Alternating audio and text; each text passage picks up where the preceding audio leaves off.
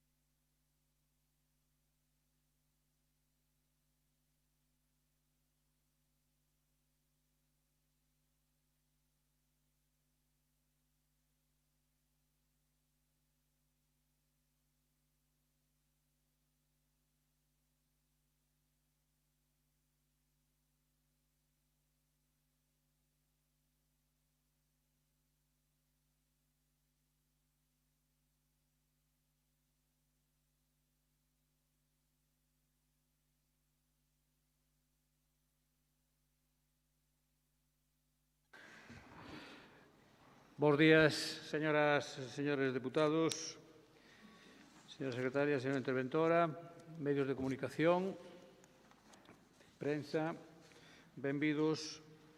Imos dar comenzo á sesión ordinaria da Corporación Provincial correspondente ao pleno do mes de novembro. Empezamos polo primeiro punto da orde do día, que é a lectura e a aprobación se procede da acta de sesión celebrada o día 27 de outubro de 2020. Non sei se hai algunha cuestión á acta. Non hai. Entón, sometemos a votación. Votos a favor? Unanimidade. Queda aprobada por unanimidade. Pasamos ao punto número 2, que é unha declaración institucional con motivo do Día Internacional de Eliminación da Violencia contra a Muller. Hai un texto que está asinado polos tres voceiros dos tres grupos, voceiros e voceiras, e que, polo tanto, paso a leer, e, se lles parece ben, pois o aprobamos por aclamación. O texto dice o seguinte: con motivo da conmemoración o día 25 de novembro, do Día Internacional de Eliminación da Violencia contra a Muller, a Deputación de Lugo quere expresar o seu firme compromiso na loita contra os asesinatos e as agresións machistas e o traballo para mudar os elementos estruturais que a xeran e perpetúan na sociedade. Queremos trasladar a nosa solidaridade e apoio ás vítimas, aos fillos e fillas que perderon as súas nais e a todos os seus familiares e amigos. Compartimos a súa dor, entendemos a súa desolación e combatemos a súa causa.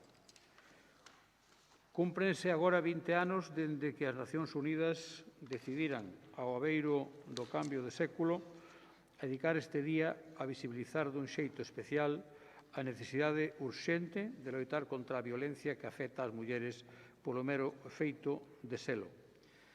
Son 2 décadas de traballo, de melloras na educación en igualdade, na legislación e na habilitación de recursos para frear a violencia. Pero son 2 décadas nas que non fomos quen de facer desaparecer unha das eivas máis vergoñentas que aínda arrastra a humanidade. É clave aumentar os recursos dispoñibles e avanzar na identificación e na loita contra todo tipo de violencias e desigualdades que afectan ás mulleres no contexto dunha sociedade patriarcal. En anos recentes, alertamos do risco de retroceso que representaban a difusión das ideas negacionistas ou revisionistas, que tratan de negar a existencia do problema ou diluyen en fórmulas xenéricas como violencia intrafamiliar.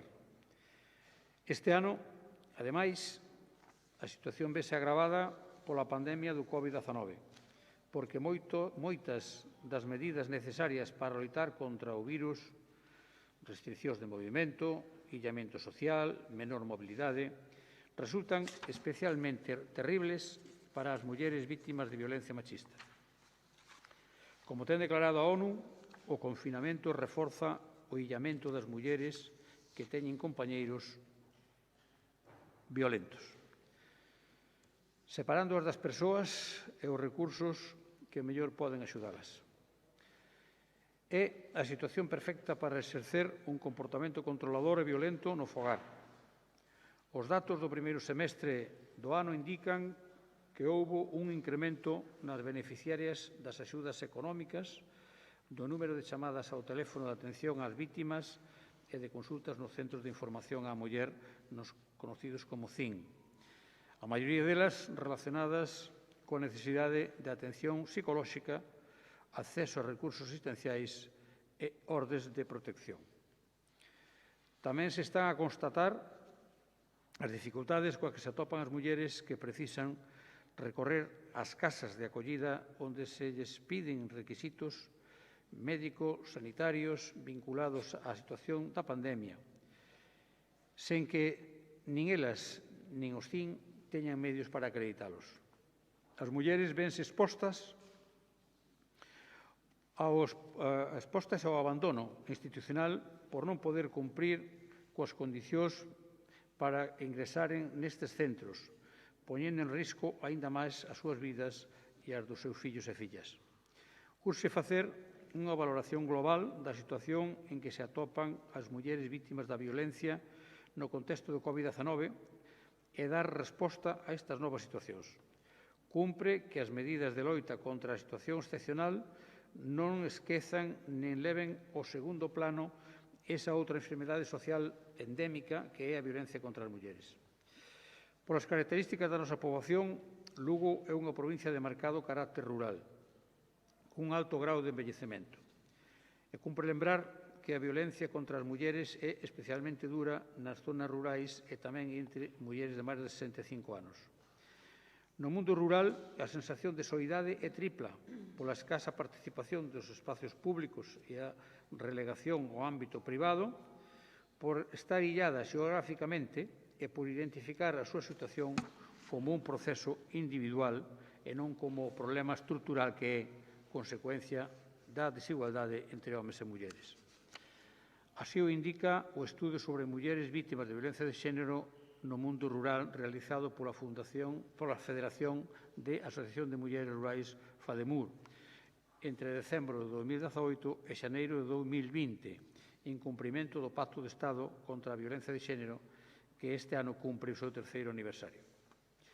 Tamén no marco do pacto, o pasado ano publicouse o estudo sobre mulleres maiores de 65 anos vítimas de violencia de xénero, que pon de manifesto unha realidade que permanece a miúdo invisible e que revela unha violencia sostida no tempo con datos estremecedores.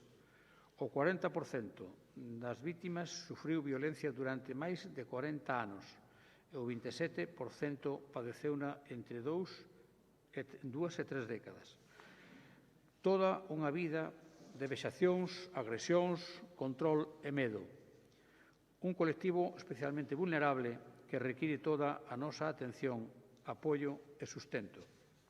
Por todo iso, a Deputación de Lugo quere manifestar o seu compromiso coas políticas orientadas á erradicación da violencia contra as mulleres, tanto dentro e fora do ámbito da parella e como fomento dunha cultura de igualdade e de respeto á diversidade dende as idades máis temperás. E consideramos tamén que é preciso incorporar a perspectiva de xénero ás medidas socioeconómicas de reconstrución. Compre valorizar e dignificar as condicións laborais en sectores amplamente feminizados, como o sanitario, sociosanitario, da limpeza, da asistencia no fogar, fundamentais para o sistema de cuidados que a pandemia volveu demostrar imprescindible para a sociedade. E fomentar a corresponsabilidade, porque a crise sanitaria está levando a carga da atención a maiores, a enfermos de novo, ás mans das mulleres. Porque cando os nenos e nenas fan educación non presencial, o seu cuidado e supervisión volve a ser maioritariamente tarefa das nais. Porque cando se perde emprego, se precarizan ou se deterioran os dereitos laborais, son as mulleres as que primeiro sofren as consecuencias. O mantemento ou recuperación de roles sociais sexistas é o primeiro paso no que asentar comportamentos discriminatorios ou violentos. E non loitaremos de xeito eficaz contra a COVID se para facelo ignoramos, deixamos de lado, suprimimos ou minusvaloramos os dereitos da metade da poboación. Se lles parece, aprobámoslo por asentimento. Pois moitas gracias. Pasamos ao punto número 3, que é proposta da Presidencia de Conxelación de retribucións dos diputados e diputadas provinciais da Diputación Provincial de Lugo. Este punto, antes de ser debatido, temos que ratificar a súa inclusión na orde do día. Así que votamos a inclusión deste punto na orde do día. Votos a favor? Unanimidade. Apróbase por unanimidade. Moitas gracias. Ben, a proposta que se trae a pleno é moi sencilla, vou a ler literalmente, dice proposta de Presidencia de Conxelación de retribucións dos deputados e diputadas provinciais da Deputación Provincial de Lugo. Logo de ver o acordo adoptado polo Pleno de Organización en sesión extraordinaria de 30 de xullo de 2019. No punto número 8, relativo ao réxime de retribucións e indemnizacións aos membros da corporación, visto así mesmo o Real Decreto 2/2020, de 21 de xaneiro de 2020, polo que se aproban medidas urxentes en materia de retribucións no ámbito do sector público. E tendo en conta o anteriormente exposto, o abeiro do disposto no artigo 97 do Real Decreto 2568/1986, polo que se aproba o Regulamento Orgánico de Funcionamento e Réxime Xurídico das Entidades Locais, o conocido como ROF, e demais legislación aplicable, esta Presidencia propón ao Pleno da Corporación a adopción do seguinte acordo. Consideración das retribucións dos diputados provinciais da Diputación Provincial de Lugo para o ano 2021. Non sei se hai alguna palabra. Moi ben, pois sometemos entonces a votación. Votos a favor? Unanimidade. Queda aprobado por unanimidade. Moitas gracias. Pasamos ao punto número 4, que é proposta de aprobación se procede da adhesión da Diputación como membro de pleno dereito á Sociedade Transrománica, Dictamen da Comisión, por favor. Fue dictaminado en la Comisión Informativa de Asuntos de Pleno el día 19 de noviembre del actual. Y vista la propuesta que hace la señora diputada, la Comisión Informativa de Asuntos de Pleno acordó informar favorablemente la propuesta presentada y elevarla al Pleno para su aprobación si procede. Muchas gracias, señora secretaria. Ben, para expoñernos a iniciativa, si é que hai debate, non sei se ten intención de tomar a palabra. Non? Entonces, sometemos a votación. Moi ben, pois votos a favor da inclusión da Diputación de Lugo na Sociedade Transrománica. Votos a favor? Unanimidade. Queda aprobado por unanimidade. Moitas gracias. Pasamos ao punto número 5, que é proposta relativa á solicitud do Ministerio de Fomento de cesión de terreos de titularidade provincial para a execución dunha glorieta de conexión da Estrada Nacional 6 coa Rúa Alfonso X el Sabio, en Lugo. Dictamen da Comisión, por favor. Fue dictaminada en la misma Comisión Informativa de Asuntos de Pleno, correspondiente al día 19 de noviembre. Vista la propuesta de la Presidencia, la Comisión Informativa de Asuntos del Pleno acordó informar favorablemente la propuesta presentada y elevarla al Pleno para su aprobación, si procede. Muchas gracias, señora secretaria. Pregunto tamén, non sei se hai intención de intervir. Non hai? Sí, perdón. Pois entonces, en primeiro lugar, para expoñer en que consiste a iniciativa, ten a palabra doña Mayra García. Moitas gracias, señor presidente. Bo día, señoras e señores diputados. Pois esta proposta trátase de unha colaboración entre administracións públicas ca finalidade de mellorar a seguridade vial nunha zona tan importante aquí en Lugo como é a zona universitaria. E o que hoxe propoñemos pois é o acordo de accesión gratuita de 371 metros cadrados ao Ministerio de Fomento, supeditados á execución do proxecto que consta na proposta, que é o novo ponte sobre o río Miño en Lugo, tramo conexión da ponte co viario urbano de Lugo, para facer a glorieta de a conexión da carretera nacional 6 no punto kilométrico 498-800 coa rúa Alfonso X o Sabio. Trátase de facer esa cesión gratuita para, como dixen antes, pois mellorar a seguridade vial nesta zona. Nada máis e moitas gracias. Moitas gracias. Tiña a palabra pedida o señor Poi. Señor Poi. Gracias, señor presidente. Bos días a todo o mundo. Por un lado, parece que a cousa vaise facer por fin. É un expediente curioso, non?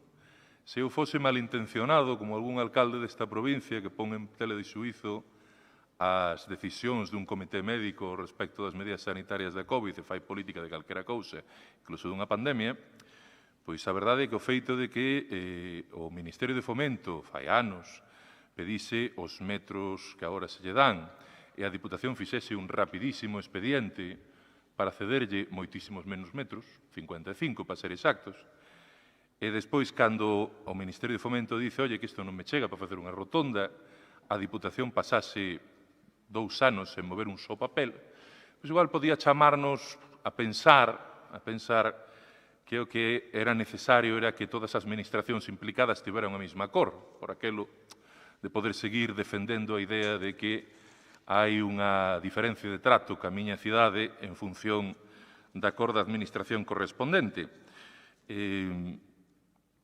Pero, bueno, agora xa se dá esa circunstancia maravillosa de que no Goberno Central, na Diputación e no Concello todos teñen a mesma cor, entón parece que por fin se vai poder facer esta rotonda tan necesaria, entre outras cousas porque un goberno do mesmo cor que temos agora fixo a ponte onde lle pareceu oportuna e convinte e non onde lle conveñía aos lucenses, que iso tamén era outra cousa. E aproveitar tamén, porque xa que falamos desta parcela concreta, para lembrar que a Diputación ten ali un quiosco abandonado e que en Lugo xa temos suficientes edificios públicos e inmobles de titularidade pública abandonados polo Concello e que na Diputación podían facer algo así, inda que servira de exemplo para a miña querida alcaldesa, e facer algo con ese quiosco, inda que fora tiralo e poñer un árbol, pero non deixalo, pois, para o que está ahora mismo, que non é precisamente para ben. Gracias. Moitas gracias, señor Poi. Señor Castro. Sí, ben, bo día a todas e todos. Non tiña pensado intervir porque considerábamos que era un acordo bo para a cidade de Lugo e non só para a cidade de Lugo, porque casi calquera dos que somos desta provincia pois é unha vía que utilizamos habitualmente e, polo tanto, non llevíamos moito máis debate. Eu non... Bueno, aquí o señor Poi sacou aí algunhas suspicacias. É certo que eles estuveron brevemente no goberno desta Diputación e poderon haber movido eso, e tamén é certo que xugaron con as maiorías deste pleno como quixeron e tampouco foi un tema que lles preocupara tanto. Nos, desde este goberno, que é do que podemos falar, e eu podo falar que é do que formo parte e non dos anteriores, pois, sinceramente, consideramos que é algo moi positivo para a cidade de Lugo e para todos os lucenses e, polo tanto, non sei con o que nos queremos quedar. Cousas positivas, vaise mellorar moito a circulación ali e, polo tanto, o dito, quedamos no positivo, este goberno traballa para conseguir cousas positivas para a cidadanía e esta é unha mostra deso. Grazas, señor presidente. Moitas gracias, don Efrén. Doña Mayra, segundo turno. Moitas gracias.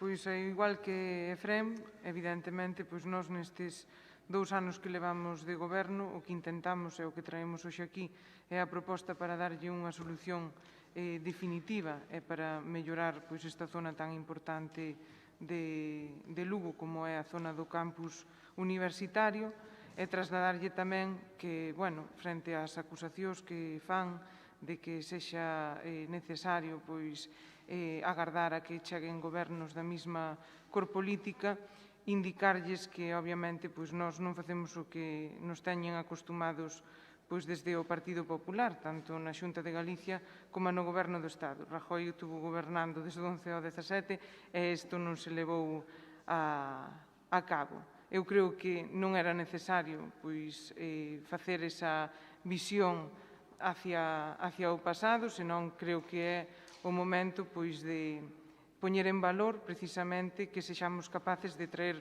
unha proposta definitiva que vai a mellorar pois o día a día da veciñanza de Lugo e de pois moitos que utilizamos esa vía e, obviamente, tamén de a nosa xuventude, porque é a zona do campus universitario. Eu estudiei nese campus universitario e seguramente pois moitos dos que estamos aquí tamén. Así que, bueno, pola miña parte, nada máis, poñer en valor que é algo positivo para o Concello de Lugo e, en xeral, pois para a provincia. Moitas gracias, doña Mayra.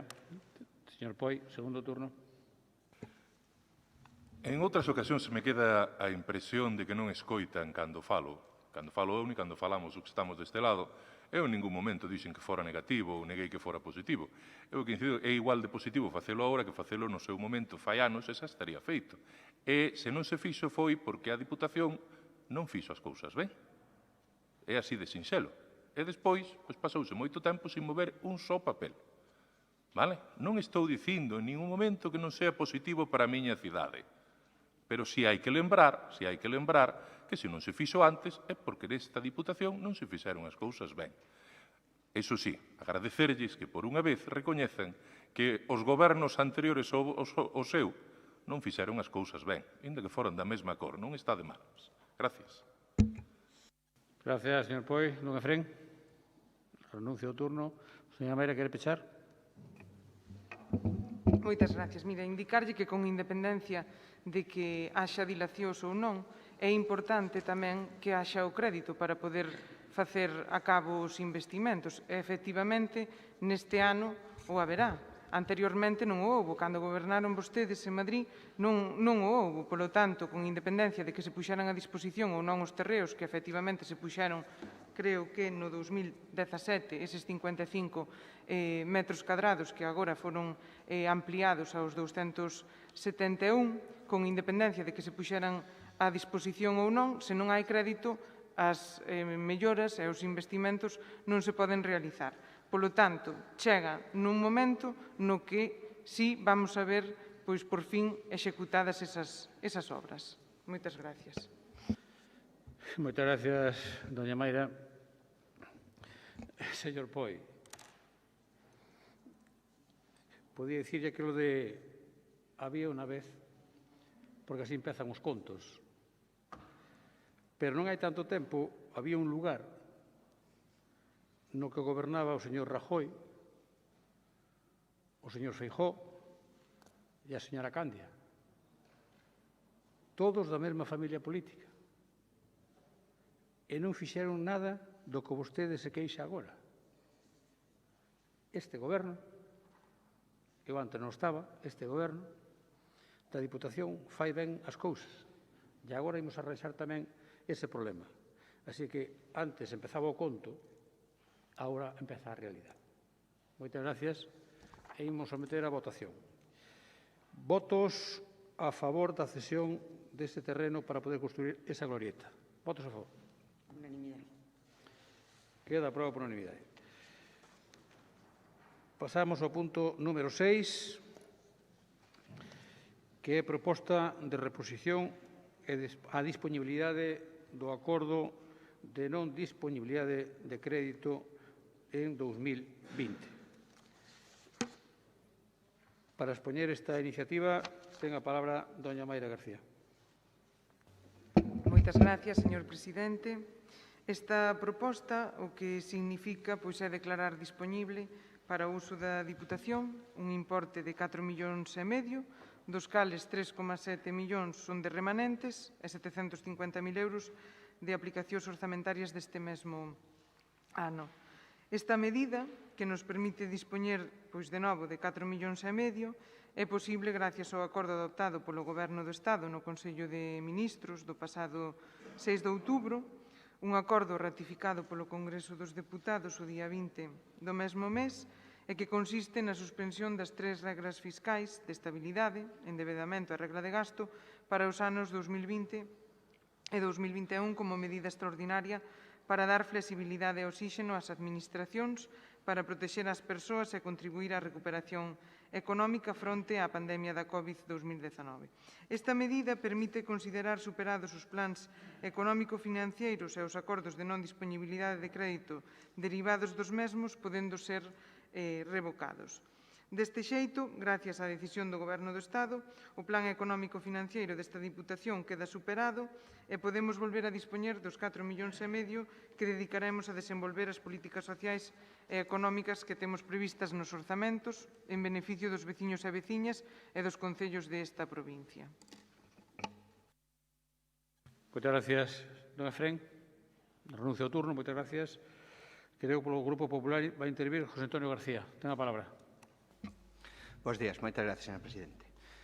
Bueno, acabamos de ver anunciar a disponibilidade por parte desta Deputación de 4,5 millóns de remanente e hai que facer un pequeno repaso de como chegamos a esta situación. Por un lado, é certo que a imposibilidade da disponibilidade desa cantidade que tiña a Deputación viña dos propios incumprimentos económicos que levaba adiante este Goberno na Deputación. Efectivamente, non se cumplirá a regra de gasto, nin os outros demais parámetros que exixe a lei. Fruto desa situación de non cumprimento de vostedes mesmos, non se podía dispoñer. Tamén é certo que esa situación mudou cuestión política clara que se deu no Estado, e é que fronte ao intento do Goberno de España, o Goberno socialista do señor Pedro Sánchez, que intentou confiscar e quedarse cos aforros de todas as entidades locais do Estado, de todos os concellos e de todas as deputacións do Estado, houve unha reacción, liderada neste caso polas administracións nas que gobernaba o Partido Popular, en contra desa confiscación. Tamén é certo que esa confiscación fracasou, e froito dese fracaso houve que dar marcha atrás na imposibilidade de dispoñer destes medios, tal como pretendía o señor Sánchez e o Goberno da Nación. Tamén é verdade que esa volta atrás, que nos leva a este punto no que estamos agora mesmo, non foi gracias a persoeiros políticos que defenderon a situación que estaba a crear aos concellos e as deputacións ao Goberno da Nación, e referímonos de forma nominativa ao presidente da Federación Española de Municipios e Provincias, o señor alcalde de Vigo, que nun primeiro momento se adiou e se puxo de acordo nesa confiscación e despois quedou, francamente, con todos os respetos, no máis absoluto ridículo, cando tuvo que dar marcha atrás o goberno en todos os seus planos. Chegados a esta situación, o noso plantexamento é o mismo que fai 6 meses. Fai 6 meses, xa en maio, pedíamos e decíamos, falaba antes o señor presidente de que había que deixarse de contos. Pois iso é o que seguimos pedindo, que se deixen de contos. Fai 6 meses falábamos de 3 millóns de euros, falábamos dun plan COVID para a provincia, falábamos dunha situación nada continuista e, dende logo, moi preocupante, e nada se fixo. E non seguimos dicindo o mesmo que fai 6 meses. Ahora sí, co soporte legal da disponibilidade deses fondos, antes escudábanse, lóxicamente, na imposibilidade legal de dispoñer deses fondos. Pois agora é o momento de facer o que pedimos e o que pedíamos fai 6 meses, de incrementar o plan único, de darlle á provincia a situación, desde logo, na que está, que non é a de continuidade.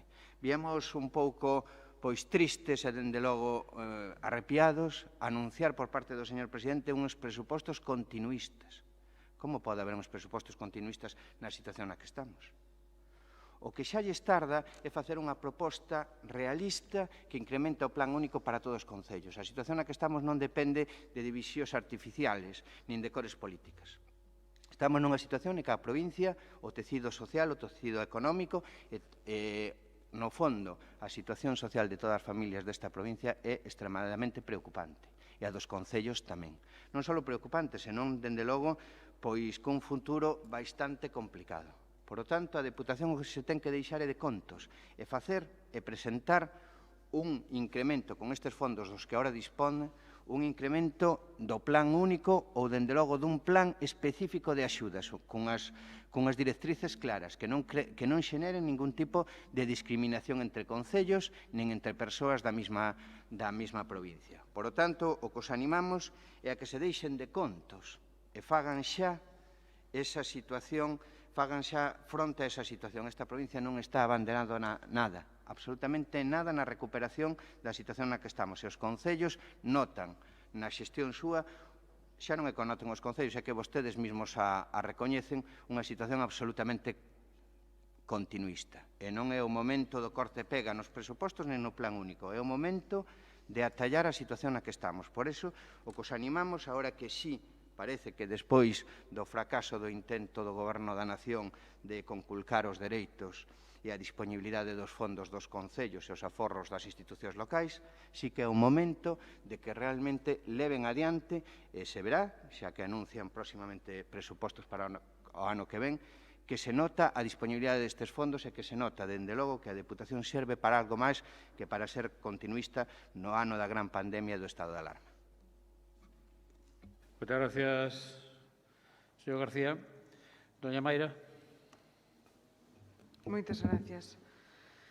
Bueno, indicarlles que, por unha banda, pois Feijóo na reunión de presidentes estaba de acordo precisamente na cesión dos remanentes para que os xestionaran as comunidades autónomas. Por lo tanto, o doble raseiro é o de vostedes, non? E, por outra, en relación ao que levamos feito dende esta administración, precisamente para paliar as consecuencias desta crise sanitaria que estamos vivindo, pois indicarlles que levamos mobilizado máis de 70 millóns de euros desde que comenzou esta crise, non? Por unha parte, pois, adiantando 22 millóns aos concellos no concepto de anticipos das entregas á conta, e, por outra banda, tamén pois cos 21 millóns de o plan único, así como as axudas ao tecido asociativo que se levan dado durante todos estes meses. Obviamente, pois este crédito vámoslo a ter disponible para o ano 2021 e, como lles indicaba, na primeira intervención, pois serán utilizados en beneficio de todos os veciños e as veciñas e dos concellos desta provincia. Piden que incrementemos o plan único, piden planes COVID que non sexan discriminatorios cos concellos, pero nós estivemos sempre ao carón dos concellos, pois, como lles dicía, facéndolles os anticipos das entregas a conta ou establecendo que poidesen utilizar os recursos do plan único precisamente para medidas para levar a cabo frente a esta crise sanitaria, e a Xunta, pois, o que fixo durante esa época, o que foi deixar sen efecto parte das subvencións en concorrencia competitiva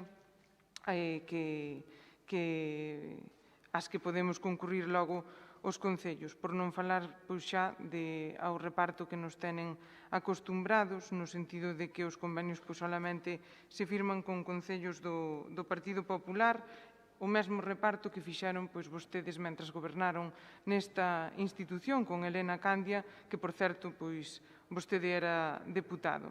Polo tanto, de repartos aquí, vostedes teñennos acostumbrados ao seu reparto discriminatorio. Obviamente non queremos seguir pois a súa forma de facer política, de discriminar a veciñanza como nos tenen acostumbrados, tanto cando gobernaron aquí como fan na Xunta de Galicia, e, sen dúbida, pois isto vai a ser beneficioso para todos os lucenses, porque van a dispoñer de 4,5 millóns máis que non dispoñíamos deles precisamente por levar a cabo inversións importantes en todo o territorio da provincia a través dese plan de estradas que puxemos en marcha tamén desde o Goberno provincial anterior. Gracias, doña Mayra. Señor García, segundo turno. Señor presidente, ahora sí que quería usar o meu turno, se pode ser. Despois deixe intervir o señor García, despois doy a palabra. Señor García. Bueno, señora diputada, nada novo nos está contando. Vennos contar que movilizaron 70 millóns de euros e despois explica en que movilizaron 70 millóns de euros. Primeiro, en adiantar anticipos, é dicir, en pagar antes o que xa debían, nada novo. E segundo, no plan único, o mismo plan único desde os últimos 4 anos desde que se creou. O sea, ningunha resposta á situación na que estamos, ningunha súa, absolutamente ningunha súa. E máis, hoxe non é capaz de concretar nada sobre a disponibilidade, como se fora un tema que non é urxente e sigue trasladando para o futuro. E despois fala de que nós solicitamos o plan COVID e que levamos pelexando por el desde fai tempo un apoio específico á situación na que estamos. Claro que o solicitamos, pero é que vostedes tamén o presentaron, o mellor non se acorda, pero presentaron a bomba e platillo, 3 e pico millóns de euros para axudas, nadie sabe onde están. Pódenlo repetir agora, antes de acabar a intervención, onde están os 3,5 millóns de euros que dixeron que a maiores iban a gastar este ano con respecto ao tecido social, asociativo e aos concellos? Pódenos decir canto levan gastado, en que concellos levan gastado? Eu agradecería yo que remate con eso, porque se remata con eso, significará que algo están facendo. Senón, pois todo o de sempre, porque ese plan COVID dos 3,3 millóns de euros adicionais anunciaron vostedes, non só o pedimos nós. Naquela, para non cumplir, acordaron ou apoiáronse na non disponibilidade dos remanentes. Efectivamente, xa sabemos por que era. Agora estamos anunciando que sí que vamos a ter 4,5 millóns máis de euros. Pois a ver se se nota. É unha pena que agora que estamos acabando este ano non trauxeran xa unido a esta disponibilidade nova de 4 millóns de euros, algunha idea, algunha proposta. Vostede fale cas empresas da provincia de Lugo, cas familias, a ver se sabe algunha, identificar unha axuda específica que fixera a Diputación Provincial en apoio a elas. Dende a costa ata o sur. Ninguén. Por lo tanto, menos contos. menos contos e trasladen e presenten e defendan que estes 4,5 millóns de euros de disponibilidade sirven para algo. E sirven nunhas condicións concretas, que son as condicións concretas nas que estamos. Nas que están moitos autónomos, na que está todo o tecido industrial, todo o tecido empresarial, todas as familias desta provincia. Demostremos que sirve para algo a Deputación, porque, dende logo, a xente 4,5 millóns de euros sonalle a moito diñeiro. Entón, debería haber algunhas directrices, algunhas ideas, e non hai nada, non hai nada. Por iso, retomando as verbas do señor presidente antes, menos contos, pois menos contos. Agardamos que nos explique onde están e canto levan gastado dos 3 millóns de euros que anunciaron para medidas específicas fai meses. Que nos digan cales son os convenios e cales son o nivel executado a día de hoxe. Gracias. Moitas gracias, señor García. Don Efrén. Ben, mire, señor García, hoxe o pleno vai de contos e o conto de porque non había disponibilidade empeza con a lei Montoro.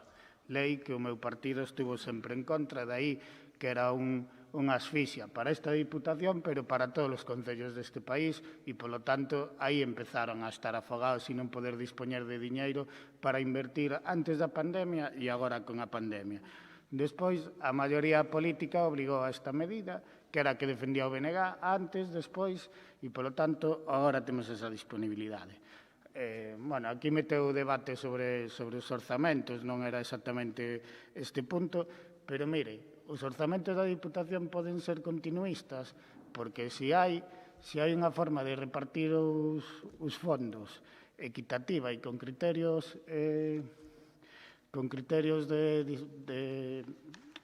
xustos para todos, pode ser continuistas, porque esta Diputación o que fai é repartir os fondos entre todos os concellos, cousa que o Partido Popular non fai, alá onde goberna. Hai plan único, plan concellos, ou como se chamen, nas 3 diputacións nas que gobernan BNG e Partido Socialista. Nas do PP non, e aí evidentemente o continuismo seu é seguir dando convenios a dedo e nada máis. Non, o continuismo do Partido Popular. Ben, despois, aparte deso, o que fai esta Diputación é facerlle o traballo á Xunta, porque neste orzamento van 7 millóns para residencias de anciáns, que estaban abandonados completamente por a Xunta de Galiza e que esta Diputación ten que asumir, ademais con os niveles de calidade para presumir os niveles de calidade asistencial dos centros da Diputación. E iso son 7 millóns este ano, pero a cifra que calcula a Diputación, que vai ter que poñer todos os anos, van ser 9 millóns de euros que lle tocaría á Xunta invertir. 9 millóns de euros de abandono da Xunta de Galicia aos maiores da nosa provincia. E de onde queren que recortemos? Das axudas ás actividades deportivas, das axudas ás actividades culturais, de onde? Do plan único, cal é a súa proposta? Podemos ser continuistas porque sempre se repartiu con criterios obxectivos neste goberno. E, polo tanto, se os concellos reciben fondos, poden eles facer frente á pandemia. O que non pode facer a Diputación de Lugo é sustituir todas as eivas da Xunta de Galicia. Non podemos facernos cargos de servicios sociais, que eran competencias da provincia, e facer todas as axudas daqueles sectores que están máis golpeados por a crise e que a Xunta de Galicia de momento só ten anuncios. Polo tanto, deberían mirarse máis o que fan os seus gobernos e copiar máis do que facemos os outros, porque aí podemos presumir. Moitas gracias, señor Castro. Doña Mayra, ten un turno de peche. Moitas gracias. Con respecto á información que solicita de os 3,3 millóns de euros de remanentes, indicarlle que ten a súa disposición toda esta información. O único que ten que facer é traballar e revisar todos os expedientes que están á disposición da oposición, como non pode ser de outra forma. E, por outra banda, indicarlle que os concellos, pois, vostede non goberna, pero seguramente o seu alcalde lle pode dicir, pois, os cartos extra que recibiu da Xunta precisamente para facer fronte a esta pandemia. Moitos dos compañeiros que ten aquí son alcaldes, non sei os cartos que recibiron o Concello de Trabada ningún. E o que aquí queda reflexado pois, é dous modelos ben diferentes de facer política. A Diputación de Lugo, por facer un investimento nas estradas, como fixo a endeudarse en 15 millóns, acabou incumplindo unha lei aprobada pois, polo Partido Popular, e o que estamos a facer agora é precisamente con unha lei pois, aprobada con un goberno socialista poder ter a disposición dos veciños de novo pois, esta cuantía económica. Gracias. Moi ben, rematado o debate do punto número 6, sometémolo á votación. Votos a favor. Unanimidade. Queda aprobado por unanimidade. Pasamos ao punto número 7, que é proposta de Goberno para reclamar á Xunta de Galicia medidas efectivas para frear a segunda vaga do COVID-19. Para expoñer a iniciativa, ten a palabra doña Pilar García Porto. Moitas gracias, señor presidente. Bo día a todas e a todos. Fai xa aproximadamente un ano chegaban as primeiras noticias sobre a COVID-19, chegábannos desde China. Un par de meses despois, a vaga xa se estendía polo mundo, sobrecollendo a santos e profanos, porque ata ese momento ningún país, ningún goberno do mundo, ningún experto, ningún cidadán afrontara algo semellante. Dende ese primeiro golpe ata hoxe pasaron casi 9 meses. E todas as persoas, en todos os eidos, tomamos nota e procuramos aprender a xiña da breve experiencia.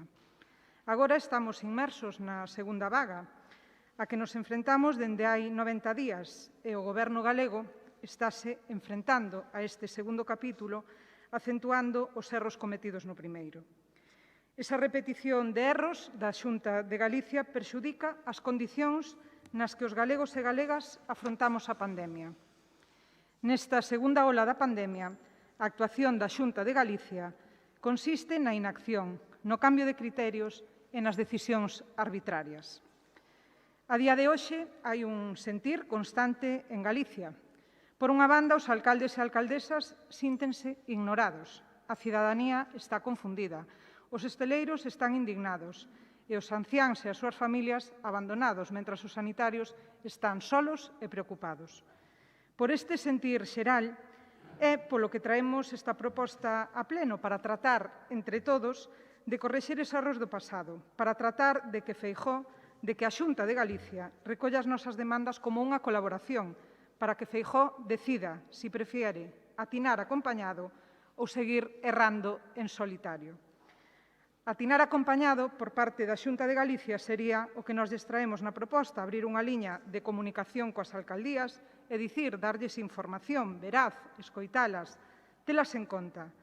Colaborar con elas repartindo máis material preventivo, como máscaras ou luvas, test antíxenos e persoal para facelos, asumir tamén o custo da desinfección das aulas e dotar de máscaras a toda a comunidade educativa.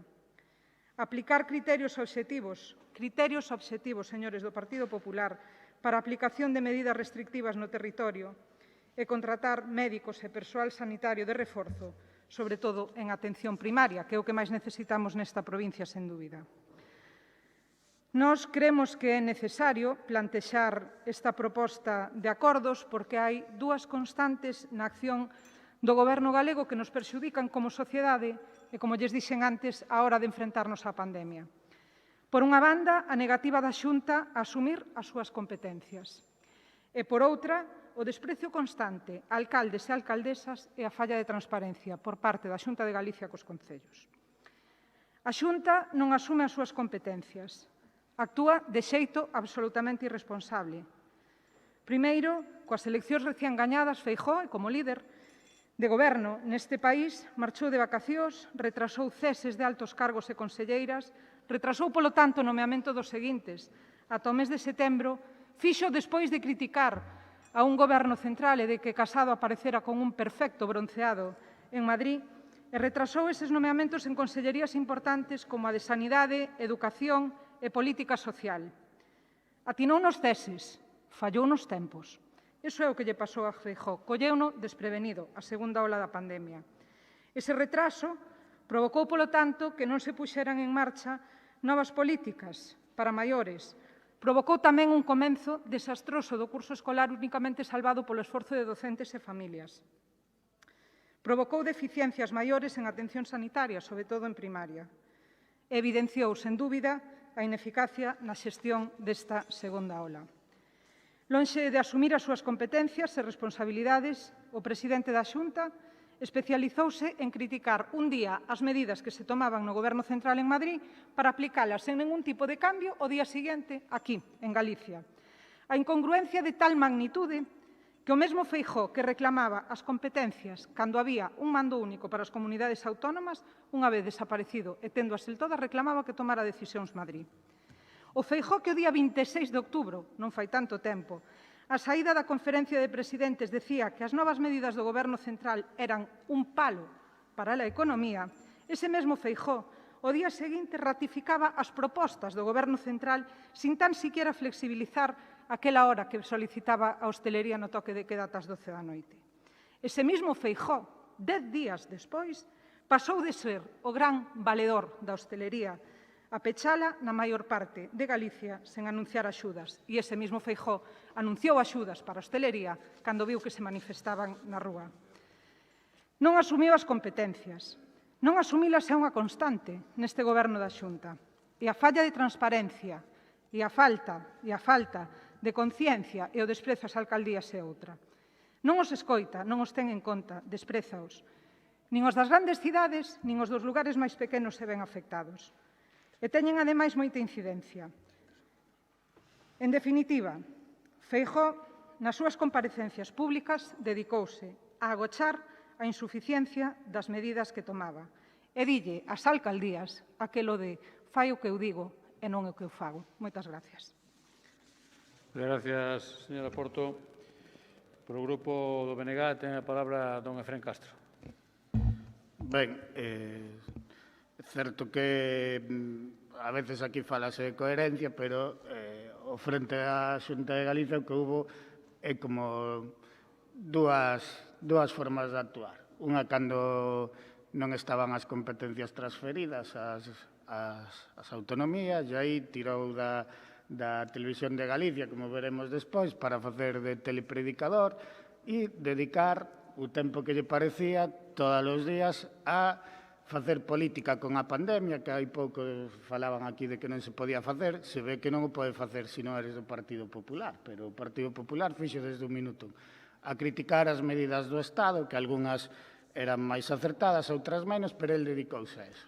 Curiosamente, cando lle pasaron as competencias, saliu para presumir, eu creo que todos nos acordamos, de que éramos os campeóns do mundo en salir do estado de alarma, os primeiros, como se aquí estivéramos nunha burbulla e a crise do COVID non afectara as galegas e galegos, pero a partir de aí, en canto empeoraron un pouco os números, xa non había telepredicador. Aí xa, para dar explicacións, moito máis complexo.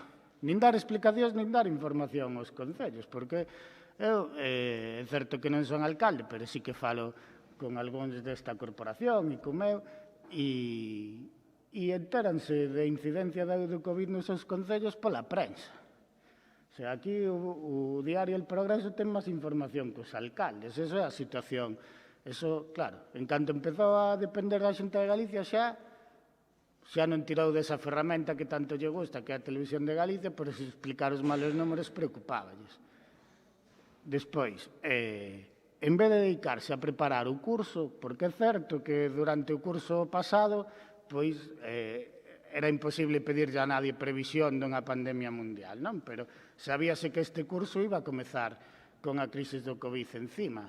E aquí pasaban os meses, un proceso primeiro preelectoral, despois electoral, gananse as eleccións e non había noticias. Non había noticias. Salvouse o curso, salvouse o inicio do curso grazas ao traballo das direccións dos centros, porque fixeron un esforzo moi por encima do que se debería pedir e sin ninguna dirección da Xunta de Galicia. Por lo tanto, a irresponsabilidade foi máxima. A irresponsabilidade da Xunta de Galicia foi máxima. A maiores, leíamos estes días relacionado con a sanidade, que subiron un 50% os seguros privados que contratamos os galegos e galegas. E cando se lles preguntaba por qué, é ante a imposibilidade de ser atendidos de forma presencial. A imposibilidade. A xente cree que é imposible.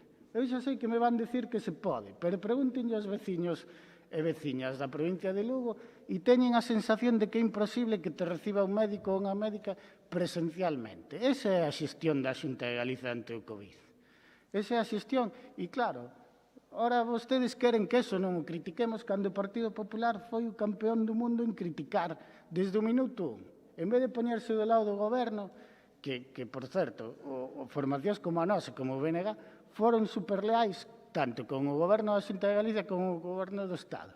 Pero a lealdade chega hasta un límite.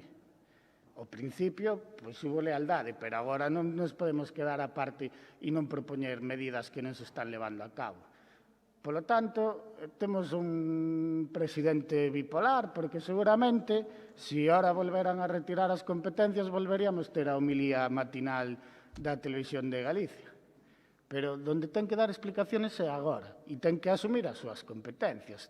Ten competencias sobre sanidade, sobre saúde pública, e non as está facendo.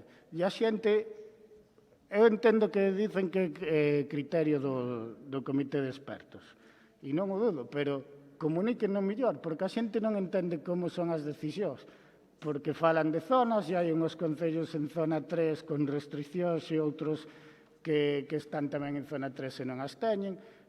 Eu non sei se é un fallo de criterios técnicos ou se é un fallo de comunicación. O mellor se nos dedicara, agora que ten esas competencias, esa hora de discurso, pois os galegos e galegas sabríamos mellor a que se deben estas medidas.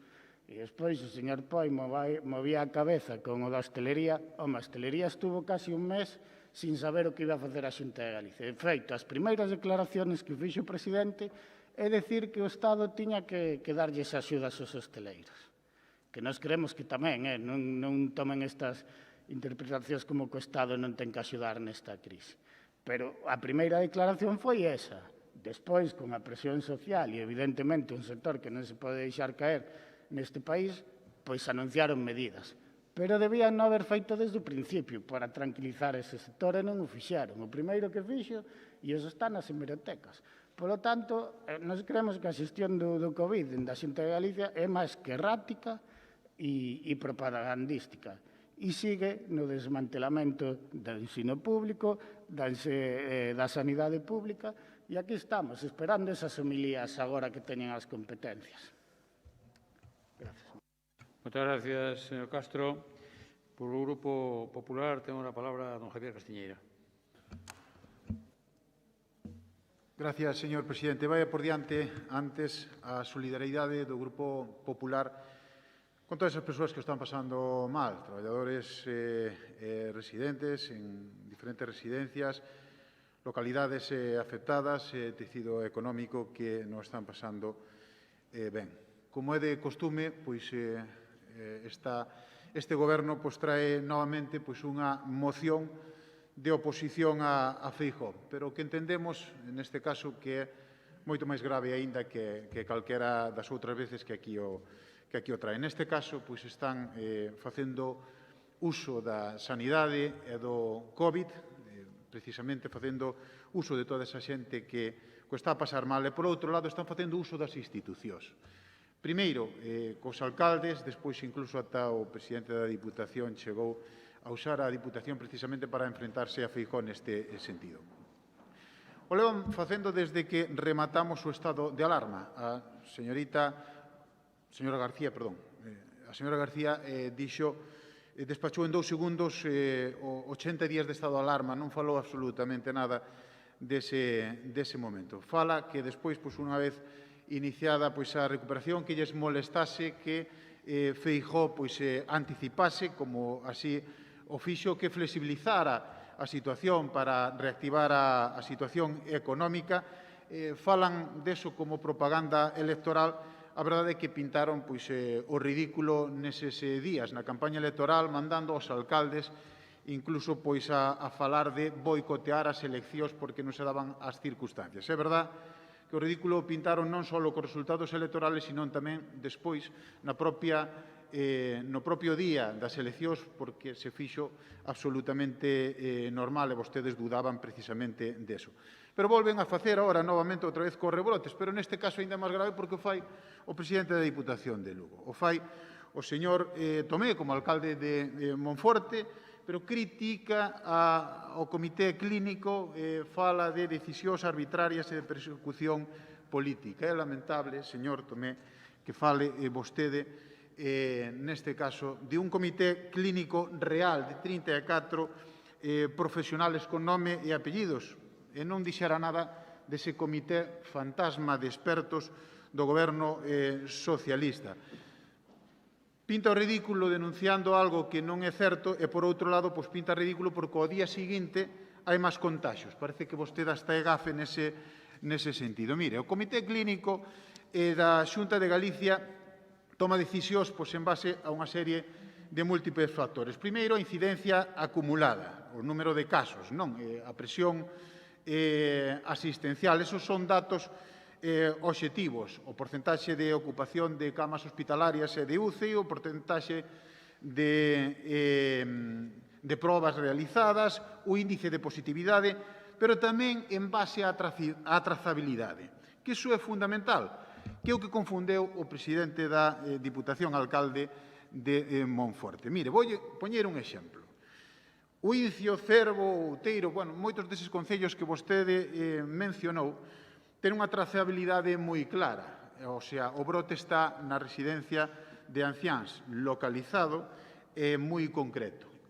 Con 50 brotes, por exemplo, sabemos a trazabilidade dese lugar. Monforte ou cidades grandes como agora Sarria ou como agora Villalba e Burela teñen brotes esparcidos, dispersos, diferentes brotes que ao final poden incluso causar algún tipo de contagio colectivo, non localizados. Non é a mesma unha situación que a outra. De verdade, eu digo, a súa moción non ten desperdicio. Critican a Xunta de Galicia, que é a única administración que cumpleu, que traballou, que fixo ben as cousas, que se anticipou, que tratou de ir avanzando con medidas proporcionadas para non atacar, neste caso, ao tecido económico. E olvídense vostedes do que fixo o Goberno do Estado. Apenas falan dese goberno que chegou tarde, sin previsión absoluta ningunha, señora García, que non foi capaz de contabilizar ou aínda non é as vítimas reais, que decreta estados de alarma sectarios contra comunidades de outra cor política cando hai incidencia máis noutras comunidades. Un ministro, señor Illa, que é capaz de dicir que non fan falta as mascarillas aos poucos días autoriza unha manifestación do 8M, que é un contaxio histórico. De verdade, chama moito a atención que queiran banalizar este asunto políticamente. De verdade, pregúntome, que fixo a Diputación de Lugo nestes últimos meses precisamente para combatir a crise do COVID? Chegar tarde absolutamente a todos. Entregar as mascarillas un mes tarde nas residencias. Tuvo que facerlo a Xunta de Galicia varias veces antes. Comprar material mes e medio despois de que se iniciase o estado de alarma. 140.000 euros cando xa tiña a Xunta repartido. Critican vostedes a situación da hostelería, pero se é que non deron un só euro á hostelería neste tempo que fixeron. Póñanse as pilas, porque vostedes son goberno. Deixen de facer oposición á Xunta de Galicia e fagan algo dende a Diputación de Lugo. Gracias, señor Castiñeira. Moitas gracias. Señora Porto, segundo turno. Pois, señor Castiñeiros, vostede, a verdade é que continuamente fai un seguidismo partidista da Xunta de Galicia que é difícil de entender polo que respecta á Xunta de Galicia. Ven aquí a distraer a atención con cousas que non son obxecto de debate. Non sei se leu a moción ou non a leu. Ese xa é o seu problema e é a súa obriga tamén facelo para saber o que se ven a debatir. Hoxe atopámonos ante a segunda ola da pandemia. Non hoxe, fai casi 100 días, fai 90 e pico días. E vai a por diante o absoluto respeto aos técnicos e expertos que se atopan nese comité que di Feijóo que é o que o está asesorando e tomando as decisións. Pero o mismo respeto exactamente que o que lle temos aos expertos que forman parte do comité científico que se atopa en Madrid. O mismo respeto, alo menos pola nosa banda. Nós non vamos a ser quen os critiquemos. O que sí que vamos a criticar é a actitude do Goberno da Xunta de Galicia e o seu tamén. Porque sorprende moito ver neste pleno como vostede ten e trae máis información aquí da que dispoñen os alcaldes. Cando menos é sorprendente. E eu fagolle unha pregunta. O criterio que coñecíamos todos polos medios de comunicación era o da incidencia por cada 100.000 habitantes. Logo pasaron a aplicar outros que vostede é capaz de explicar hoxe aquí, pero ata agora a Xunta de Galicia non foi quen de explicar. Home, a min ese tipo de cuestións non deixa de sorprenderme. Vostede ven aquí e sobreactúa, igual que o fixo Feijóo en determinadas roldas de prensa, igual que sobreactuaba cando decía que o Carballiño iba a ser o laboratorio no que se iba a experimentar como aplicar as medidas que logo se levaban a grandes ciudades e mesmo os concellos limítrofes que nada teñen que ver coa idiosincrasia dese concello. Pero, bueno, el saberá por que o fai.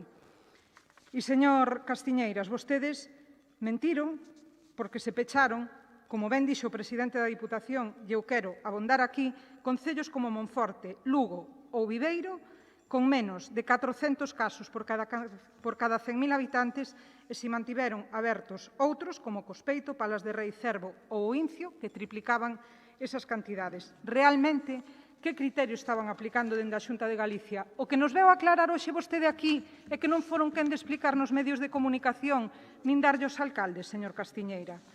Mire, xa nos teñen afeitos ás súas mentiras e eu recordo perfectamente neste salón de plenos o 27 de outubro pasado, cando insistían en que os datos para os concellos estaban dispoñibles. Vostedes, esa farsa, esa mentira, a puxo en evidencia o conselleiro nunha entrevista publicada uns días despois, 4 días despois, o 31 de outubro, cando recoñecía que non había datos para os concellos e que o modelo de relación cos concellos non era dar datos periódicamente sobre os casos que tiñan. Vostedes acostuman a falsear e acostuman a mentir e nós exiximos claridade, transparencia e as medidas que lle corresponden á Xunta de Galicia nesta situación. Moitas gracias. Moitas gracias, señora Porto. Don Efrén. Ben, é a segunda vez que neste pleno da Diputación me obligan a poñer acento sobre algo que é o 8M. Dixen, non sei se foi no pasado pleno ou no anterior. Mire, o seguidismo que fan da ultradereita con este tema é, bueno, non sei como calificalo porque despois enseguida se alporizan, pero falar do 8M nese fin de semana, cando que se produciu no Estado español, pero en toda Europa con a pandemia, estados de fútbol cheos, estadios de fútbol cheos, o Congreso dos seus amigos verdes de Vox, e todo eso, e vostedes só fan o fincapé no 8M. Eso é facer ideoloxía. A vostedes molestalles o 8M, díganos. Díganos, porque é un mantra que repiten e estuvo-se producindo concentracións de xentes en todo tipo de casos. E se chegou tarde, chegouse tarde en todo. E o 8M non foi unha causa especial, pero vostedes fan fincapé neso e, polo tanto, eu teño que dicirlles que é unha actitude machista. E vostedes enfadaránse, pero é que levan con eso desde o principio. E é unha actitude machista. Por que non critican... Perdón,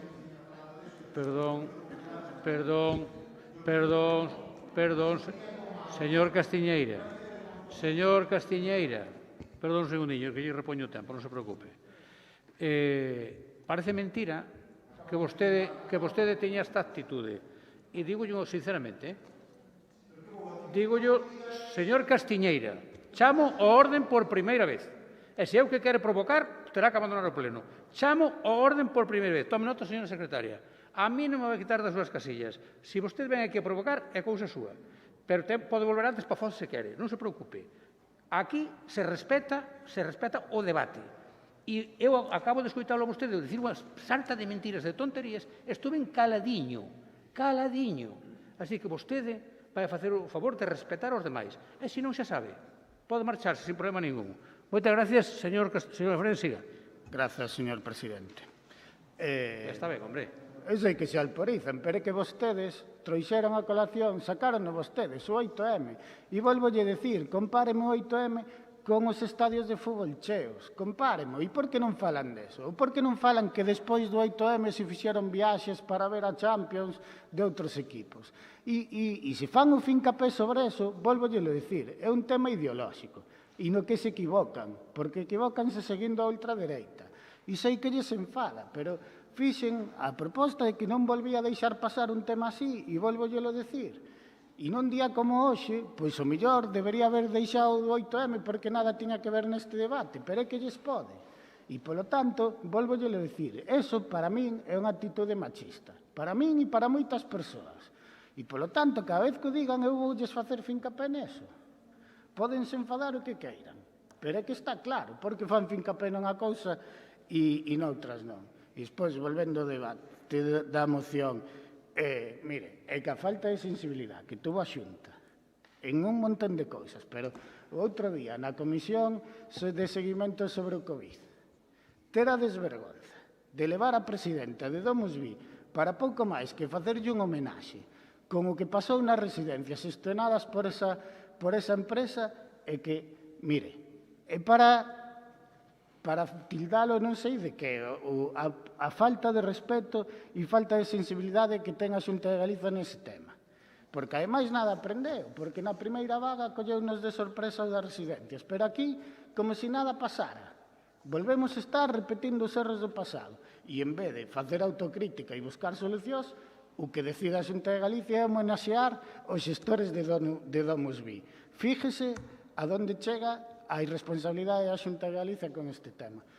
Polo tanto, esta moción ven a conto. Vostedes só queren facer política do coronavirus cando é facer oposición, pero se gobernan non aceptan as críticas.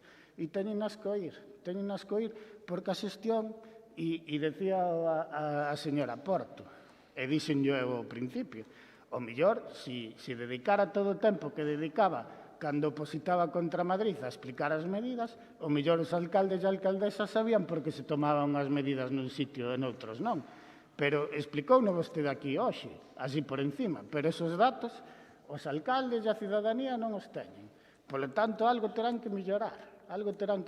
E se non falen con a xente, a ver se creen que é unha boa xestión ou non da pandemia. Grazas, señor presidente. Moitas gracias. Moitas gracias, don Efrén. E agora sí ten a palabra o señor Castelleira por o segundo turno.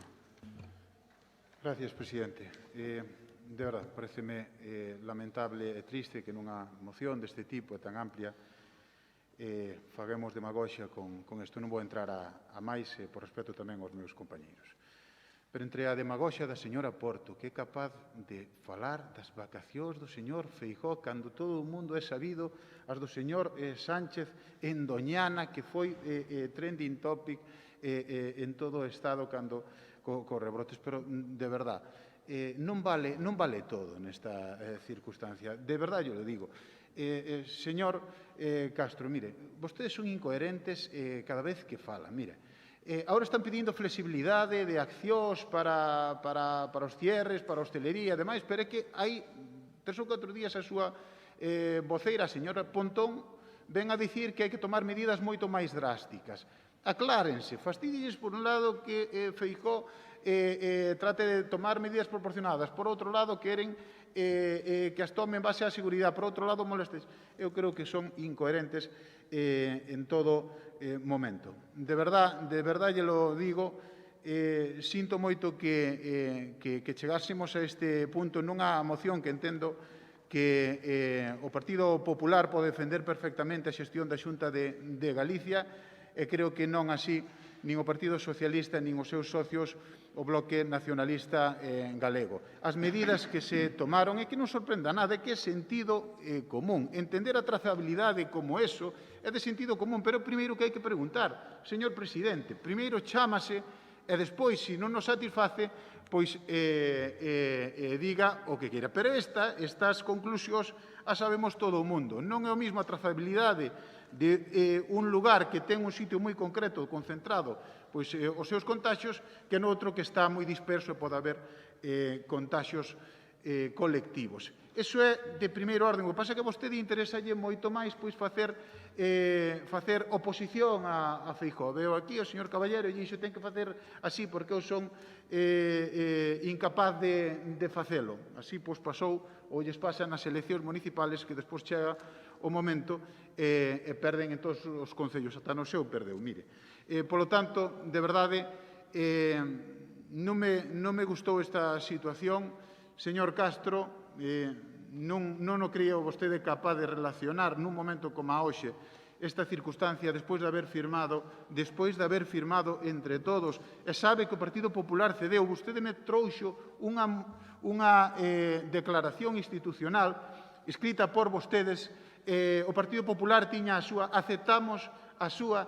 Ademais, me dixo que se non aceptábamos que traía como moción, o sea, vimos aquí precisamente para tratar de que a institución día unha boa imaxe e ven agora usted e a fastidia relacionando todo isto. Calquer tipo de aglomeración foi mala, evidentemente, o 11, o 8M, calquer tipo de aglomeración, o fútbol, calquer tipo. O Partido Popular non ten ningún problema nesa sentido. Señor Castiñeira, por favor, rematou o seu tempo fai un ratiño xa.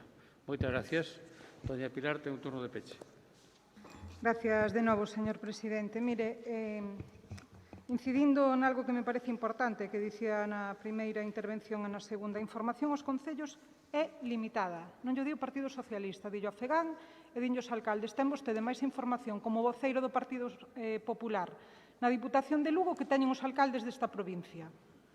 Por outra banda, vostede exixe a esta Diputación que non tivo aportacións de outra administración que invirta máis en loitar contra esta pandemia e que fai a Xunta de Galicia, que ingresou 93 millóns de euros do Estado e reduciu en 4,5 millóns as transferencias a concellos para o ano 2021. E mire, a vostede, e remato con isto, a situación parecelle lamentable e triste.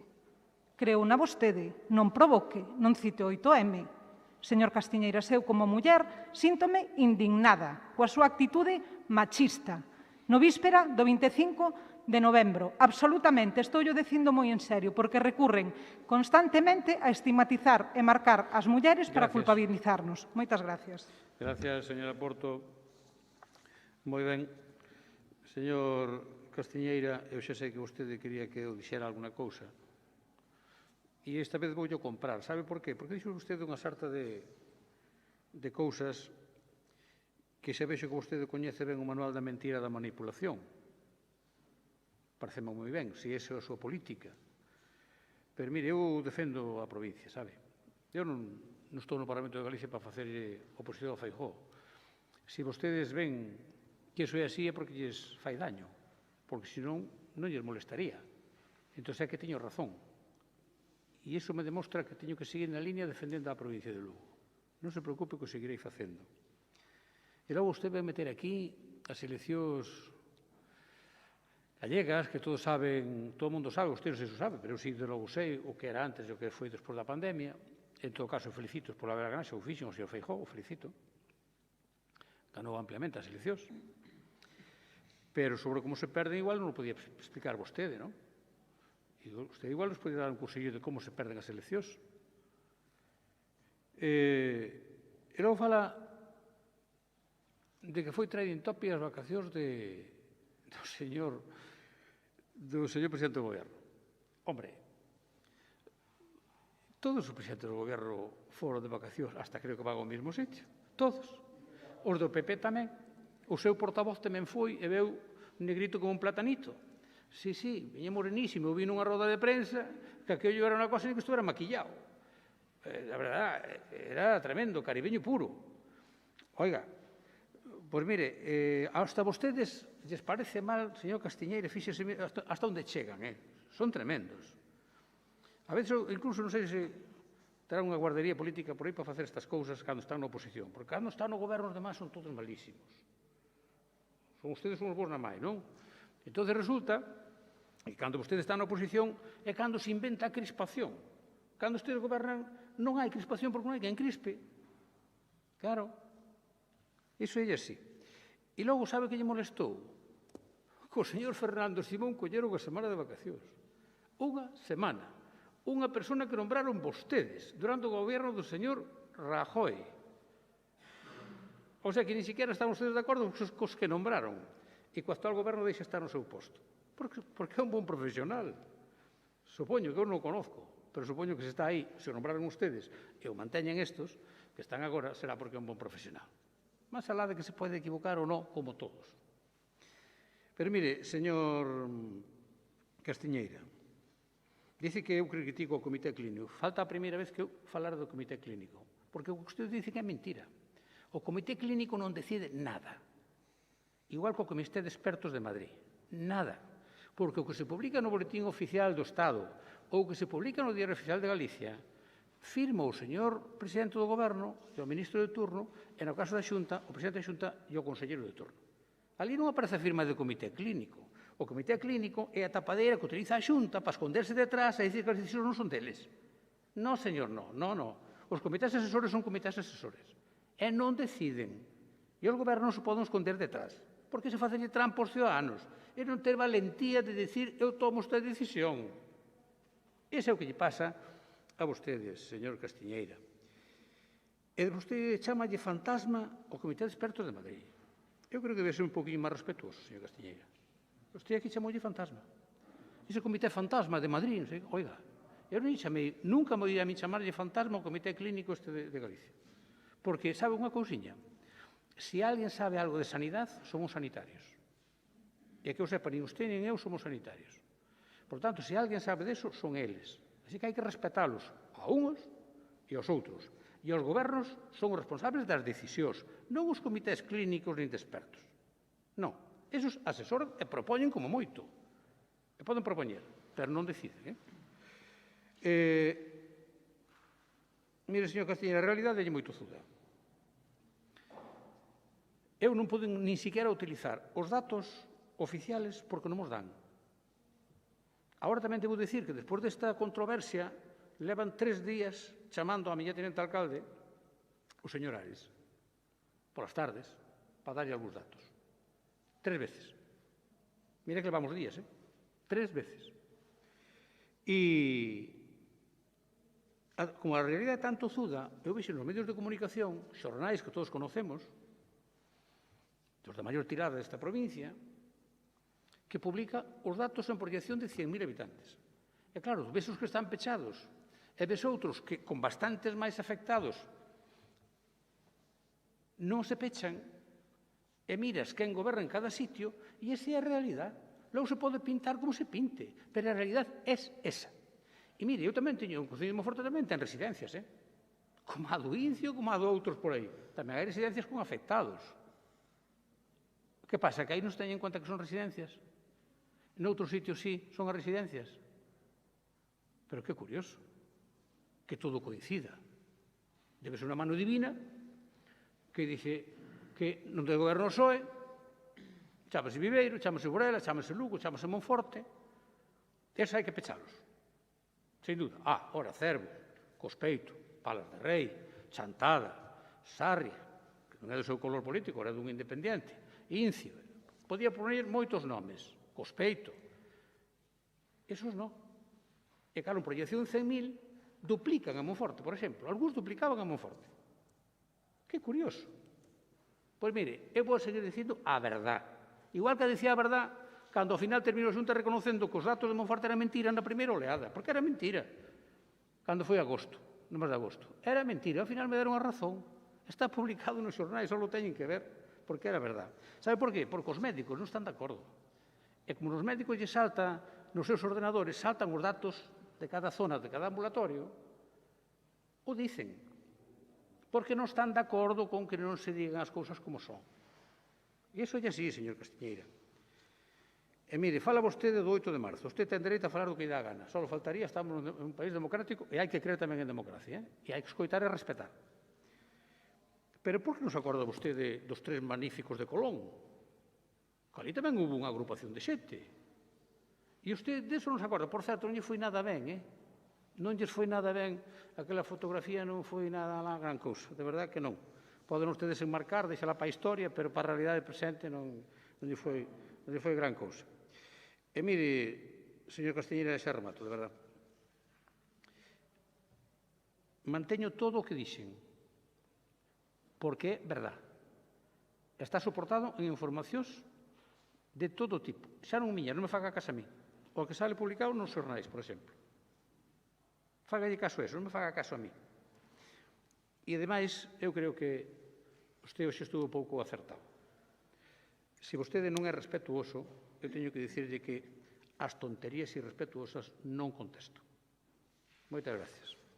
Sometemos a votación o punto número 7 en relación coa proposta do Goberno de reclamar á Xunta de Galicia medidas efectivas para frear a segunda vaga do COVID-19. Votos a favor.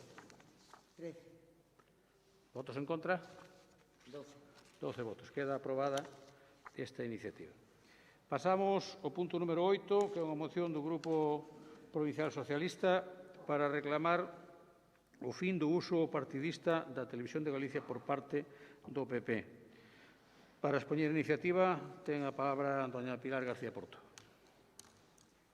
Ben, pois, no tocante a esta moción, dicir que dende a súa fundación, aló polo ano 1985, a Televisión Pública de Galicia convertiuse, creo que nesto vamos a estar todos de acordo, nun instrumento eficaz na difusión e na normalización do idioma galego. Xogou un papel fundamental para unificar criterios normativos e fomentar o uso do galego tanto nos entornos urbanos como tamén nos rurais. Desgraciadamente, pero tamén case dende o primeiro momento, a televisión pública converteuse en mans dos sucesivos gobernos do Partido Popular nun exemplo do que non pode nin debe ser nunca un medio público, unha cadea de televisión marcada pola información partidista que agocha a pluralidade política da nosa sociedade galega e silencia e mesmo distorsiona calquera opinión crítica ou non coincidente coas directrices políticas dos gobernos populares de cada momento. Unha canle que incumpre en cada momento a misión para que foi creada, incumplia dun xeito sistemático e non respeta os principios que deben inspirar a súa programación e que, ademais, están recollidos na Lei de Creación da Radio Televisión de Galicia. Eu voulles a citar solo dous. O respeto á liberdade de expresión, a obxectividade, veracidade e imparcialidade das informacións e o respeto ao pluralismo político, relixioso, social, cultural e lingüístico. E isto que lles estou dicindo non lle lo di o Partido Socialista. Isto que lles estou dicindo díllelo en xeral a sociedade galega, pero sobre todo os profesionais da información, que xunto coas denuncias que é certo tamén facemos dende a oposición, os colexios de xornalistas, os sindicatos e profesionais da canle pública, os propios traballadores da Televisión de Galicia veñen formulando queixas e reclamacións con denuncias de inxerencias e directrices políticas dun xeito especialmente significativo no eido dos informativos. Pasaron xa 2 anos dende que os traballadores e traballadoras desta canle comenzaron a protagonizar accións de protesta, tanto a través dos venres negros como a través da plataforma Defende a Galega, que se acabou convertindo nun referente na defensa da imparcialidade e a independencia dos medios públicos e mesmo foi galardoada co Premio José Couso o ano pasado. Pero os sucesivos gobernos do PP veñen facendo caso omiso de canto lles chega por parte de profesionais, de sociedade e tamén da oposición, e van acentuando esta situación dende que apareceu o coronavirus, momento en que a canle pública se convertiu no altofalante exclusivo do presidente Feijóo. Así poidemos ver, durante a primeira fase da pandemia, como comparecía 15 veces na TVG o presidente Feijóo, o presidente de todos e todas as galegas, e comparecía unha vez sola no Parlamento, algo curioso. Tamén poidemos comprobar como cando se producía o primeiro debate parlamentario sobre as medidas COVID, na Televisión de Galicia non puidemos seguilo. Tiñamos a teletienda e un programa de cociña, moi acaído para a hora en que se estaba dando o debate, pero non puidemos ver o debate. Esta situación de crise sanitaria e económica que, como digo, acentuou isto, tamén permite que se estenda ao longo do tempo. E nós, aquí na Diputación, vivímolo recentemente e eu voulles a poñer algún exemplo porque, ademais, creo que é positivo que se coñeza por parte de todos.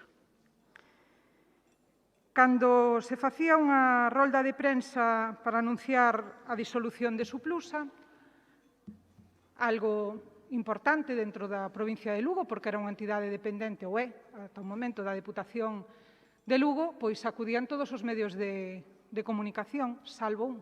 Curiosamente, a televisión pública galega non acudía, pero é que poucos días despois, cando o presidente desta institución e a vicepresidenta facían unha rolda de prensa para comunicar os orzamentos desta Deputación, que se van a traer a pleno recentemente, e facían esa rolda de prensa informativa, acudían tamén os medios de comunicación con representación nesta provincia e había outro que tampouco viña. Debe de ser que non interesa a economía nesta provincia, a televisión pública, e a Televisión de Galicia se quedaba cubrindo na rúa, aí na plaza de San Marcos, os seus enredos, os enredos do Partido Popular sobre a disolución de Suplusa.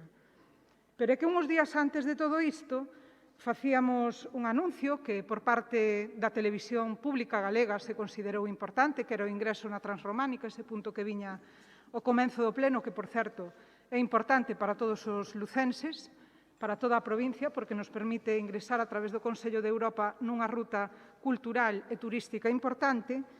Cando a Televisión de Galicia tivo coñecemento desto, se puxeron en contacto con esta casa para interesarse. Les parecía un asunto importante, pero cando coñeceron que o interlocutor para a entrevista era o presidente desta institución, deixou de ter importancia. Polo tanto, e con estes exemplos que evidencian a actitude que se está levando a cabo dende a Xunta de Galicia sobre esta cadena pública, nós cremos que é o momento de pedir que se acabe coas políticas de manipulación e de sesgo informativo e enfoque partidista, que se cese o actual director da compañía pública para elexir a un profesional de consenso e que se dialogue cos traballadores e traballadoras desa casa para buscar solucións ante as queixas e denuncias que teñen formulado ao longo dos anos. Moitas gracias.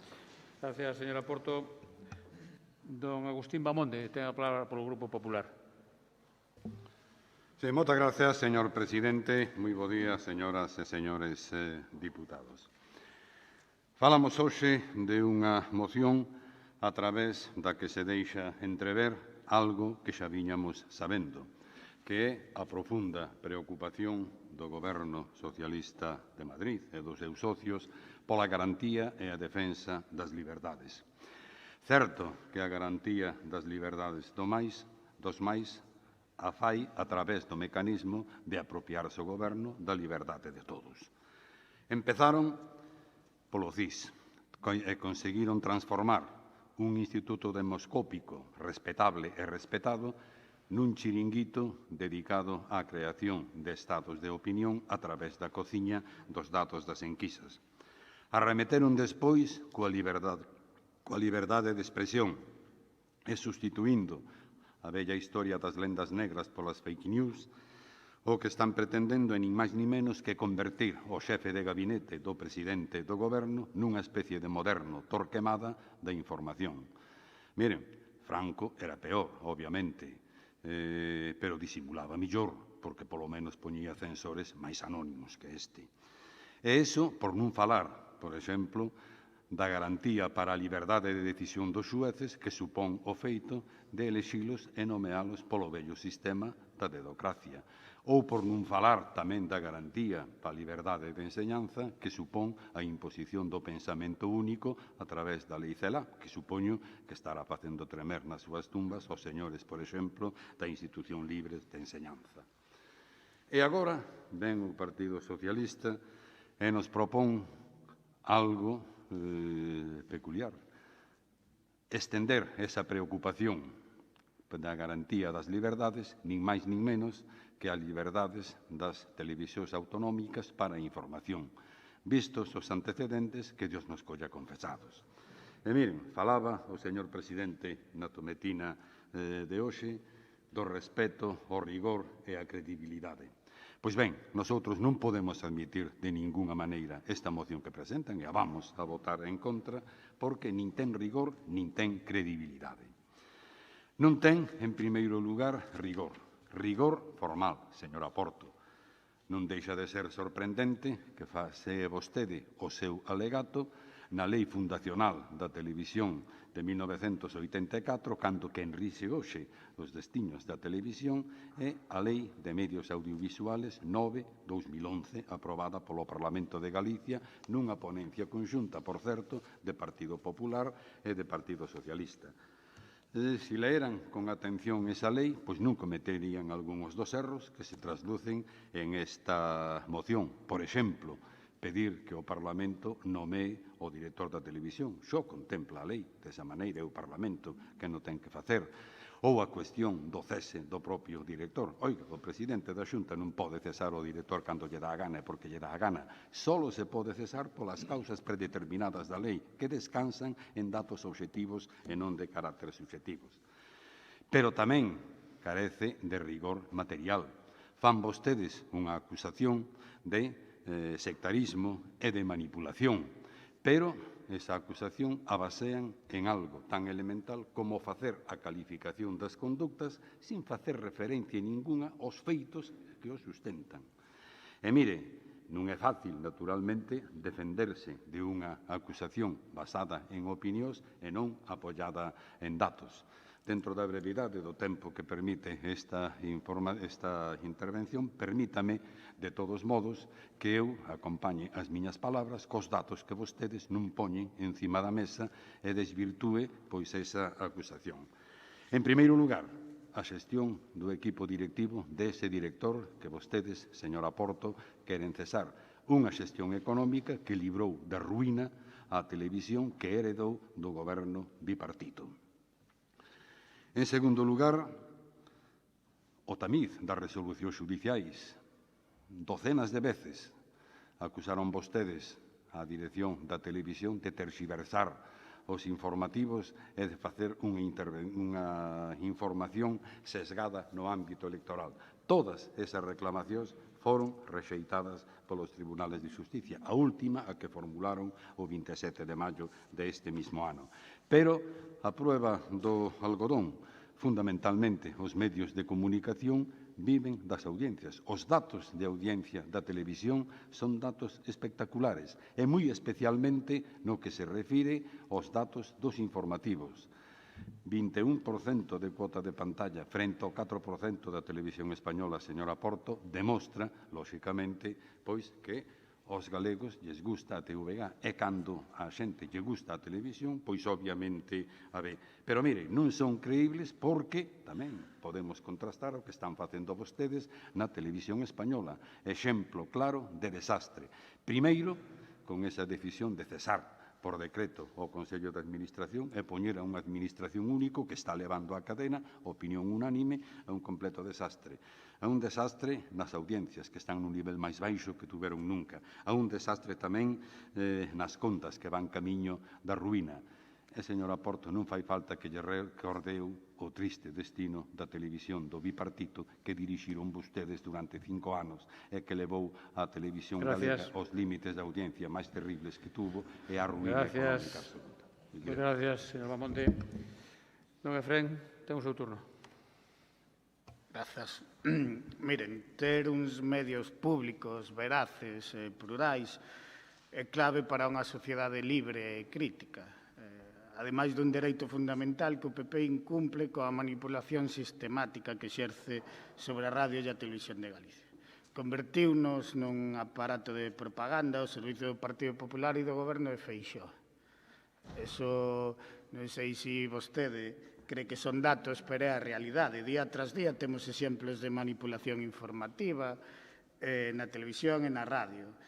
Nos consideramos que están secuestradas literalmente por o Partido Popular para facer unha serie de louvanzas do goberno autonómico. Pero non é que o diga os representantes políticos do BNG, os representantes políticos do Partido Socialista ou calquer outro. É que o dicen os propios traballadores da entidade. Levan máis de 2 anos con os vendres negros.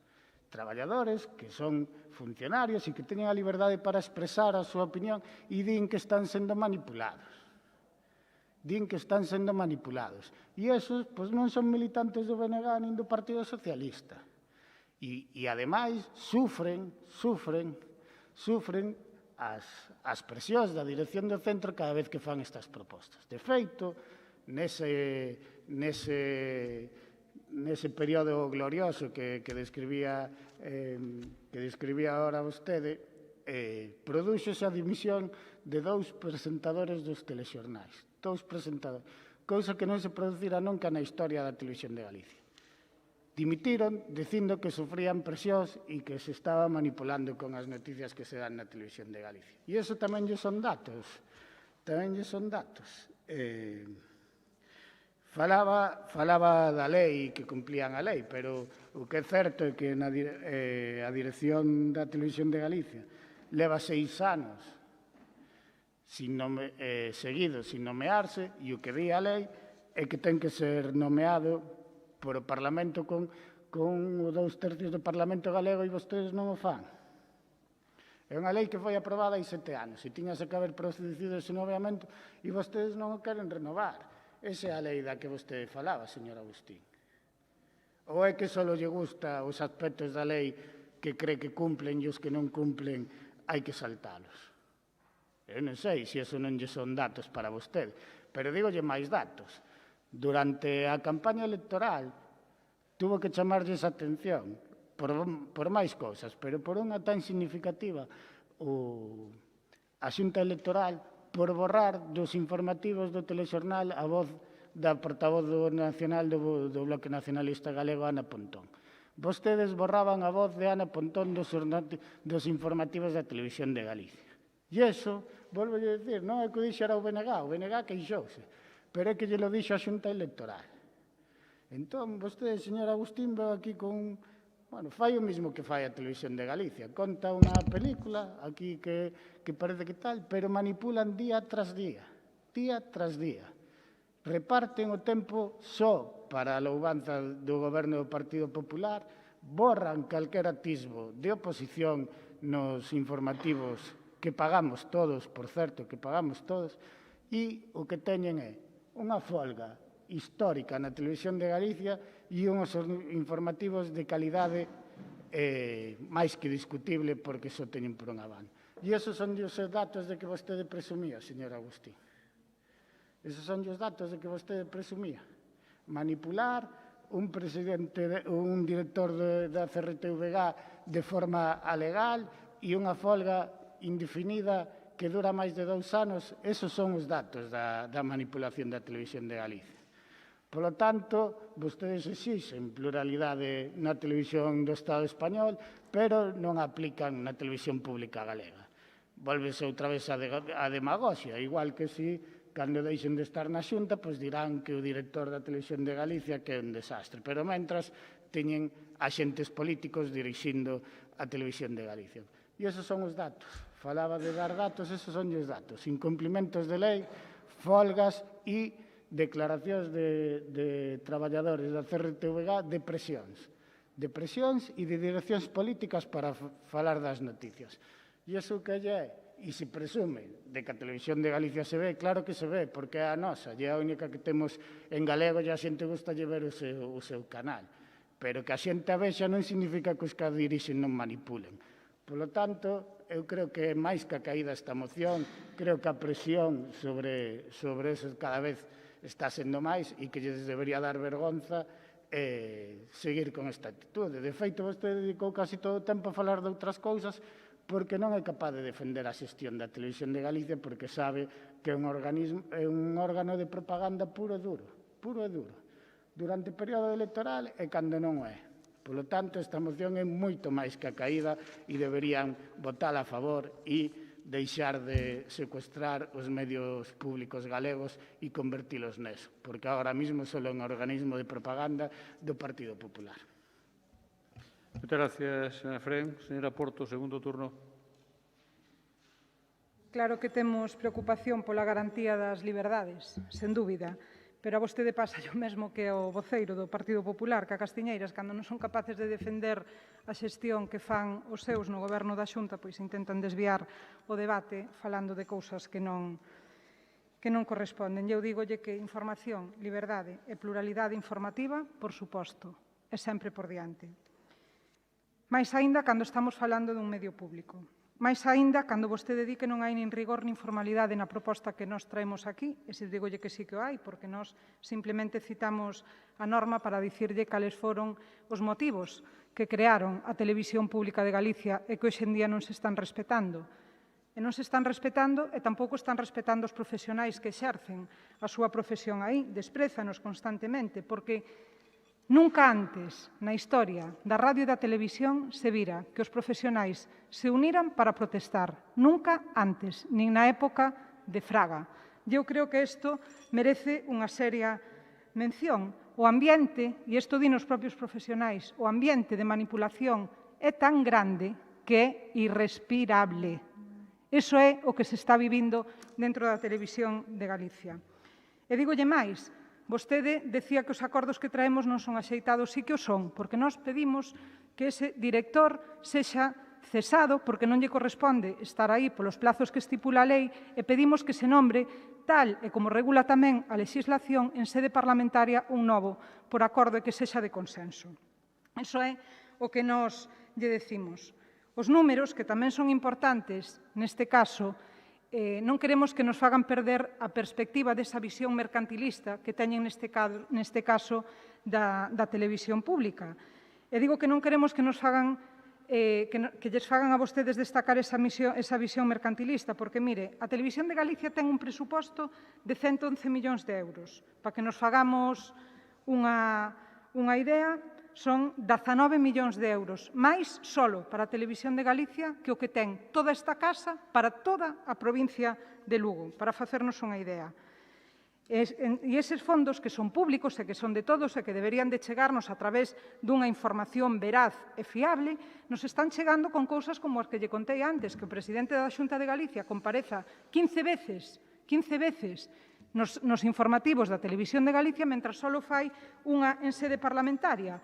Isto non é de recibo.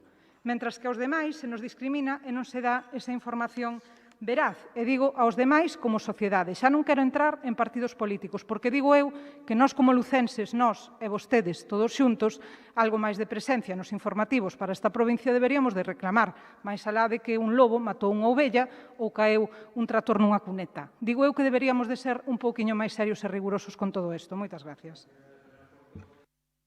Gracias, señora Porto. Señor Mamonde, ten un segundo turno. Moitas gracias, señor presidente. Claro que hai que ser serios, señora Porto. Claro que hai que ser rigurosos. Pero mire vostede, o primeiro para eso é ter credibilidade. É quen desdice cos feitos. O que fala, maldito, si pode ser creído absolutamente en nada do que dice. E vostedes veñen aquí con palabrería barata a pretender que os demais fagan non o que vostedes fan, senón o que vostedes dicen. Permítame unha precisión, porque vexo a vostede moi preocupada co presidente Feijóo e a Televisión de Galicia, pensando que a televisión catapulta o presidente. Mire vostede, non é verdade. A Televisión de Galicia deu ao presidente Feijóo a atención que merecía como máximo responsable, a mesma que lle deu a Televisión Española o presidente Sánchez, tamén como máximo responsable. O que lle preocupa a vostede é que o resultado é totalmente diferente. Feijóo saiu catapultado e Sánchez saleu estrelado. Pero non lle é culpa do vegetal, é culpa do animal. En este caso, a diferencia está en que Feijóo é un bon comunicador e que ten unha ventaxa extraordinaria, que ampara as palabras con feitos. En cambio, o señor Sánchez pásalle como o conto do pastor e do lobo. Nada do que dice se convirte en realidade. Mascarillas, PCRs, control da situación en relación coas situacións autónomas. Quen dice unha cousa e fai a contraria, ao final non acaba de ser creído. En este caso, ocurre o mismo. Dice vostede que nunca os profesionales se queixaron. Oiga, queixáronse cando gobernaron vostedes no bipartito. E mire, recórdelle ao señor Castro como se queixaba o Bloque Nacionalista da forma de xestión da televisión dos socialistas. Recórdolle aquelas palabras xa célebres e que figuran no Partenón de Carlos Aymerich.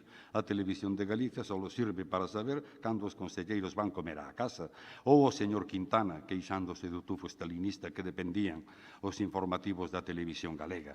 Señor Castro, é verdade que o debate sobre os medios de comunicación é un debate interesante, pero sempre que se plantexe con rigor. cando se plantexa sin o rigor que se está facendo aquí, non pode ser absolutamente creído para nada. Miren, poñolles unha metáfora para resumir o plantexamento que vos teñen. Recordan o mito de Perseo e da Gorgona, o heroe que tiña que destruir a unha persona que tiña a capacidade especial de transformar en pedra a quen se atrevía a mirarlle a cara. O que fixo Perseo foi levar un espello, poñerllo diante e cando a Gorgona mirou quedou convertido en estatua de pedra. Eso pasa exactamente cando se pon diante dun espello o modelo de televisión que vostedes veñen a predicar, o modelo de televisión que vostedes queren instaurar, o modelo de televisión que está basado naquelo que decían os curas do arcipreste de Ita. Haz lo que yo digo, pero no lo que yo no hago. Gracias, Eva Monde. Por próximo día traiga a Biblia que queda como Dios. Señor Castro, segundo turno. Sí. Gracias, señor Agustín, por traernos a mitoloxía habitualmente a este pleno. A min encántame e recórdame os meus profesores de latín e de grego, pero esa palabrería bonita é para esconder que, en definitiva, é o que lle decía. Vostede non pode defender este modelo. Non pode defender porque, ademais, non me contestou porque non queren cumplir a lei que está aprobada hai 9 anos para nomear o director da Televisión de Galicia. Non me contestou. E despois, bueno, xa me olvidaba, pero é que comezou a súa segunda intervención dicindo que o señor Feijóo as súas palabras se respaldaban os feitos e, home, a min saltouse o sorriso, porque foi o señor Feijóo é o autor das palabras de si yo gobierno solucionamos Alcoa. Esos son os feitos que están respaldados,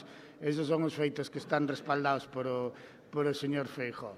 Claro, vostedes alporízanse, é normal, eu tamén o faría se foran dirixente do meu partido. Pero eso é a realidade, A Televisión de Galicia dedícase a louvanza do señor Feijóo. Xa non, vostede dice a darlle minutos, pero é que o louvan. Tanto dende os informativos como desde todos os opinadores que teñen en todos os debates. Home, é un modelo moi difícil de defender. Porque só hai unha opinión, só hai un color de goberno e o que hai é o que lles decía, unha folga histórica nun medio de comunicación público. Usted pode dicir que houve queixas dos traballadores durante o bipartito e pudo haber algunha, pero que non houve unha folga continuada sine die e que siguen igual. E o que non houve dimisións de presentadores de telediario con unha carreira intachable e dimitiron dous por as presións da dirección da Televisión de Galicia. E vostede volve a esa retórica para non falarme de por que non cumplen a lei. Dígame que hai de malo en que sexa o Parlamento galego o que elixa a dirección dun medio de comunicación público. Dígame, porque ademais con esa lei son 2 tercios, pero non o fan. O que hai é elexido a dedo e tiña que ser renovado e vostedes non queren facelo. Por que non o deixan que elixa o Parlamento? E por que non crean un organismo que tamén di a lei, que ten que seguir un órgano de participación dos profesionais encargados de velar pola independencia, pola veracidade e objetividade dos contidos informativos. Eso tamén o di a lei, que vostedes aprobaron, e non a queren aplicar porque queren seguir manipulando. E esos son datos, porque xa lle dixen antes, e volvo a dicir, que non me respondeu porque vostedes mesmos non cumplen esa lei. E eses son os datos. Non cumplen a lei para manipular. Gracias. Gracias, don Efrén. E, bueno, un turno de peche dun minuto, señora Porto. Fala vostede de credibilidade, de rigor. Quéreme dicir logo que os traballadores da Galega que se manifestan nos venres negros, feito que nunca se producirá antes na historia da radio e da televisión, non son creíbles no que din. Eu creo que son creíbles no que din. Polo tanto, eu atrévome a acusar hoxe aquí o Partido Popular de ter sobre as súas costas a responsabilidade de ter convertido a historia da Televisión de Galicia nun manual de manipulación e uso partidista dun medio público de todos os galegos e galegas. A historia real, veraz e que recollen hoxe as queixas e denuncias da plataforma Defende a Galega nos venres negros, esa é a realidade, un feito que nunca se producira antes na historia da radio nin na historia da televisión. E nós temos a obriga de reclamar unha información de calidade para transmitir un retrato veraz do que estamos vivindo. Nós temos que deixar de ser as persoas que amparemos un comportamento sesgado e partidista por parte dun medio público. Moitas gracias, señora Porto. Ben querido amigo Agustín, que compartimos fatigas parlamentarias, que vostede dera a volta totalmente por fora de iniciativa, como se dicía naquele Parlamento, unha volta pola agricultura, está ben, pero dicir o que vostede dixo aquí hai que ter atrevemento. Hai que ter atrevemento. Vostede non se recorda dun dito daquel ínclito ministro chamado señor Montoro, que cando ustedes cambiaron a lei que Zapatero había feito para que participaran todos os grupos do Consello de Administración, eles a cambian con maioría absoluta, e lle dice no Parlamento, e atreves a dicirlle unha diputada, dicelle, se non lle gusta, cambie de canal. Iso está registrado no Congreso dos Diputados, por señor Montoro. Se non lle gusta, cambie de canal. Iso é a libertad informativa e iso é a transparencia informativa. E eu, mire, de verdad, é que isto casi me fai gracia, pero é serio.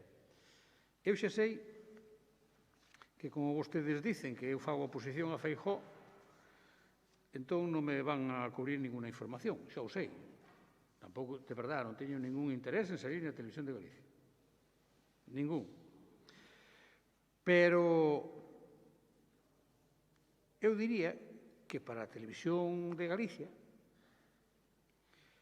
a transrománica debería ser de interés, e de feito era, hasta que souperon que quen iba a explicalo era o presidente da Diputación.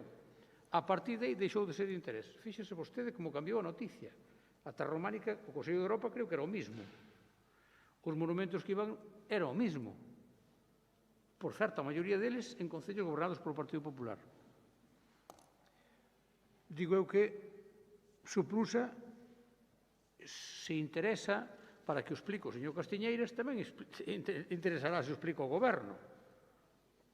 O Goberno non ten nada que decir aí, só ten que decir a oposición. E digo eu, os orzamentos para a provincia de Lugo non son de interés público? Non merecen 30 segundos, 20 segundos, 10 segundos dun telexornal? Sinceramente, eu creo que un pouquiño de transparencia informativa estaría ben e os galegos agradecerían, porque un empacho de autoagenda ao final termina en contra, termina volvéndose en contra, senón é tiempo, xa o verán. Bueno, sometemos a votación a iniciativa que se acaba de debater en relación con esta moción do Grupo Socialista para reclamar o fin do uso partidista da televisión de Galicia por parte do Partido Popular. Votos a favor. 13. Votos en contra. 12. Queda aprobada esta iniciativa por 13 votos contra 12. Pasamos ao punto número 9. Punto número 9, que é unha moción do Grupo Provincial do BNG en apoio ás demandas da Coordinadora Nacional de Migrantes Retornados. Para expoñer esta iniciativa, ten a palabra don Efrén Castro. Grazas, señor presidente. Ben, como o propio título da moción di, o que facemos nesta ocasión é dar voz á Coordinadora Nacional de Migrantes Retornados, que ten unha serie de demandas dende hai xa un tempo, e, polo tanto, o que vou facer é ler a moción, que non é o que suelo facer, pero son as palabras deles as que o meu grupo quere deixar constancia nesta Cámara. O colectivo das e dos inmigrantes retornados galegos levamos anos loitando contra o inxusto trato que o Goberno central aplica na tributación das nosas pensións. Dende comenzos do 2013 fomos agrupando os nosos esforzos a través de numerosas plataformas comarcais para reivindicar xustiza e dignidade. Somos milleiros de galegos e galegas que, despois de ter que emigrar na busca de traballo e oportunidades para conseguir para nós e as nosas familias un futuro, decidimos volver á nosa terra, reencontrarnos cos nosos e pasar os nosos últimos anos desfrutando despois de anos de traballo. Mais desde hai uns anos, a decisión do Goberno central para aumentar a súa recaudación pretenderon situarnos como defraudadores exixindo requerimentos inxustos a partir do ano 2012. A gran mobilización social conseguiu que moitos emigrantes recuperaran o perdido por medio da disposición adicional da Lei 26/2014, pero aínda hoxe continúan graves problemas de injustiza fiscal que requiren de modificar a Lei 35/2006 pola que se regula o imposto sobre a renda das persoas físicas para conseguir un trato xusto. Precisamos que se estipulen normas claras, precisas e, sobre todo, xustas e igualitarias para a tributación das pensións percibidas no estranxeiro. Sería tamén necesario que se poñan punto final aos graves problemas derivados da inexistencia dun marco claro para o recoñecemento das pensións de invalidez. En xaneiro de 2020, o noso colectivo ollou con gran esperanza o acordo impulsado polo BNG para votar favorablemente a investidura de Pedro Sánchez, onde se recollía literalmente isto. Durante 2020 serán adoptadas as medidas necesarias para evitar que as prestacións recibidas desde o estranxeiro por inmigrantes retornados sufran unha dobre tributación. Co obxectivo de evitar calquer trato discriminatorio entre a prestación interna e estranxeira, asimismo, tratarase o prexuicio para os pensionistas tanto na aplicación de limiares diferentes de renda para tributar no IRPF, como na circunstancia de recibir rendas de dous pagadores diferentes. Establecerase un marco homoxéneo para todas as pensións, contemplando as exencións de presentar IRPF e tributación a partir das mesmas cantidades que as pensións internas. Por desgraza, neste 2020, todos sufrimos a pandemia do coronavirus que se cebou especialmente cos maiores e que paralizou as nosas vidas. Dende o colectivo dos inmigrantes retornados somos conscientes de que seguimos vivindo tempos difíciles e por responsabilidade non estamos a desenvolver a nosa actividade habitual de manifestacións e grandes actos. Somos persoas de alto risco e iso impide nestes momentos desenvolver o noso dereito a sair ás rúas en masa. Pero iso non pode significar que a nosa loita deixe de estar activo, pois seguimos en unha solución e agora temos que aprender a vivir coa pandemia. Non podemos seguir agardando. Este é o motivo que nos diriximos á Diputación para que se sume ás nosas demandas e que axude a pandemia e non silencie as nosas necesidades, dirixíndonos ao Goberno Central e ao Congreso dos Deputados e Deputadas para pedir a pronta aplicación do Acordo de Xaneiro.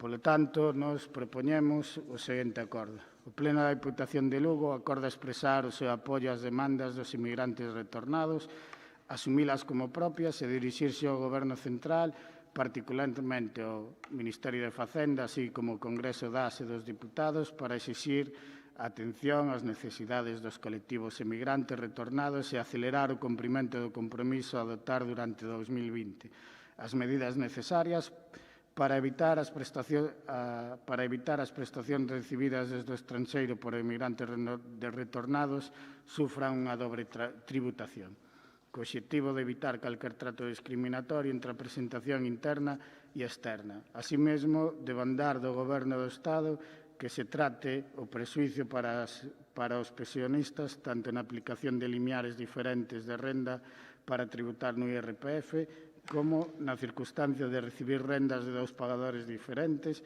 establecer un marco homoxéneo para todas as pensións contemplando as exencións de IRPF e tributacións a partir das mesmas cantidades que as pensións internas. Este é o que queríamos traer, é a voz da Coordinadora Nacional de Inmigrantes Retornados e pola que pedimos o apoio a estas demandas. Grazas, señor presidente. Moitas gracias, don Efrén. Para expoñer a posición do Grupo Socialista ten a palabra don Pablo Rivera. Moi bo día, señor presidente, señoras e señores deputados. O que subxace no fondo desta moción é un problema importante, que é o da emigración.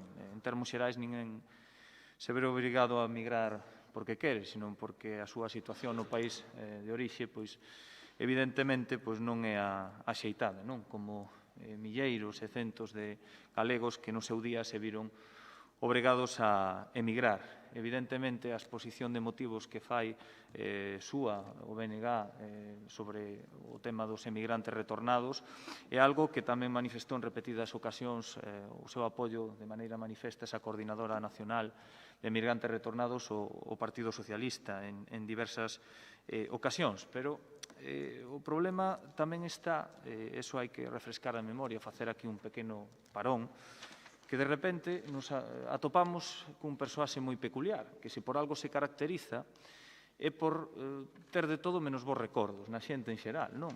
Nos que neste momento ocupamos cargos políticos moito menos, non?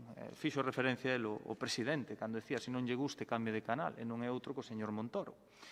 O señor Montoro é o mesmo co que promoveu esa lei de amnistía fiscal, é o mesmo que aprobou esa lei de estabilidade orzamentaria, evidentemente o mesmo que, baixo o seu mandato, esgrimiu, expoliou, en base aos datos, de que xa tiña todos os datos desos xubilados que habían retornado, desos emigrantes, é que, evidentemente, estas prestacións tiñan que pasar a controlarse masivamente, que é o que así fixo, incluso reclamando os intereses de demora, non? Impoñendo multas importantes a todos estes migrantes que, pois, evidentemente, cotizaban no estranxeiro.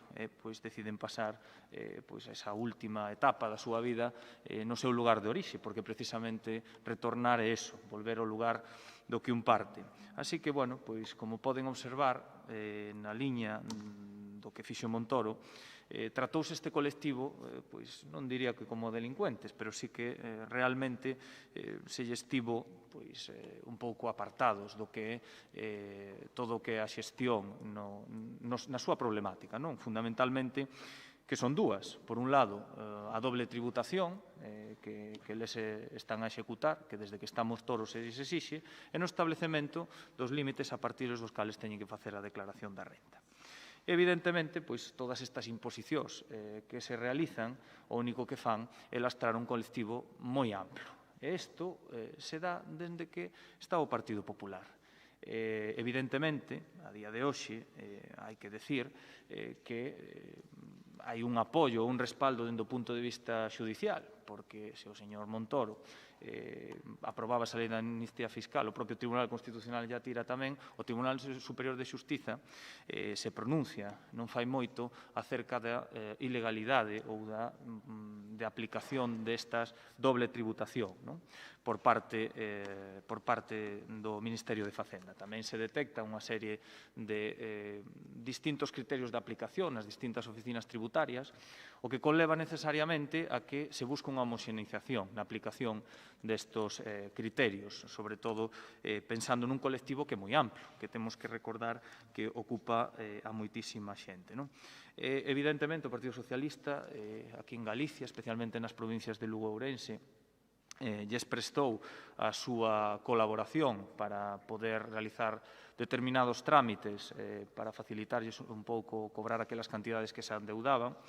E, dende logo, pois, bueno, en definitiva, existe tamén un compromiso manifesto do presidente do Goberno, de Pedro Sánchez, para eliminar esta dobre tributación, sobre todo armonizar tamén a fiscalidade deste colectivo no conxunto do territorio nacional.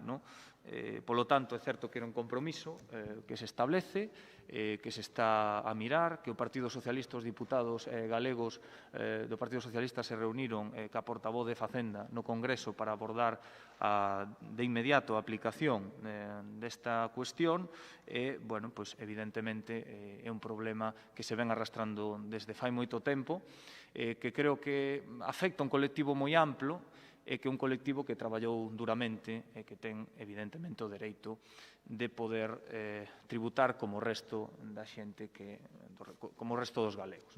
Así que sumarnos a esa idea, fundamentalmente nos dous puntos, de eliminar esa dobre tributación e da armonización da fiscalidade que propón a Coordinadora Nacional de Migrantes Retornados, en este caso, pois, propón o BNG. Moitas gracias. Moitas gracias, señor Rivera. Por o Grupo Popular ten a palabra don José Antonio García. É certo, se dice en moitos ámbitos que moitos dos debates políticos son estériles e moitos son incluso incongruentes. Tamén é certo que a Deputación en moitos ámbitos da xente ten a sensación de que aquí se está falando por falar en moitos temas que realmente nin se entenden nin se comprenden. Esta moción, señor Castro, é a demostración palmaria da perda de tempo e da perda absolutamente de criterios mínimos de rigurosidade ca que vostedes traballan. Tráenos aquí unha moción que nos teremos que absternos porque non sabemos realmente que é o que están pedindo. Vostedes están falando por falar sin coñecer a lei, sin coñecer a modificación da lei, sin falar de ningún aspecto que xustifique esa doble tributación, sin nada. Mire, se é ridícula a situación, señor Castro, que vostede ven e trasládanos as demandas da Coordinadora Nacional de Migrantes Retornadas, moi lexítimas, por suposto, pero dice que as traen aquí para instar ao Goberno da Nación porque non cumpliu no ano 20 o que habían prometido e máis. Parece que habían chegado a un acordo no apoio a Pedro Sánchez para que o cumplira. Bueno, pois moi ben, estupendo. E agora, o xa culmen é a resposta do Partido Socialista. Resulta que os que non cumpliron o acordo que tomaron con vostede, que vostede denuncia, dice que sí, apoian, por suposto, moitísimo a coordinadora, igual que Pedro Sánchez apoia a Alcoa e todos os compromisos que ten con Galicia, pero non o fan. E a culpa é do señor Montoro, pobre señor Montoro. A culpa é do señor Montoro, de que non cambien a lei. Oiga, mire, se os socialistas están en desacordo, están ca lei, cambien a que gobernan desde fai anos. Eu non sei nin se enteran do que están dicíndose vostedes uns aos outros. O BNG, señor representante do Partido Socialista, o BNG estalles acusando manifesta expresamente nesta moción de non cumplir o seu acordo. E vostede ven con Montoro. Apoian moitísimo os emigrantes retornados, pero o problema é de Montoro. Mire, punto primeiro. A lei que xerou todas estas dificultades e todo este cabreo, digamos, entre comillas, dos emigrantes retornados é a lei do 2006, a lei 35-2006 do imposto da renta das persoas físicas. Sabe quen é o promotor e o presidente do goberno da lei 35/2006? O señor Zapatero, o Partido Socialista. O Partido Socialista. E que se fixo? Que se fixo? Que leva defendendo o Partido Popular desde moitos anos? Que non existe esa doble tributación e que hai que pelexar por a igualdade de trato entre os pensionistas. Obteñan donde obteñan as rentas, porque o importante no imposto das rentas é onde se reside. E onde se reside, se en España, lóxicamente, e veñen cantidades de pensións de outros países, o pensionista retornado asúmias. E terán que decir vostedes cal é o artículo da lei que queren cambiar, porque non recoñecemos iso que están dicindo tan vagamente. Despois, existía un problema de xestión con este imposto, efectivamente. Existía un problema ca súa lei, ca do señor Zapatero, ca do 2006. Existía un problema de xestión que, como parte desas pensións se adquirían ou se recibían por parte do contribuinte, pois dependendo da propia xestión no estado de orixe, onde había cotizado e onde recibía a pensión, pois se facía, a declaración da renta se fai, como lóxicamente, como unha previsión de ingresos, o ano seguinte, pois o mellor, pois tiña que se devolver ou tiña incluso que tratarse na xestión, podíase tratar pola Axencia Tributaria como unha multa ou unha digamos, unha falta de concreción nas declaracións da renta dos emigrantes retornados. Iso que nos solucionou? Pois solucionouno a lei 26/2014, como reconocen os propios emigrantes retornados, polo menos en parte, ca modificación da lei do 2006. De quen é a lei que solucionou en parte isto? Do señor Rajoy presidente, do señor Montoro ministro. Por lo tanto, de que falan? Falan por falar. Nin analizaron nada, nin traen ningún tipo de proposta concreta. E xa o culmen é que diga o BNG na súa moción que, por desgracia, no 2020, facendo palabras súas dos propios emigrantes retornados, que o Partido Socialista non cumpliu o acordo que tiñan co BNG. E o Partido Socialista, que apoia tantos emigrantes retornados, bota a culpa ao señor Montoro. Home, había que non estudiar moito, pero polo menos ler un pouquiño as mocións que se están falando. Nós non sabemos se van a apoiar ou non. Se apoian, estupendo, demóstreno. Tamén apoiaban a Alcoa o señor Pedro Sánchez, tamén apoiaba moitos dos problemas importantes que ten Galicia. Tanto apoian que non solucionan ningún. Absolutamente ningún. E isto tampouco.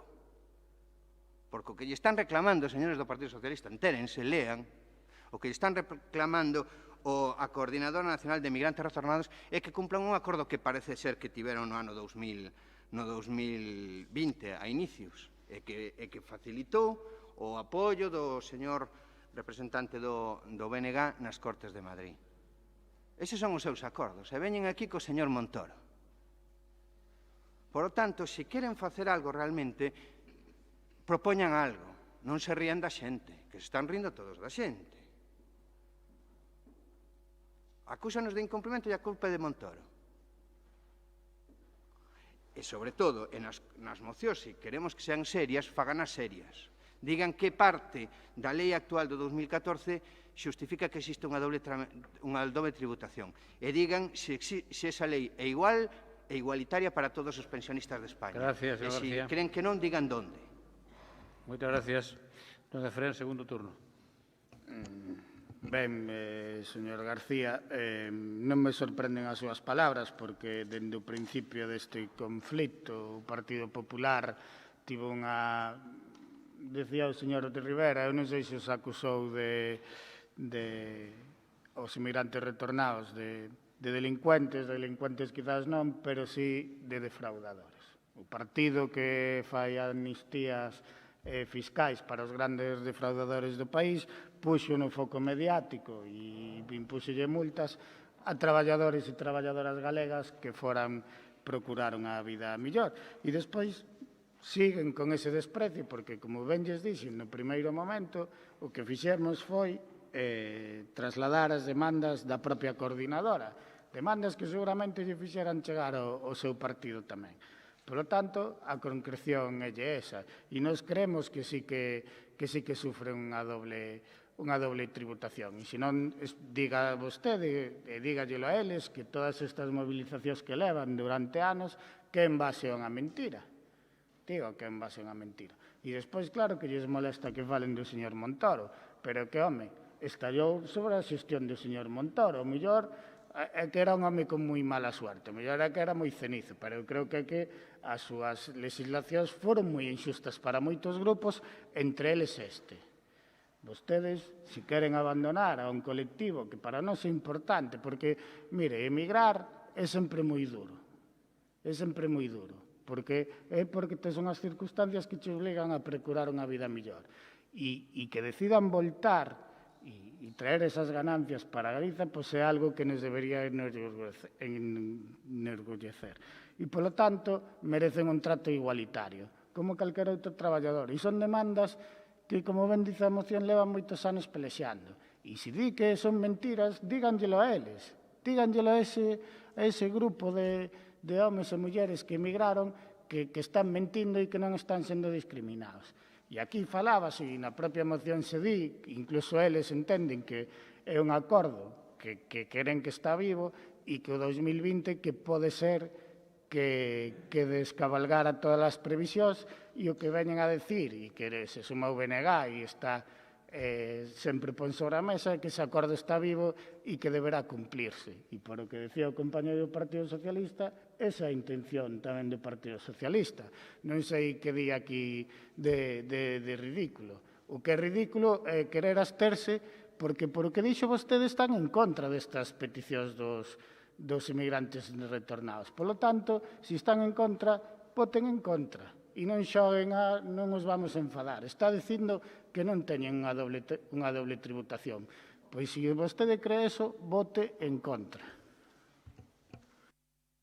Moitas gracias, don Pablo. Segundo turno. Sí, o discurso do señor García sempre ten un punto de mitomanía elevado ao extremo. Eu digo porque é capaz de retorcer a realidade ata límites insospeitados, a calquera precio, non? E digo isto porque no ano 6, se tanto critican, o ano 11, 12, 13, 14, ben o señor Montoro tamén podían haber cambiado isto, se tanto lles molestaba.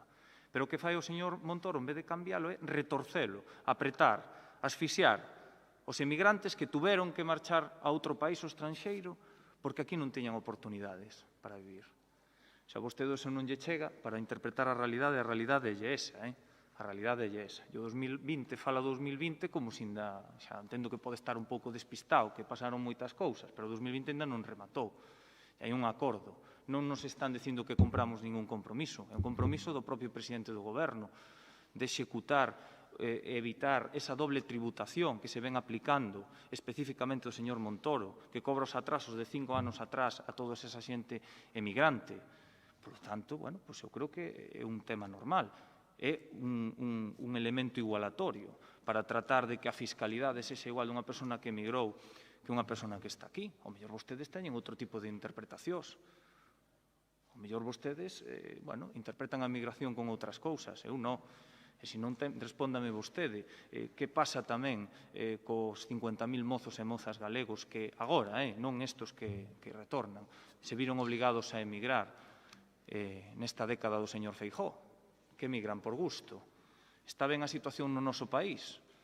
Bueno, seguramente vostede me diga que sí, nese alarde de mitomanía do que a veces peca bastante, pero evidentemente aquí hai unha situación moi clara, e é que o único que estamos reivindicando é xustiza, é un trato igualatorio para todo este colectivo, que non é un colectivo menor, é un colectivo moi amplo, e podelles falar de leis, podelles falar do que queira, que o Tribunal Superior de Xustiza lle dixo que o señor Montoro non fora capaz nin de aplicar os convenios bilaterais que existían entre países como Alemanha ou Francia, e ao final o que estaba facendo era quitarlle os cartos aos pobres emigrantes que se viron obrigados a ter que marchar nun momento determinado. Así que, bueno, fale do que queira, fale de leis, pero vostedes, cando teñen oportunidade de facelo, en vez de solucionalo, aínda retorcen máis a cuestión.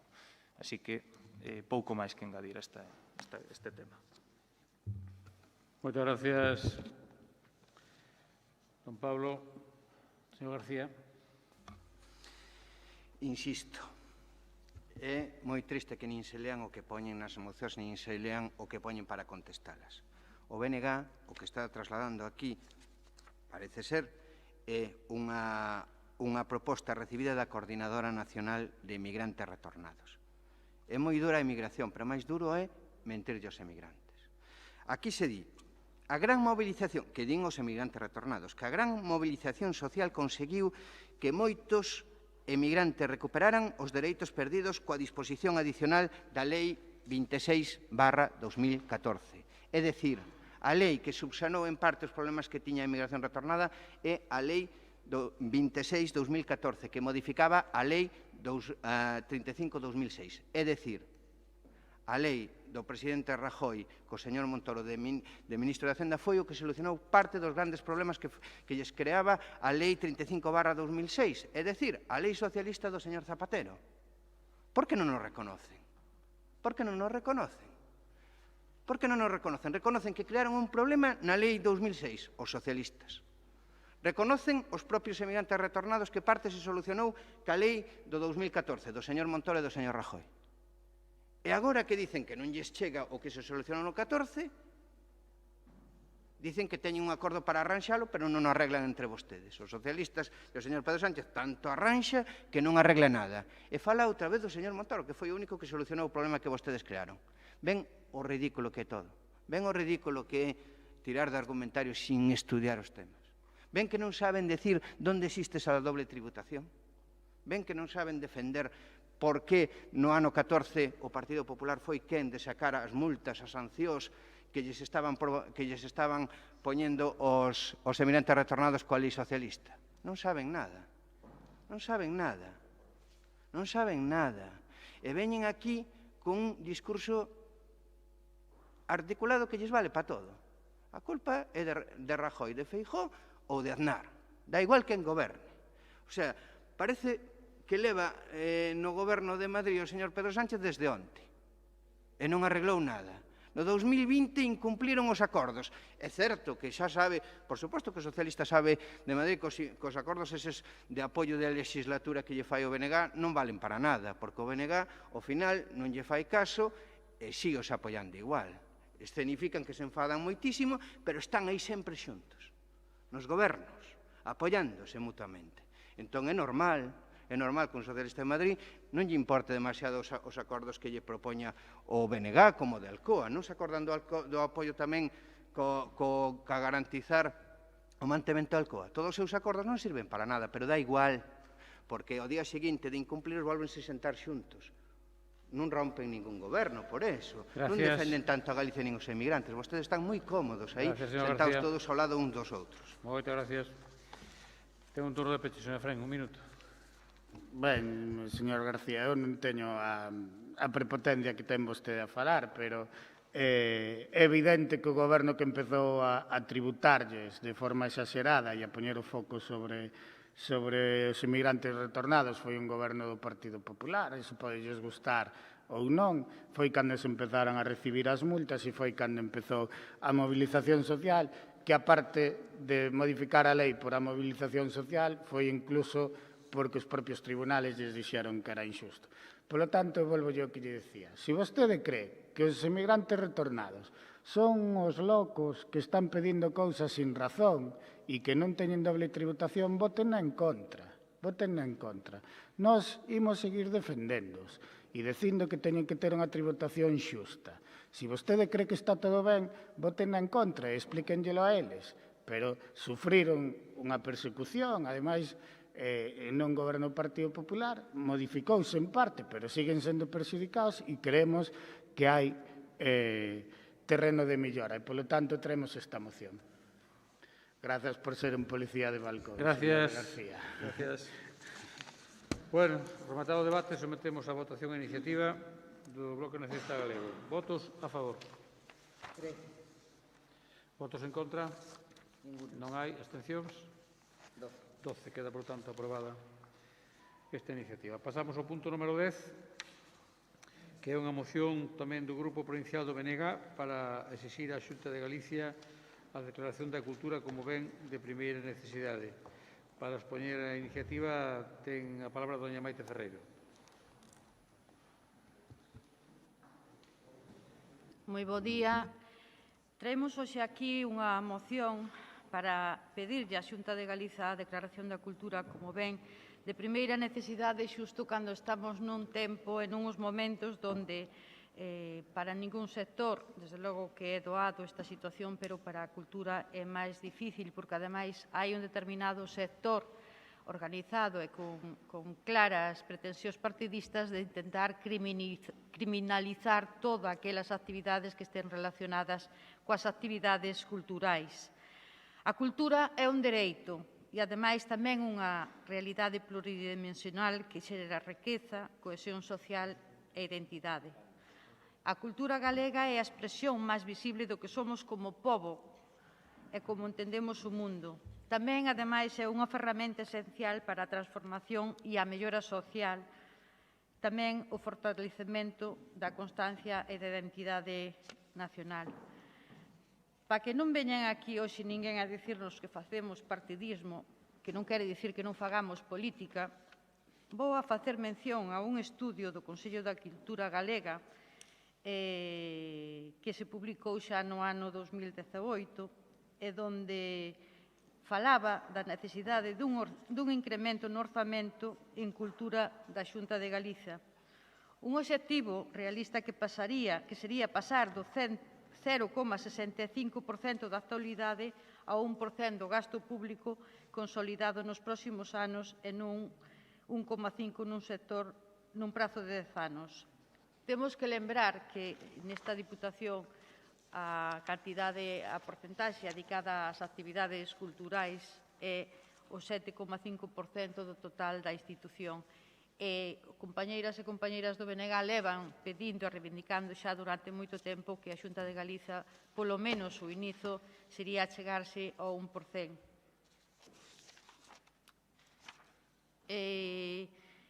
Falamos, ademais, da cultura como xenerador de riqueza e emprego. Vou a ler, ademais, tamén, para que non se me culpe de partidista, unha das conclusións feitas, ademais, por este estudio que publicaba o Consello da Cultura Galega e onde se poden ver algunhas das conclusións que dicen que a pandemia provocou que un 53,8% das empresas estean inactivas, No sector das artes escénicas, que inclúe as actividades de teatro e música, as salas de espectáculos e actividades auxiliares, o 82,4% mantense inactivo. O 38,6% das empresas da cultura solicitaron un ERTE, con maior frecuencia nas artes escénicas e no sector do libro. O 60,7% das empresas culturais de Galiza sufriu, a raíz do COVID-19, unha reducción do máis do 50% da facturación nestes primeiros meses. E o 37,6% desta reducción foi mesmo superior ao 75% na porcentaxe que se duplica entre as empresas das artes escénicas. Ao respecto das estimacións para o tempo posterior á realización da enquisa, todos os sectores da cultura presentan porcentaxes superiores ao 35% de empresas que agardan descensos de máis do 50% no seu volumen de facturación anual. Se ben é no sector das artes escénicas onde se producirá o maior impacto, pois o 68,5% estima rebaixas do máis do 50% da súa facturación. Os problemas que deben afrontar os sectores culturais son múltiples. Entre eles, podemos falar do cesamento ou da caída das actividades dos clientes, por tanto, o conseguinte descenso da demanda, os problemas da tesorería e a dificultade para pagar os impostos e os seguros sociais, o problema cos provedores pola imposibilidade de entregar suministracións ou prover dos servicios que se viñan prestando, problemas de distribución, os de financiamento. Pechan a súa listaxe os derivados das limitacións da cabida e inseguridade xurídica e as dificultades para cubrir os requisitos das medidas de seguridade e higiene, porque si é certo que de cara á opinión pública e tamén de cara ás persoas que solemos acudir ás actividades culturais, non se entende moi ben pois que se limite a 30 persoas un espazo ou un auditorio, como, por exemplo, o auditorio Gustavo Freire, onde ten unha capacidade de preto de 900 persoas, a mesma capacidade que, por exemplo, o salón de actos desta casa, que ten bastante menos. Pois ben, é moi difícil de entender como a capacidade é para 30 persoas, independentemente de onde e como sexa o espazo e a superficie total da superficie onde se fagan esas actividades. Finalmente, o estudo conclúe que as empresas culturais galegas suspenden os 3 niveis da administración pública no referente ao apoio prestado ao sector para facer fronte ás consecuencias da COVID. E remato esta primeira intervención, continuarei na segunda. Moitas gracias, doña Maite. Por o Grupo Popular ten a palabra o señor Balado. Sí, bon día a todos e todas, e gracias. Bueno, unha vez máis o BNG, que non leu, por certo, as propostas de acordo que pretende que aprobemos, eu entendo que deberá ser o primeiro que nos preguntara aos deputados por se queremos aprobalas, unha vez máis preséntanos unha moción coa que pretenden defender un sector afectado pola pandemia, tratando de quedar ben con ese sector en particular, pero elixindo o escenario equivocado, e vostede ben o sabe, señora Ferreiro, porque solicitan medidas que deberan ser competencia do Goberno central. A quen se lle ocorre pedirlle á Xunta de Galicia que se rebaixe o IBI cultural ao 4%. Non lle parece correcto que o máis idóneo sería que puxeran a traballar o señor Rego en Madrid e que se dirixira ao Goberno do Estado a pedirlle esa reducción do IBI cultural? Pois ben, decía tamén que dirixense á Xunta de Galicia esquecendo que foi dos primeiros gobernos autonómicos en poñer en marcha unha reactivación do sector cultural. E volvo a dicir, debería corresponderlle ao Goberno do Estado a petición que vostedes lle fan. Hai un caso no dereito comparado en países membros, Estados membros da Unión Europea, en Francia ou en Alemania, declarouse a cultura ben de primeira necesidade. Eso sucedeu. Non foi ningún dos Länder alemanes que equivalen ao que aquí serían as nosas comunidades autónomas os que pediron tal acordo, os que adotaron tal decisión, senón o propio goberno da señora Merkel. Polo tanto, volvolles a dicir outro argumento máis para que se dirixan vostedes ao goberno do Estado. O que pasa é que vostedes teñen un problema co goberno do señor Sánchez, que o teñen por goberno amigo e dalles reparo dirixirse a él, porque saben que a declaración da cultura como ben de primeira necesidade é un brinde ao sol e non serve para nada se non vai acompañada dunha proposta económica como esta que estamos falando, de reducir o IBE cultural. Pero dificilmente podemos pensar que un goberno que ata hai pouco se negaba a reducir o IBE das mascarillas vai a reducir o IBE cultural ao 4%. Por iso a vostedes lles dá reparo dirixirse ao goberno do señor Sánchez.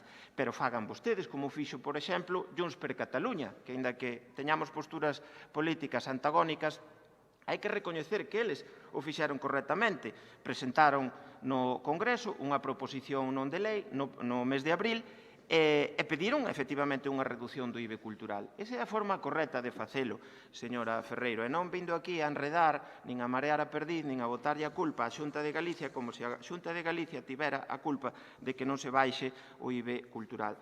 E volvo ao fondo da moción. As peticións que vostede lle fai á Xunta de Galicia, na súa maioría, xa foron adoptadas. O BNG sábeo perfectamente, porque a Xunta elaborou un plan de reactivación dos sectores culturais dotado con 26,4 millóns de euros. Ustedes son coñecedores de que ese plan foi ao Consello da Xunta o día 30 de abril, foi presentado e debatido no Parlamento o día 13 de maio, todos os grupos políticos, Partido Socialista e BNG, puideron debatilo e emendalo, e agora veñen aquí e queren copiar e pegar as propostas que efectivamente levaron ao Parlamento. A cronoloxía deste asunto defínese moi fácil. Hai que recoñecer que durante o estado de alarma o presidente Feijóo foi moi hábil porque presentou este plan cando PSOE e BNG estaban dormindo, digo dormindo políticamente, falando.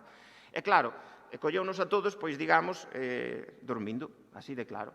Entonces, claro, o Partido Socialista, que é a terceira forza política no Parlamento, quixo arreglar o tema e levou ao Parlamento unha proposta no mes de outubro para tratar de quedar ben co sector cultural, como que se interesaba pola cultura. Volveu a coller dormindo, e digo dormindo políticamente, o BNG. O BNG, claro, para tratar de arreglar o tema non lle quedou máis remedio que presentar unha emenda no Parlamento que é a que nos traen hoxe aquí. É dicir, vostedes hoxe aquí non traen unha proposta seria, traen a emenda que os seus compañeiros nacionalistas de Santiago lle presentaron a proposición do Partido Socialista. Ni siquiera se molestan en cambiar a redacción. Isto é un copia e pega auténtico da emenda que, insisto, o BNG lle presentou ao Partido Socialista na súa proposta no pasado mes de outubro no Parlamento galego. E agora tráenola ao Pleno da Deputación de Lugo como se fora unha exclusiva. É dicir, nosotros non sabemos o que é isto e, efectivamente, pois o BNG quere debutar aquí na Deputación de Lugo como que é unha formación política que se preocupa pola cultura. Pois, señora Ferreiro, a nós non nos engañan vostedes, nin a nós, nin aos galegos e galegas. Pero volvendo ao tema de fondo que é o Plan de Reactivación Cultural da Xunta de Galicia, eu voulle falar de cifras reais. Mire, apóiase o sector do libro con 2,3 millóns de euros, o sector audiovisual con 4 millóns de euros, o das artes escénicas con 1,8 millóns de euros, o das artes plásticas con 585.000 euros, o da música con 2 millóns de euros e outros 2,5 millóns de euros para o fomento do emprego do sector cultural. Polo tanto, eu creo que iso si é importante, señora Ferreiro. E, a máis, eu voulle falar como alcalde un concello pequeno, Castro de Rei, 5.100 habitantes. Miren, o Plan de Reactivación Económica da Xunta de Galicia, o programa O Teu Xacobeo, neste verán deixou 5.000 euros. A empresa cultural contratada por dúas actuacións percibiu 4.000 de subvención da Xunta de Galicia e 1.000 de fondos do Concello. Polo tanto, non lle estou falando de falacias, estou falando de exemplos concretos, exemplos que están xa en marcha dese plan de reactivación cultural da Xunta de Galicia. Nada máis por esta primeira intervención. Moitas gracias. Moitas gracias, señor Balado. Por o Grupo Socialista teña a palabra doña Pilar García Porto. Ben, graciñas de novo. Vai por diante a nosa defensa o dereito da cultura e o apoio á industria cultural en todo momento. Falaba a vicepresidenta fai un momento dun informe do Consello da Cultura Galega e a min me gustaría referirme ao barómetro da cultura galega do pasado mes de xullo, que ten un bo reflaxo do impacto do COVID no sector cultural galego e, ademais, atestigua a ineficacia da acción da Xunta. E eu, ademais desto, lles fago unha pregunta. Quen de vostedes se acorda, a día doxe, do plan de reactivación dos sectores cultural e turístico fronte aos efectos derivados da COVID-19, porque aquel documento que presentaron e que no mes de maio, que decía que estaba pactado ou acordado con un 70% con medidas que aportara o sector en máis de 65 reunións, pois a día de hoxe é papel mollado e, ademais, o señor Balado, que desapareceu, pois me gustaría, ademais, dicirlle que o teu Xacobeo, ata onde sabemos, xa estaba antes deste plan de reactivación. Non sei que novedades nos traen. O mellor fai como o señor Castiñeira se ten máis información que o resto das persoas de Galicia. Miren, ese programa, ese plan de reactivación xa fora rexeitado no seu momento polo sector audiovisual, porque decía que non tiña en conta a realidade do sector e vendía como grandes novedades aquelo que xa estaba anteriormente nos presupostos. Vostedes teñen dúas formas de traballar. Ou visten de novo o que xa está no presuposto e collen diferentes liñas e as meten no mesmo saco, ou ben presupostan e despois non gastan. Esos son os dous modelos de xestión aos que nos teñen acostumbrados dende a Xunta de Galicia. E aquel plan esquecía sectores importantes como o sector audiovisual, o sector editorial. Nós xa lle lo dixemos, ademais, aquí no Pleno. Non merecía e non merece a pena o teatro ou o sector editorial. E lles decíamos máis, ademais, porque o que non se entendía é que foran a aplazar aquelas actuacións ou eventos que non se iban a celebrar no primeiro trimestre para máis adiante. A proba está aí, a min que non é que me faga especial ilusión ter razón, pero naquel momento sí que nos molestaba que se tomara con tanta indiferencia algo fundamental para o sector da cultura, que era o aprazamento das funcións. Esa non era a solución, e por iso lle lo decíamos en maio. Por iso lles decíamos que se ese era o concepto que tiñan vostedes da industria cultural, que o que non se podía facer en marzo se iba a facer en outubro. Pois xa se demostrou que non, estaban errando. Que se en outubro non se facía nada, eso se iba a realizar máis adiante no ano 21, pois probablemente tampouco. E, ademais, o tempo perdido non é recuperable. Polo tanto, facían falta medidas de apoio específicas e exitosas para o tecido cultural, cousa que non se produciu naquel momento. E nós lles advertíamos.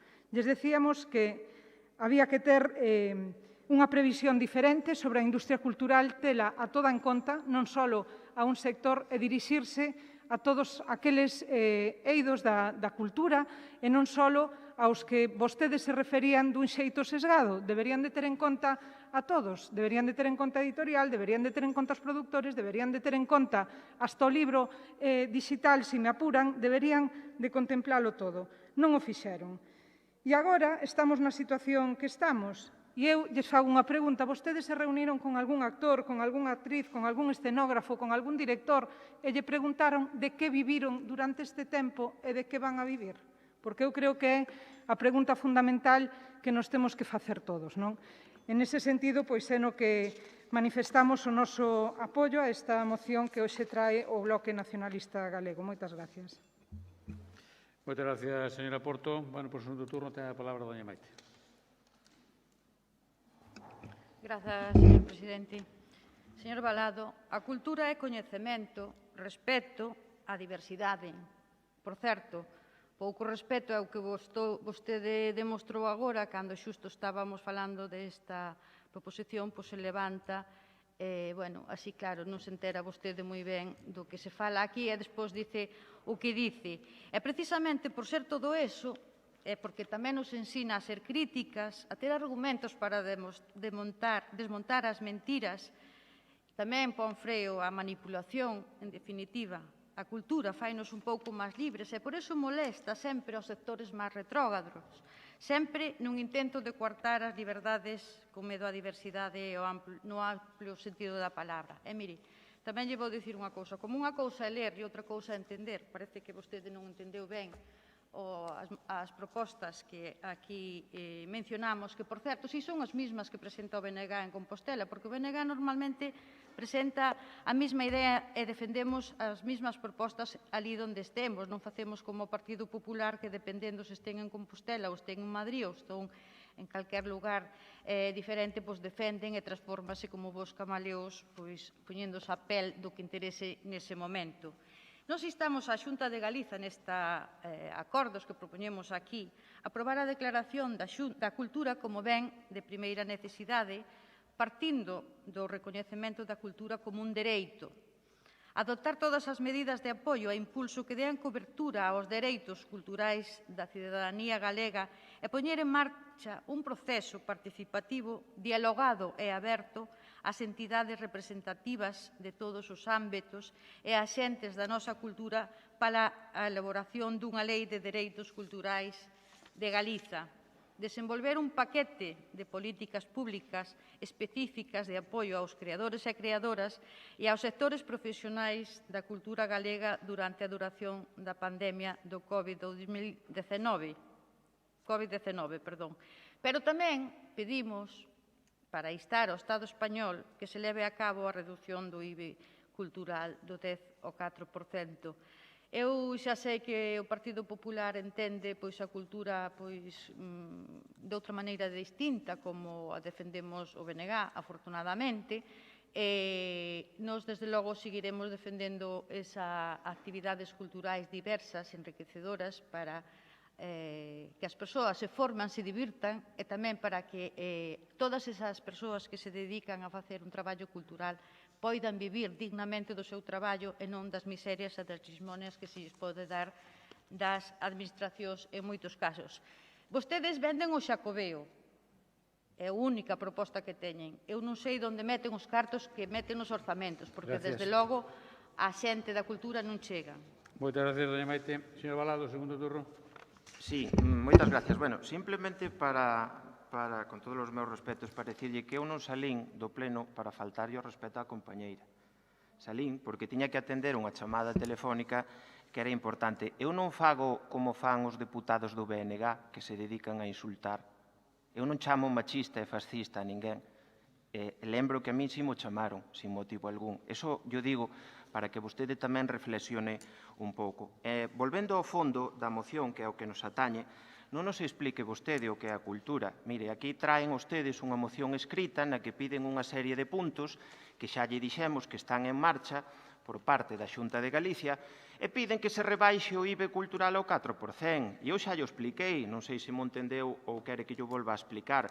A reducción do IBE cultural non lle corresponde á Xunta de Galicia. A quen se lle ocurre unha formación política que ten representación en Madrid no Congreso traer ao pleno dunha deputación unha moción na que, entre unha das propostas de acordo, se dice que se inste á Xunta de Galicia para que se dirixa ao Estado para que rebaixe o IVA. Pero non presumían vostedes de que o seu deputado en Madrid nun mes conseguira non sei canto máis que a Xunta non sei cantos anos? Pois póñano a traballar, diríxanse directamente ao Goberno do Estado, fagan como lles dixen eu que fixo Junts per Cataluña, que xa lle dixen, políticamente temos posturas antagónicas, pero efectivamente eles fixeron o correcto, fagan vostedes o mismo, deixense de marear a perdiz, vindo aquí ao pleno da Diputación con propostas absurdas que non teñen máis que un recorrido absurdo.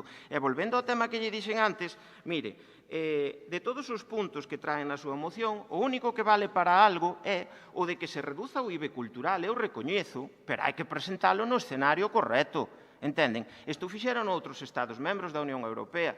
Ante sectores afectados pola pandemia, reduciron o IBE dese sector e estimularon o consumo. Nós estamos de acordo con vostedes en que se faga, pero fágano correctamente. Non veñan aquí marear a perdiz. Isto é como que vai á ferretería comprar pan ou que vai á panadería comprar tornillos. Perderon o tempo, perderon o recorrido. Non podemos tampouco compartir con vostedes a afirmación que dicen a Deputación de Lugo dedica o 7,5% á cultura. Mire, vostede sabe que iso é unha falacia. Presumen vostedes de destinar o 33% do orzamento a políticas sociais, 21 millóns de euros ao plan único, 16 a mantemento da rede viaria, o 30% a soldos e salarios. Miren, vostedes inclúen nese 7,5% os gastos de mantemento e personal do Museo Provincial, do Museo de Tor, do de Sampaio de Narla e do Museo do Mar. Iso non é inversión en cultura, señora Ferreiro. Eu estiven durante 3 meses en cultura e sei perfectamente con que números nos movemos.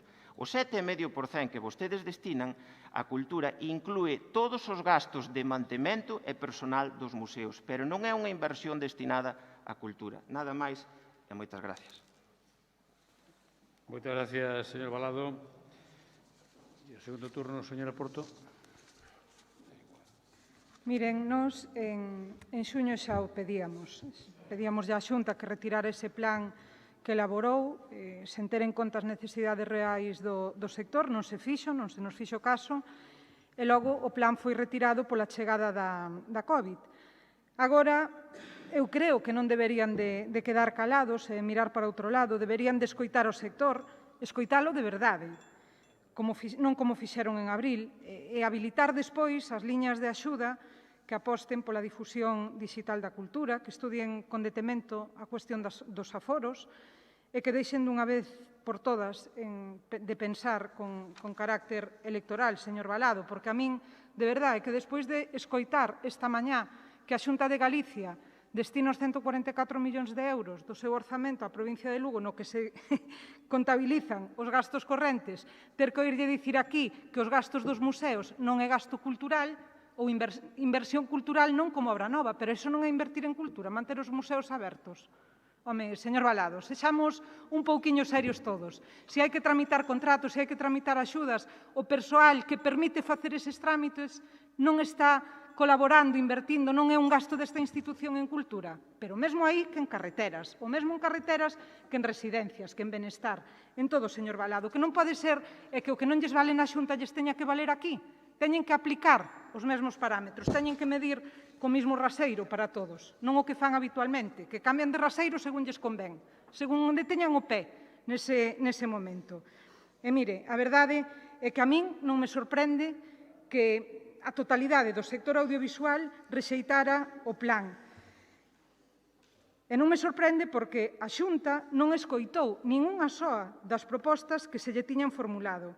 E hoxe realmente vemos que están facendo oídos sordos e que a Xunta de Galicia non está escoitando ao sector cultural, pero igual que non está escoitando aos alcaldes ou a outros sectores, que xa lle lo dixemos antes aquí. Pero, bueno, vostedes saberán. Ese é o camiño que escolleron, esa é a ruta que queren seguir e nos, dende logo, máis alá de facer apreciacións e aportacións e poñernos a disposición na medida do posible, non lles podemos facer moito máis. A solución teñen a vostedes na man. Moitas gracias. Moitas gracias, señora Porto. E xa para pechar o debate deste punto, ten un turno de peche doña Maite por o tempo dun minuto. Gracias, señor presidente. Señor Valados, dicir machista non é un insulto, é unha realidade. De todas formas, que o Partido Popular moi igualitario non é, máis ben tendente a ser machista, non hai máis que ver a bancada popular, a representación que teñen as mulleres nela. Efectivamente, eu creo que ante a falta de resposta e ante a realidade que existe, que é esa preocupación de todas as persoas que viven da cultura, de facer cultura, pois é normal que vostedes tiren para diante, a unha fuxida sempre cara adiante, porque nunca se teñen a decencia de sentarse a falar nin a escoitar o sector. Pero a todas, a todos, non só os da súa corda, a todos e a todas. De todas formas, eu insisto que na propia petición que traemos hoxe aquí incluye efectivamente acordos para trasladar, insisto en que pode volver usted a lelo, á Xunta de Galicia, pero tamén ao Goberno Central. Moitas gracias. Doña Maite, sometemos a votación o punto número 10 para exixir á Xunta de Galicia a declaración da cultura como ben de primeira necesidade. Votos a favor? 3. Votos en contra? 12. 12 votos en contra. Queda aprobada por 13 votos contra 12. Pasamos ao punto número 11, que é unha moción do Grupo Provincial do Partido Popular para instar ao Goberno Provincial a adoptar as solucións precisas para que a ponte de Santo Estevo sobre o río Ladra poida ser reaberta con urxencia para o paso de vehículos de máis de 10 toneladas. Para expoñernos a iniciativa ten a palabra don José Pardo. Gracias, señor presidente. Bos días a todos, señoras diputadas, señores diputados. Eu quero expoñer en antecedentes lendo en parte a moción.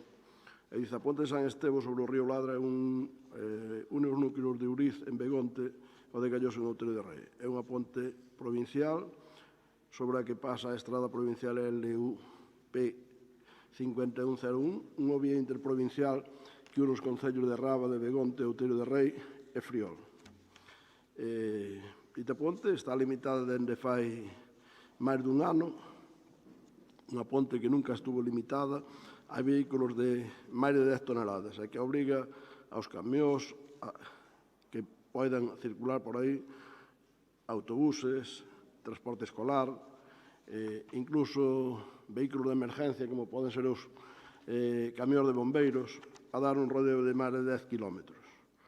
A limitación da tonelaxe, segundo afirmaron o equipo de goberno da Diputación, débese a que a ponte ten defectos estruturales, porque é moi antigua. Ata o momento, a única solución que adaptou o bipartito foi a máis fácil, a máis cómoda, sobre todo a máis económica, xa que pretenderon arranxar o problema coa simple colocación de dúas señales verticales ou dúas señales horizontales postas no pavimento. Eu diría que a min isto me parece un tema demasiado grave. Ademais, hai 4 acuerdos plenarios de 4 concellos, o Concello de Friol, o Concello de Begonte, o Concello de Rábade e o Concello de Outeiro de Rei, que en todos os casos se pide que se arranxe, que se lle dé unha solución a esta ponte. Que se lle dé unha solución porque é un tema enormemente preocupante que unha vía interprovincial que comunica 4 concellos, que o piden 4 corporacións municipales, e que isto suceda fai casi un ano e que realmente non se dé ninguna alternativa. Ademais deso, hai 550 firmas presentadas por veciños aquí na Diputación, as cuales, polo menos fai un día ou dous, non tiñan ninguna contestación. Que eu sepa, non a teñen a estas alturas. Fixeron concentracións encima da ponte e nosotros, eu como alcalde diríjome a usted, señor presidente, porque é ademais o delegado de Vías e Obras, o responsable, digamos, deste tipo de problemática, unha problemática de responsabilidade única da Diputación, onde eu querría facer isto pois, de unha maneira moderada, a pesar do gran problema que se está creando a un porcentaje enorme de xente do meu concello, pero a un porcentaje dos outros 4 concellos que tamén está creando unha gran dificultade. A realidade é que a representación de máis de 15.000 ciudadanos pediulle á Diputación de Lugo, a través dos seus plenos, que buscaran unha solución para arranxar esta ponte. E que un ano despois todavía non temos ningunha resposta. Entonces, señor presidente, nosotros facemos aquí unhas propuestas que creo que son sumamente razonables, que a pesar de que se podría facer e se podría falar moitísimo das vías provinciales e do deterioro que teñen e da falta de mantenimento que se tuvo ao largo dos anos. Eu xa sei que esta ponte se fixaron un par de reparacións, xa o sei, no ano 16 e creo que no 18, pero é que iso non é suficiente, porque as reparacións hai que facerlas acordes ás necesidades. Entonces, hombre, cando temos unha vía intermunicipal que pasa como mínimo por 4 concellos, pues habrá que tomar as medidas necesarias para que eso se poida resolver. E habrá que tomalas que a intensidade e ca aportación económica que seña necesaria. Nosotros facemos dúas peticións centradas en 2 puntos, que é instar ao Goberno da Diputación de Lugo a recabar con urxencia a través da contratación, pode ser eso, pode ser dos propios servicios municipales, dos propios servicios provinciales, da contratación dunha asistencia técnica a solucións a caída para que a ponte de Santo Estevo sobre o río Ladra poida abrirse ao tráfico canto antes sen a actual limitación de tonelaxe. Instar ao Goberno da Diputación, número 2, de Lugo, a poñer en práctica con maior urxencia as recomendacións técnicas para solventar o problema da ponte de San Estevo. Nosotros estamos intentando fazer algo constructivo, a pesar da gran inquietud e da gran preocupación que teñen os veciños da zona. Creo que fixamos o correcto, presentamos as mocións, pasamos un tempo, os veciños recabaron firmas, mandáronlas á Diputación, esperamos un tempo, pero eu creo que agora está chegando o momento en que temos que ter respostas desta Diputación. E eu diría, señor presidente, que non se pode no siglo XXI simplemente, cando hai un problema viario, cortar o tráfico limitando a 10 toneladas, porque así calquera concello, calquera administración podría arreglar calquera vía pública. Oiga, onde está deteriorado que non se pase, e asunto arreglado. Hombre, se realmente limitamos o tonelaxe ou se prohibimos o paso, pois a ponte nunca se vai deteriorar, evidentemente. Pero eu creo que as administracións temos a obligación de invertir o necesario para que, como mínimo, os servicios existentes durante moitísimos anos sigan podendo funcionar. Moitas gracias. Moitas gracias, señor Pardo Lombao. Don Efrén, o seu turno. Sí, ben, eu nesta primeira vou ser breve porque sei que os meus compañeros de goberno teñen unha explicación dos servicios técnicos e a que nos vamos remitir tamén como parte do goberno. Si decirlles que, non sei, son especialistas en exagerar as cousas e hai un montón de vías que teñen limitación por tonelaxe e este non é o primeiro caso dunha ponte antiga ou histórica, como se queira chamar, que ten que ser limitada por tonelaxe. Entón, bueno, nesta primeira non me vou estender moito máis, porque, como ben lles decía, os meus compañeiros de goberno teñen unha explicación amplia dos técnicos desta casa. Entón, bueno, creo que se está sacando de quicio e que hai alternativas incluso para o paso, sobre todo para o que ten que ver con tráfico de camións, que moitas veces o tráfico pesado de camións ten que ser derivado por outras rutas, aunque sean un pouco máis lonxanas, non sería o primeiro, e que sí que o mellor había que ver como afecta o tráfico agrícola, pero aún así, o que lles decía, hai vías que non poden ser autorizadas para maior peso e esta non sería a primeira na historia. E nesta primeira intervención, pouco máis. Grazas, señor presidente. Moitas gracias, don Efrén. Para fixar a proposición do Grupo Socialista, ten a palabra don Pablo Rivera. Eu non sei, señor Pardo Lombao, evidentemente as administracións temos a obriga de buscar solucións e os políticos de decir a verdade.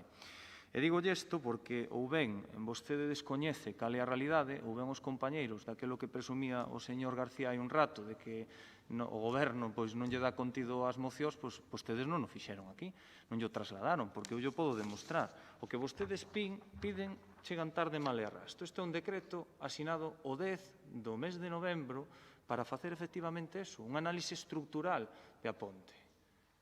Aquí está. É que a moción podría acabar aquí. A moción podría acabar aquí. Así que, por favor, aquí alguén non está facendo o seu traballo e non terxiversen o que lle din os veciños. O mellor teñes que explicar que traen aquí unha moción cando xa está o problema en vías de resolverse. O mellor é o que lle teñen que decir.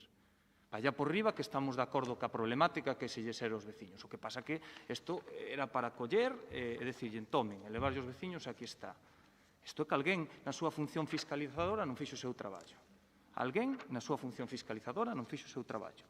E como políticos temos que ser serios. E vostede, máis aínda, porque é alcalde e é diputado provincial. E en exercicio desa doble competencia que ten vostede e na que este na oposición, a institución tamén ten unha credibilidade que hai que manter. E non se trata de coller unha moción, fago un toto, un revoluto, un saco 4 fotos, e veño aquí e preséntoa. Sobre todo, se non estou informado de se iso que vostedes piden se está a facer, porque é facer un ridículo espantoso. Imagínese no lugar que queda vostede neste momento. Pois, evidentemente, isto é o que hai. Unha moción na que somos moi claros. E, ademais, hai que ter cuidado tamén cas palabras, porque a súa moción vostede utilizou só o que quixo, pero ten máis unha connotación bastante perigosa. Non se pode frivolizar restando importancia a que esas sinais deixaron de estar aí. Esas sinais, pois, evidentemente, desapareceron, pero sabe vostede que sustraer unhas sinais é unha infracción administrativa grave que pode derivar un delito penal. E o primeiro é a seguridade das persoas. E tampouco poden insinuar veladamente, como fan, que adoptamos decisións en base a criterios políticos porque saben que non é verdade. Como tampouco é verdade que non se fixera nada nesa ponte. Actuouse no 16, como dixo vostede, e no 19. E E como consecuencia das obras que se fixeron no 19, pois evidentemente hai informes técnicos que para garantir a seguridade e dado o elevado tráfico de maquinaria pesada, pois nos vimos na obriga evidentemente, por recomendacións única e exclusivamente técnicas, repito, única e exclusivamente técnicas, de colocar esas sinais para garantir en todo momento a seguridade dos veciños e veciñas destos concellos. Así que, pois, evidentemente, o que piden non nos vamos a votar a favor, sinceramente, porque xa está feito, está en vías de. Entonces, cando teñamos os resultados dese informe técnico, pois adoptaremos as solucións en base a criterios técnicos que correspondan. Pero vir aquí con isto, pois, sinceramente, a mí non me parece serio, yo digo de verdade. E, ademais, porque, ao final, a institución ten unha credibilidade. E hai uns técnicos por detrás que están elaborando uns informes e advirten da responsabilidade, da gravidade que pode ter pois non acatar esa normativa de cumprir con esa sinal de 10 toneladas. Pois habrá que dar alternativas, habrá que poñer solucións, pero o Goberno xa lla puxo riba da mesa. Así que, pois, se o mellor, en vez de perder o tempo en facer outras cousas e preguntaran dentro do marco do respeto institucional ao presidente, en vez de tratar de colocalo aí no punto de mira, pois eu creo que a mellor resposta que lles pode dar o presidente como delegado da área territorial é isto. O sea, que chegan tarde, mal e arrastro. Moitas gracias, señor Rivera. Señor Pardo Lombao, segundo turno. Gracias, señor presidente. Bueno,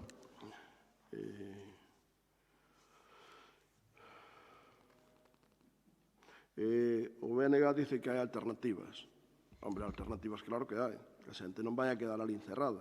Pero as alternativas son de 10 kilómetros de rodeo que hai que dar. Entonces, se a eso lle chamamos alternativas, e ao mellor, incluso por carreteras da Diputación, máis de 10 kilómetros. Porque senón habría que desviarse por carreteras municipales que ao mellor non están adaptadas para ese tipo de tráfico.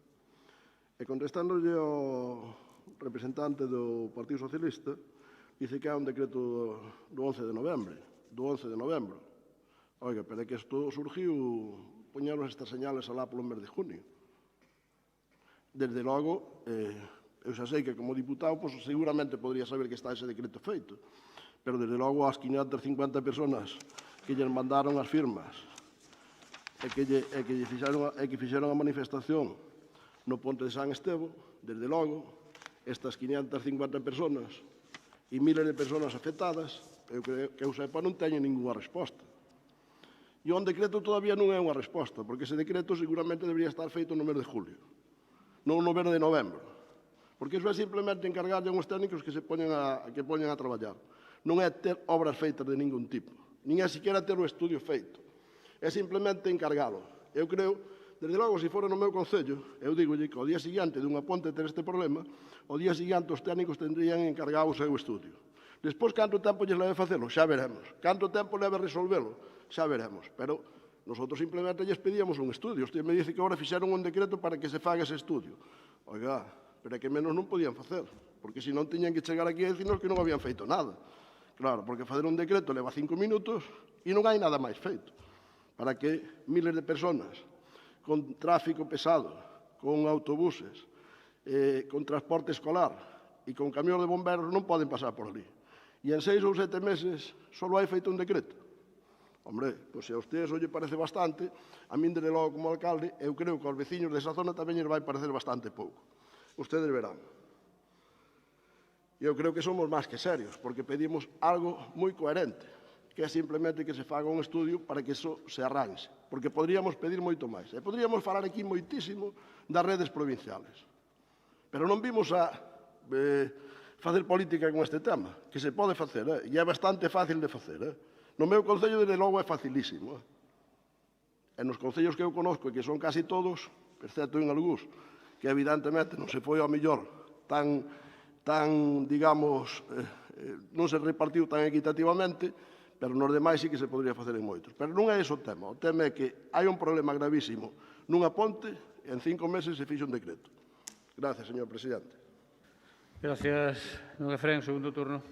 Ben, É evidente que nos últimos anos cambiou o tipo de vehículos que circulan por as vías non só as provinciais, sino as propias municipais e sufren grandes deterioros e vostede que é alcalde na súa seguro que o sufre porque pois a maquinaria agrícola cada vez pesa máis, incluso os camións do leite que antes eran camións pequenos agora son trailers e iso afecta pois as vías municipais e neste caso pois afectou a estrutura dunha vía provincial. Decía eu na primeira intervención que había alternativas, que é unha sorte, que podería pasar e que non a subera, pero había que pechalo igual porque o que dixeron os técnicos é que non era seguro que pasen vehículos de máis de 10 toneladas. Non foi unha cousa arbitraria, foi que un técnico informou e dixo non é seguro que siga pasando o tráfico pesado por aquí e non é seguro é que pode haber un accidente grave.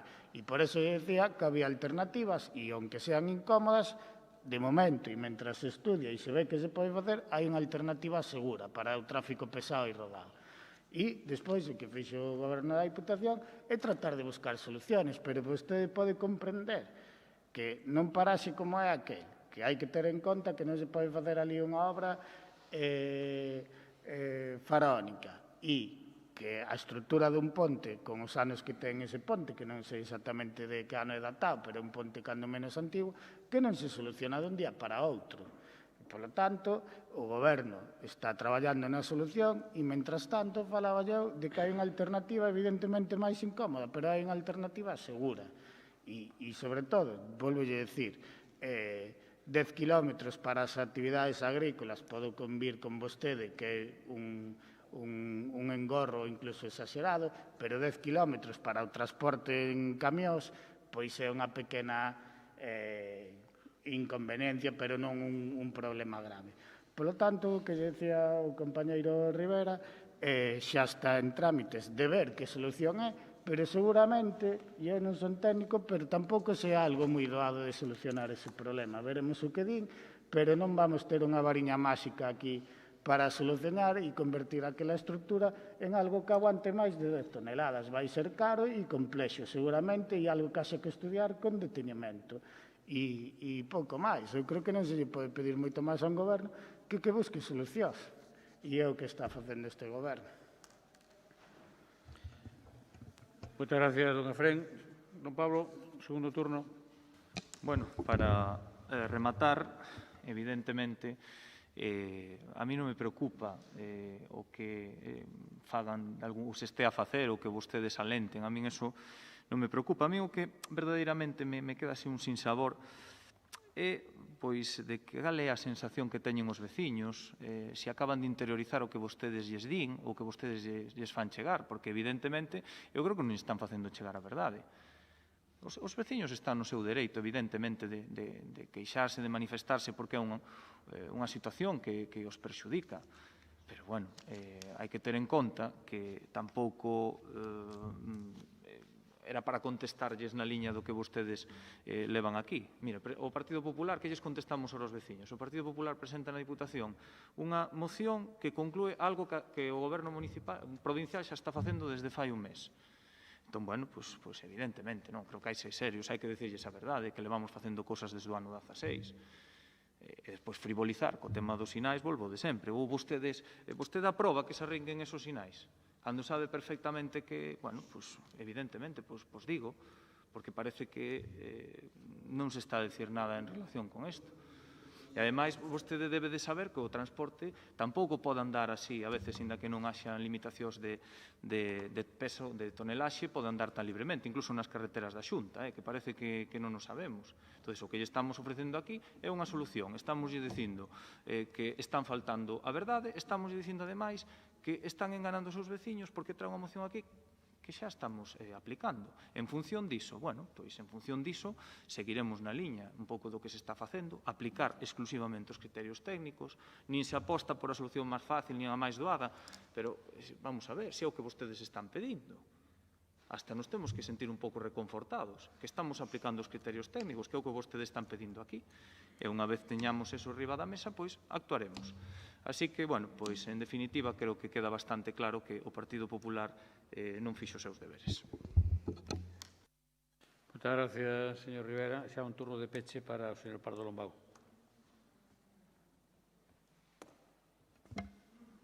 Gracias, señor presidente. Eu creo que é moi sencillo de explicar.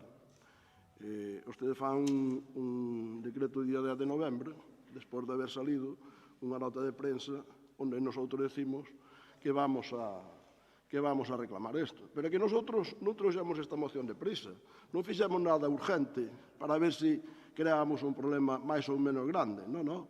Deixámoslle moito tempo, porque aquí hai un reportaje da moción da manifestación, se non me equivoco, do 23 do 7 do 2020. Pois mire, desde o 7 hasta o día de hoxe, que é o 24 de noviembre, pois mire se deixamos pasar tempo. Mire se ustedes tuveron tempo a facer ese decreto. Mire se usted podía estar a estas alturas casi feito estudio. Pero, bueno, usted dice que é o que queremos nós. Nós queremos algo moi sencillo, que por esa ponte se poida volver a pasar con todo tipo de vehículos e que o seu responsable, que é a Diputación Provincial de Lugo, pois arranxe para que así se poida transitar. Que iso é o que queren os veciños. É o que queremos todos, é o que queremos os representantes dos 4 concellos afectados en este tema. Moitas gracias. Moitas gracias. Mira, o que acaba de decir, xa lle digo que non. Todo tipo de vehículos non van ni polas autovías. Todo tipo de vehículos xa lle digo que non. Porque é imposible. Porque é imposible. A ver se falamos con propiedade. Por esa carretera podese circular igual que a Plaza 6. A ver se falamos un poquinho con propiedade. Pois non. Podrán pasar os que digan os técnicos. E a partir de aí, usted verá se sigue alimentando outras cousas ou non. Rematado o debate, sometemos a votación a iniciativa. Votos a favor da proposta do Partido Popular. 12 votos. Votos en contra? 13. Queda rexeitada a iniciativa. Pasamos ao punto número 12, que é unha moción do Grupo Provincial do Partido Popular para a inclusión das partidas precisas nos orzamentos xerais do Estado 2021 para o desenvolvemento e vertebración da provincia de Lugo. Esta iniciativa ten a palabra para expoñela don Javier Castiñeira. Gracias, señor presidente. No pleno pasado, recordamos que houve unha proposta do equipo de goberno, PSOE e BNG, para impulsar a A56 e a intermodal coa A54. Poucos días despois, vemos que nos orzamentos do Estado fixeronlles ben pouco caso. Nese día o Partido Popular xa o intuía, o Partido Popular xa falaba de insuficiente. Trataba de facer unha emenda coa A74, a autovía da Mariña, para que quedara reflexada tamén, e da A54 Lugo Santiago, non foi aceptada esa proposición do Partido Popular. Como dicíamos antes, pois ao día seguinte os orzamentos do Estado pois venen con sorpresa. Efectivamente, da A56 absolutamente nada, un pequeno reintegro, agora que estamos en época de Navidade, de 100.000 euros, o sea, nada.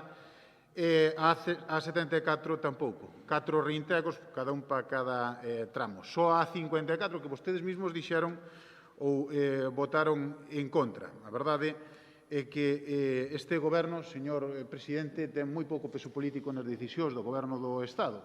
A verdade, fixeronlle caso omiso, porque se superan algo, pois evidentemente xa non o traían nin ao propio pleno. Pero é que os orzamentos do ano 2021 son absolutamente desilusionantes e decepcionantes.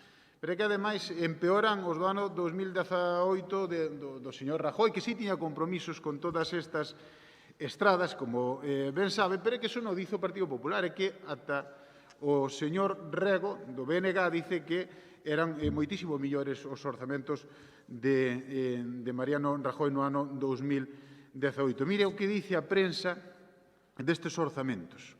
Sánchez reduce un 11,2% a inversión en Galicia e dispara un 48% a de Cataluña. É un medio galego, Señores do BNG, apúntense esta para cando teñan que negociar novamente a investidura. Quítaselle a Galicia o que se lle dá a Cataluña.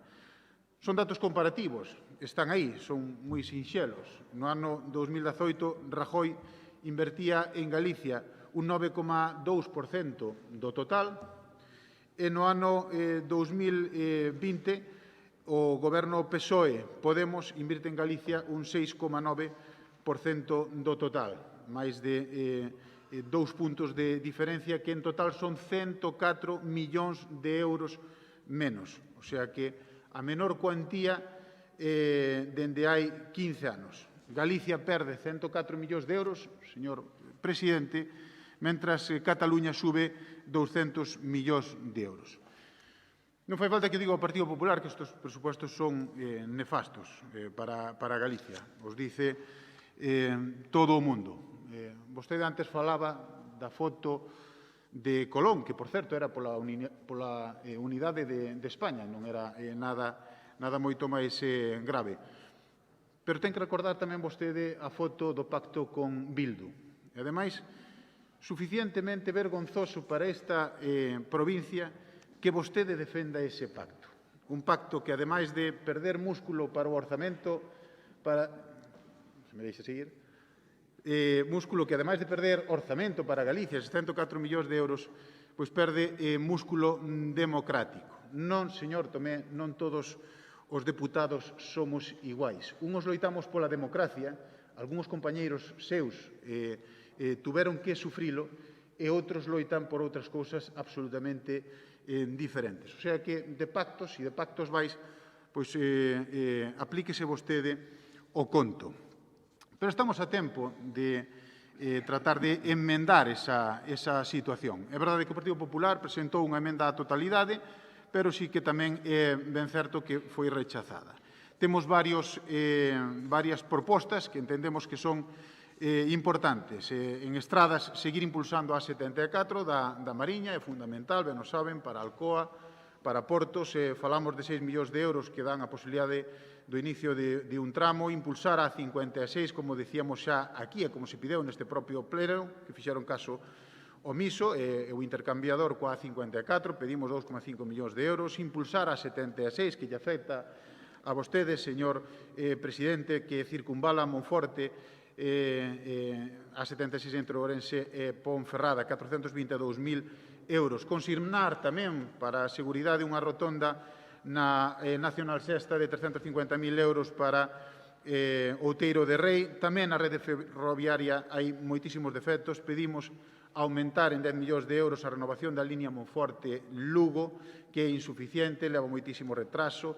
20 millóns de euros para a electrificación da línea Lugo-Monforte e 2,5 millóns de euros para a línea Vegadeo-Ferrol, a FEBE da Mariña, que tanto falaban vostedes e os seus alcaldes, que está absolutamente olvidada. Tamén pedimos inversións en saneamentos, tamén para Monforte, Castro, Portomarín e Monforte, 400.000 euros para a configuración hidrográfica, e 2 puntos importantes. 2 millóns de euros para construir a comisaría de Lugo e 8,6 millóns de euros para a segunda fase do polígono de Morelle en Sarria, da que vostede é veciño, señor Castro, e que foi a vender no seu momento o delegado do Goberno nas eleccións pasadas. Moitas gracias, señor Castiñeira. Non é frente a palabra.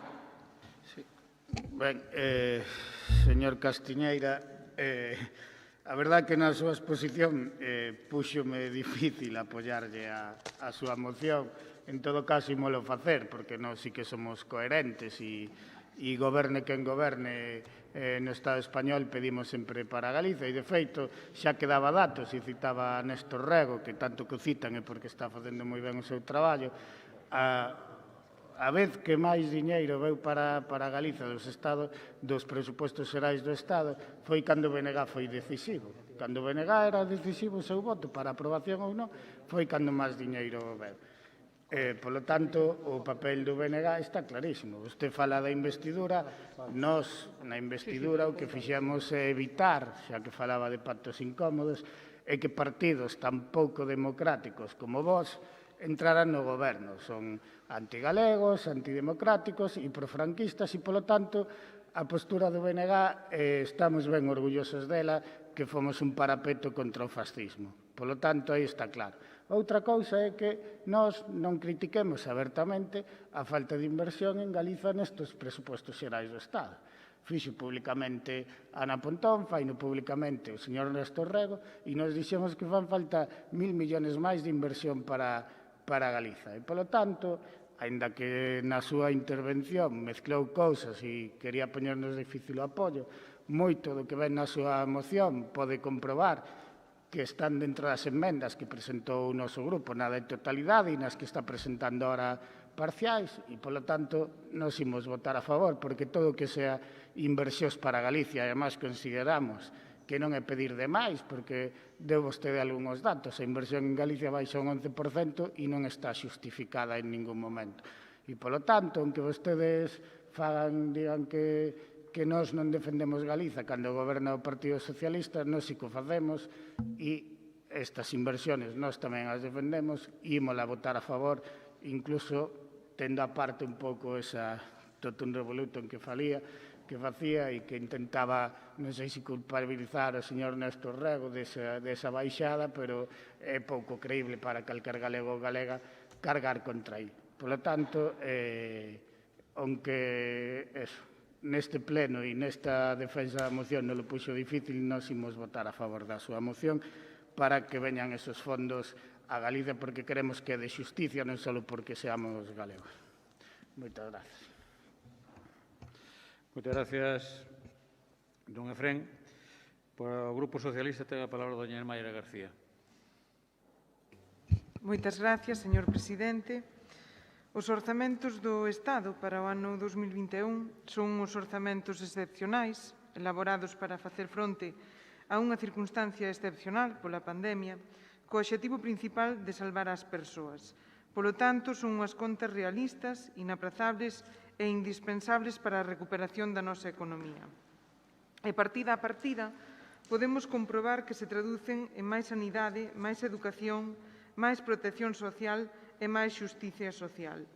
Os orzamentos xerais do Estado presentan a maior inversión en gasto social da historia, consolidando o ingreso mínimo vital, blindando o sistema de pensións, garantizando aos nosos maiores uns recursos dignos e suficientes a través da revalorización das pensións, incrementándose as axudas aos máis desfavorecidos para loitar contra a desigualdade e lograr a igualdade de oportunidades laborais, educativas e de acceso a unha vivenda digna, increméntanse as partidas destinadas ao sistema de atención á dependencia e á prestación de servicios sociais.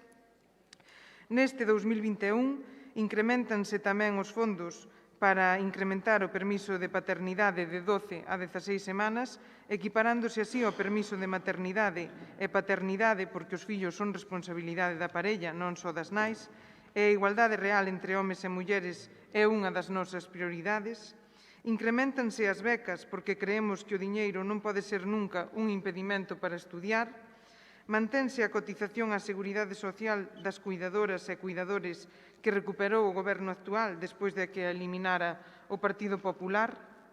En materia de infraestructuras, segundo as partidas orzamentarias dos orzamentos xerais do Estado en Lugo, contarán para o ano 2021 con 33,1 millóns de euros para os 2 tramos de Melide a Palas de Rei, 69,3 millóns de euros para as obras da A54 entre Lugo e Santiago, 100.000 euros para licitar o contrato e iniciar o proxecto do tramo San Cibrao-Burela, 300.000 para a redacción dos proxectos dos tramos de Barreiros o Carme Foz e Foz-Burela, proxectos imprescindibles antes de comenzar coas obras, 100.000 euros para a redacción do proxecto da variante de Monforte de Lemos da A76 entre Monforte e Babela, 162.560 euros para a rehabilitación do Pazo General Paredes en Portomarín, 2,5 millóns para potenciar o Camiño de Santiago, o seu paso por Paradela, Pedrafita, Portomarín, Samos e Triacastela, 76,2 millóns para a inversión no sector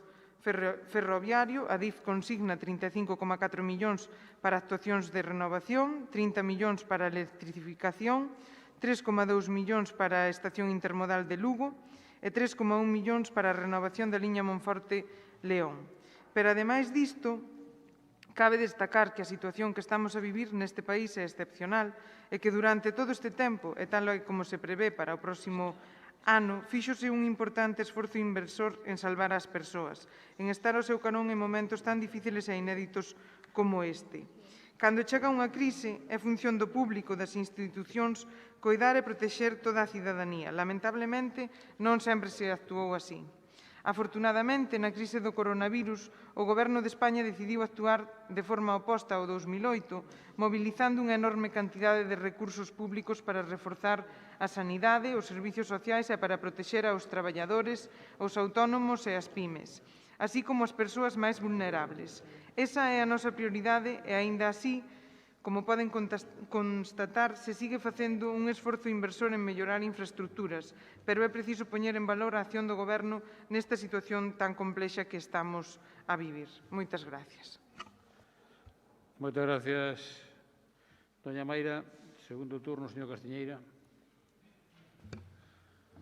Gracias, presidente. Bueno, pois alégrome, señor Castro, de que esteña de acordo con nosotros. Evidentemente non quedaba outra.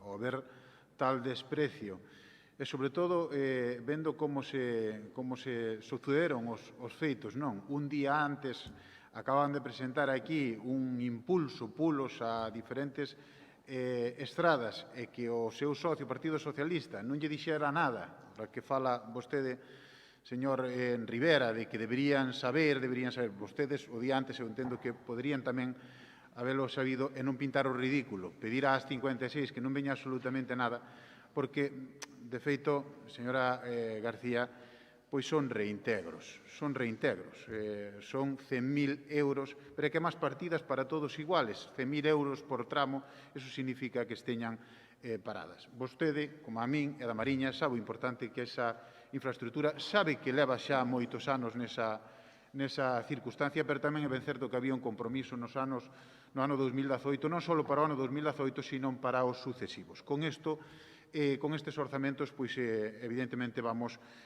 moito peor e vamos para atrás. Pero o mesmo pasa coa A56 e o mesmo pasa con outras estradas como a A76. Creemos que é positivo seguir avanzando. Algún dos tramos necesita elaborar os proxectos e demais, pero sí que é ben certo que algún poderíase empezar como é esa estrada da Mariña. Mire, vostedes que tanto se queixan de Feijóo, vamos a facer un comparativo moi sencillo. Mire, Feijóo acaba de presentar os seus orzamentos e para Lugo, precisamente, veñen 1.544 millóns de euros, señor presidente. Creo que estará vostede bastante contento. 154 millóns de euros máis que o ano pasado. En cambio, polo Estado, son 104 millóns de euros menos que o ano pasado, que van para Cataluña, posiblemente. O sea, ese é o compromiso de uns e outros. Depois está moi ben aquí facer oposición, vir aquí a dar leccións de demais, pero é que os números están aí. E, ademais, os lucenses non son idiotas, non son tontos. O sea, despois, a hora de votar, pois saben verdadeiramente quen está comprometido. O Partido Socialista en Madrid, obvio os intereses desta provincia, e, por outro lado, pois a Xunta de Galicia comprométese con cantidade de inversións que todo o mundo sabemos que son ben necesarias. Alégrome que ese voto favorable. Tamén é ben certo que está moi ben explicar os orzamentos, pero nun ano como é o ano 2021, non apoiar as infraestructuras desta provincia tan fundamentales para que sigan avanzando, entendo que é darlle a espalda a esta provincia. Moitas gracias. Señora Frente, a palabra ao segundo turno. Ben, creo que se entendeu na miña primeira intervención e nos imos votar a favor porque compartimos o que di a moción, pero non o argumentario do Partido Popular, sobre todo no que ten que ver esa louva aos gobernos populares en Madrid e menos os da Xunta, porque nós tamén temos bastante que decir sobre eso. E o Partido Popular en Madrid tamén abandonou esas estructuras durante moito tempo e, aunque é verdad que o señor Rego reconoceu que eran millores os últimos do Partido Popular, pero tamén dixo que xa eran malos. O sea, estos empeoraban uns orzamentos malos para Galicia. Pero, bueno, é certo tamén que o Partido Popular, cando non goberna e cando pide cousas para Galicia, polo tanto, nós unímonos a esa reclamación ou vostedes se unen a nosa, porque xa les digo que gran parte do que traen nesta moción está nas emendas presentadas por o Bloque Nacionalista Galego no Parlamento dos Deputados de Madrid.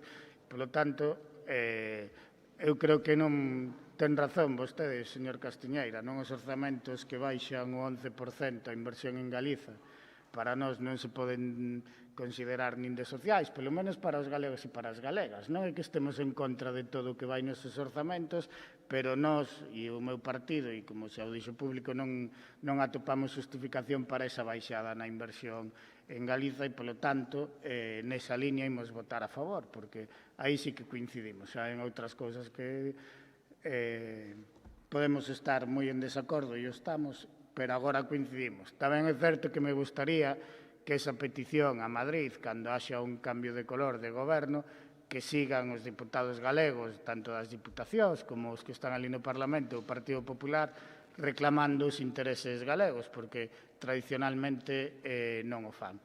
Pero, bueno, o que lles decía, como importante é o que di a emoción, e importante que aínda estamos a tempo de mellorar a través das emendas os orzamentos para Galiza e creemos que deberían mellorarse, pois non vai ser que falte a nosa voz para sumar desde esta Cámara esa petición de un pouco de xustiza para os galegos e galegas nos orzamentos xerais do Estado.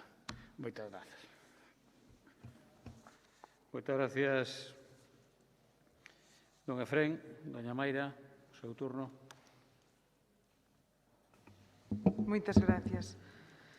O Estado, evidentemente, ten competencias en grandes infraestructuras, pero o que non pode ser é que en moitos casos se supla precisamente a falta de investimento de outras administracións, porque tamén, ás veces estamos acostumbrados a que se consignen nos presupuestos e que despois logo nunca se cheguen a ejecutar eses investimentos, non?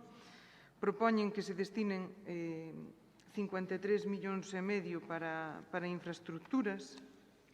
E realmente, a pesar de que vostede acaba de indicarnos que incrementa o investimento da Xunta en Lugo neste ano, o que si tamén nos vemos os concellos agraviados, dado que se ben pode aumentar o investimento da Xunta no conxunto da provincia, as transferencias que vamos a recibir os concellos van a verse reducidas, tal e como reflexan o proxecto de orzamentos, nun 6,4%, pasando de 135,8 millóns a 127 para o ano 2021, a pesar de que os presupuestos da Xunta se incrementan. E ese incremento ven derivado precisamente de axudas de fondos de reactivación creados tras a pandemia, dos cales 685 millóns de euros proceden do Estado e outros 430 millóns da Unión Europea. Polo tanto, ese incremento de 154 millóns de euros, pouco máis é do 22% dos fondos que vai a recibir de forma extraordinaria a Xunta do Estado. Eu penso que a situación que estamos a vivir require do maior consenso posible para sair desta crise e ter como eixe de acción de goberno precisamente ás persoas e, sobre todo, aquelas que peor o están a pasar, moitos traballadores, moitos pequenos empresarios, autónomos, e para iso é preciso seguir adoptando medidas laborais, económicas e sociais para paliar os efectos negativos desta crise e creo que precisamente no orzamento deste ano, do ano 2021 do Estado, é o que se intenta reflectir. Ás veces hai que establecer prioridades, os recursos son limitados en todas as administracións e o que si temos claro é que por enriba de todo vai estar a axudarlle ás persoas e sobre todo aquelas que máis o necesitan. Moitas gracias. Gracias, doña Mayra. E xa para pechar este debate, ten turno dun minuto o señor Castiñeira. Gracias, presidente. Permítame esgotar este minuto que me queda simplemente para mostrar o noso sentimento sobre este pleno. Escoitar da bancada contraria, do Partido Popular, tanto do Partido Socialista como do BNG, que o Partido Popular é un partido machista. é grave, porque eu creo que todos os diputados que aquí estamos pois temos unha serie de valores que eu creo que moitos deles son comunes. E a defensa, neste sentido, a ultranza, creo que é por parte de todos os partidos. Pero ter que escoitalo desde a bancada da presidencia, pois a verdade é que me doi moito máis, porque a presidencia é unha institución. Señor presidente, señora vicepresidenta, aí nos representan a todos e a verdade é que acusar ao grupo maioritario da oposición, o grupo que máis popular, que máis lucenses representa, de grupo machista, eu creo que é absolutamente injusto. Gracias, señor Castiñeira. Rematado o debate, señor Castiñeira, eu se lle quería decir un par de cousiñas. Primeiro, este presidente non lle dixo a usted nin o seu grupo que fose machista, salvo que demostran o contrario, que en todo caso non tendrei ningún inconveniente en dicirlo, pero mentre non o vexeu así, pois non lle vou a decir. E, don Efrén, usted tranquilo, home, vai a tardar en haber cambio en Madrid, tranquilo, porque os que fan os diputados do Grupo Popular en Madrid xa o vimos, acaban de gobernar fai 4 días, xa vimos o que pedían daquelas. Eu recordo ben, cando se reuniron en Monforte, algúns de ustedes non estaban ainda en isto, outros sí, e cando gobernaba Zapatero, e dicían, hai que contratar a autovía 76, o proxecto e a obra xunto. Eso está aí. Despois gobernaron 2 legislaturas e non fixeron nada, ni siquiera quedou para poder licitar ningún proxecto, ninguno. O sea que xa sabemos de que va isto. E logo, fala vostede de peso político, señor Castiñeira. Mire, afortunadamente vostede non vai ser o que mida o peso político meu ou de calquer compañeiro en Madrid, nin aquí, nin no outro lado. Igual que eu non mido o seu dentro do seu partido. Así que non se preocupe polo meu peso. Unha cousa é o da báscula cada mañá cando me ducho e outra cousa é outro tipo de peso. E fala vostede de Cataluña, que agora, bueno, nombraronse 2 veces.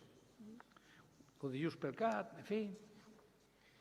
Oiga, os únicos que de momento falaron catalán na intimidade foron vostedes. Os únicos.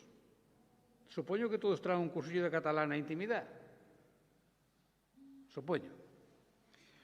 E fala de que o señor Rajoy invertía máis, non sei o que. Oiga, mire, o señor Rajoy podía presupostar o que quixera, pero o señor Rajoy non invertía, non executaba nada. E deso, dicio, non o digo eu, dice o Tribunal de Contas. Dice o Tribunal de Contas. Pregúntelle a doña Ana Pastor o que dice dela en relación coa AVE, con todo eso. Pregunte. Se non ten usted o informe do Tribunal de Contas, dou eu unha copia. Non hai ningún problema. Para que vexa como executaban vostedes o que presupostaban. E logo foi aquí a falar de Bildo. Oiga, vostedes é que son especialistas. Se inventan pactos de non sei que cosa. Vostedes sí que teñen pactos por aí. Hai que ver. Como cando dixo outro día o señor Casado, o señor de Vos, hasta aquí hemos llegado, ¿no? Pero resulta que despois xa se poñeron outra vez en camaradería. Non vaya a ser que peligra algún goberno por aí autonómico do Partido Popular.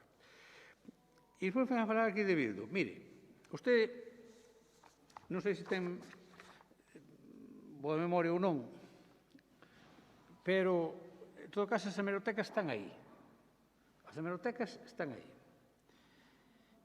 E o señor Aznar, presidente do goberno do seu partido, foi o único presidente do goberno que dixo que ETA era un movimento nacional de liberación vasco cando se negociaba en Argel.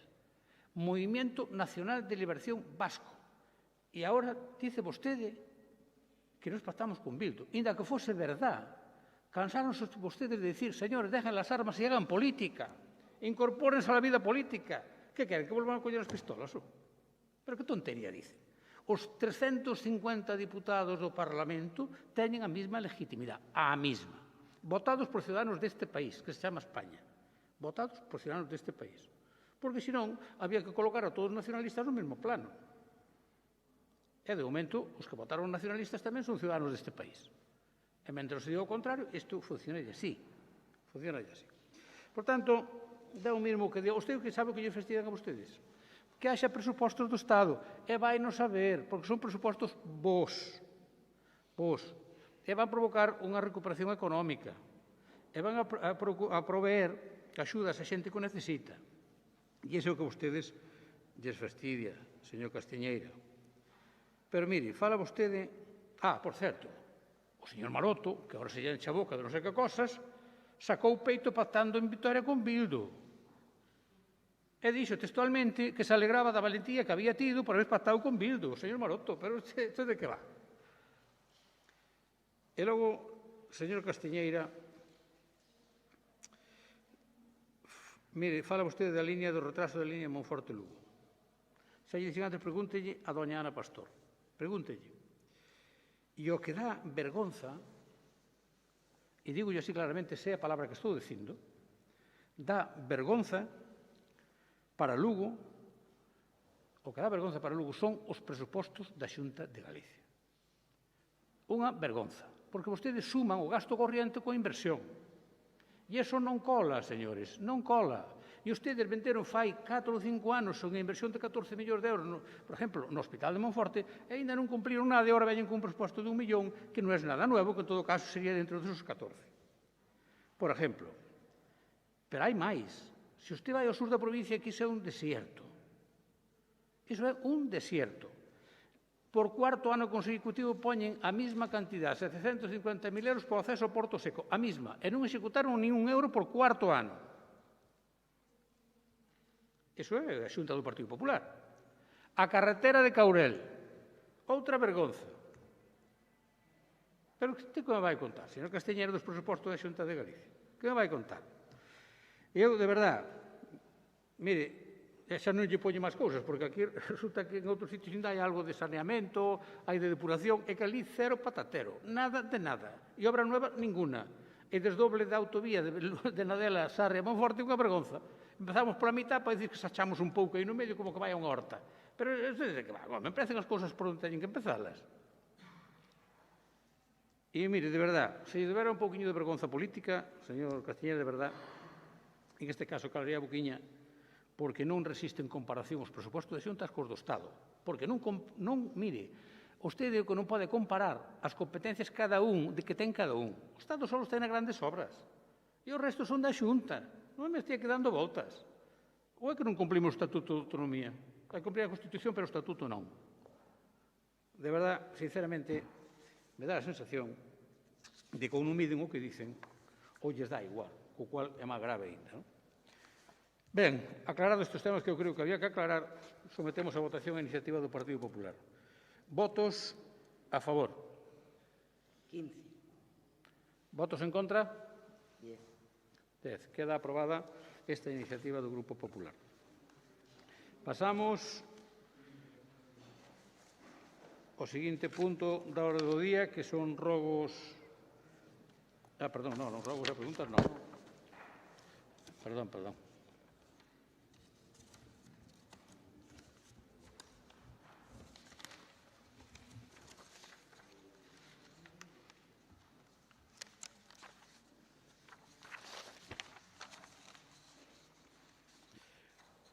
Punto número 13, que é dación de conta do informe do terceiro trimestre de 2020 relativo ao cumprimento de prazos. Punto número 14, informe de avaliación do cumprimento dos obxectivos da Lei 2/2012 de estabilidade orzamentaria e sustentabilidade financiera a 30 de 9 de 2020 e a previsión para 31 de 12 de 2020. Punto número 15, dación de conta de información económica a 30 de setembro de 2020. Punto número 16, dación de conta das resolucións de presidencia adoptadas durante o mes de outubro de 2020. Punto 17 son comunicacións de presidencia que non hai, que eu sepa, non hai. E punto número 18, ahora sí, rogos e preguntas regulamentariamente presentados. Se non teño error, hai presentados 3 rogos e unha pregunta do Grupo Popular. O primeiro deles, por orden que os teño eu, é un rogo sobre suplusas que formularía don José Antonio García.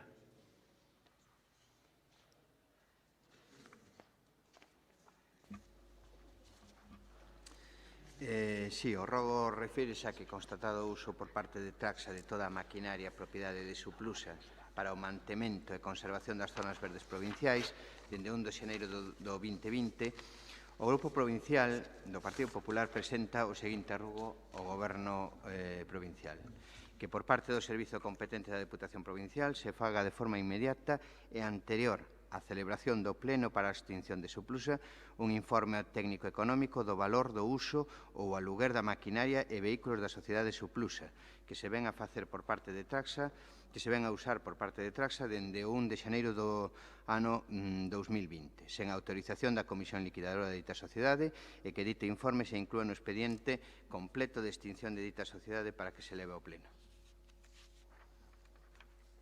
Moitas gracias. O seguinte creo que formula o señor Castiñeira. Sí, gracias, presidente. Tamén no mesmo sentido, que no expediente de extinción de Suplusa se leve ao Pleno da Corporación Municipal e se inclúa manifestación expresa do presidente de todos os convenios de colaboración asinados por concellos da provincia, Suplusa e Deputación de Lugo. Permanecen vixentes ao día de hoxe, ao desaparecer xuridicamente dita sociedade e sucedela universalmente a Diputación de Lugo, o que así traslada aos efectos oportunos o 23 de novembro de 2020. Moitas gracias. Queda un terceiro rogo que non me dicen que non fai, que non formula. Señor García, vostede? Sí, por formule. Perdón. Trátase da estrada provincial P5705, que vai dende o Mazadoiro en Sarria ata Escarlán e San Martiño da Torre xa no concello de O Páramo.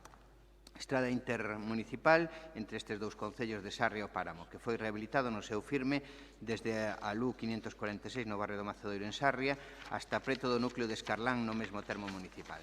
O estado dita estrada provincial que non foi rehabilitado é moi deficitario e o mesmo en determinados puntos concretos perigoso para os seus usuarios. Por lo tanto, rogamos ao Grupo de Goberno da Deputación que por parte deste grupo se orzamente licite e execute no ano 2021 a segunda fase da estrada intermunicipal entre Sarria e O Páramo, LU P5705, completando así a primeira fase de dita infraestructura dende o lugar de Escarlán en Sarria ata o termo da mesma no concello do Páramo. Moitas gracias. E finalmente queda unha pregunta que formula o señor Castiñeira. Gracias, presidente.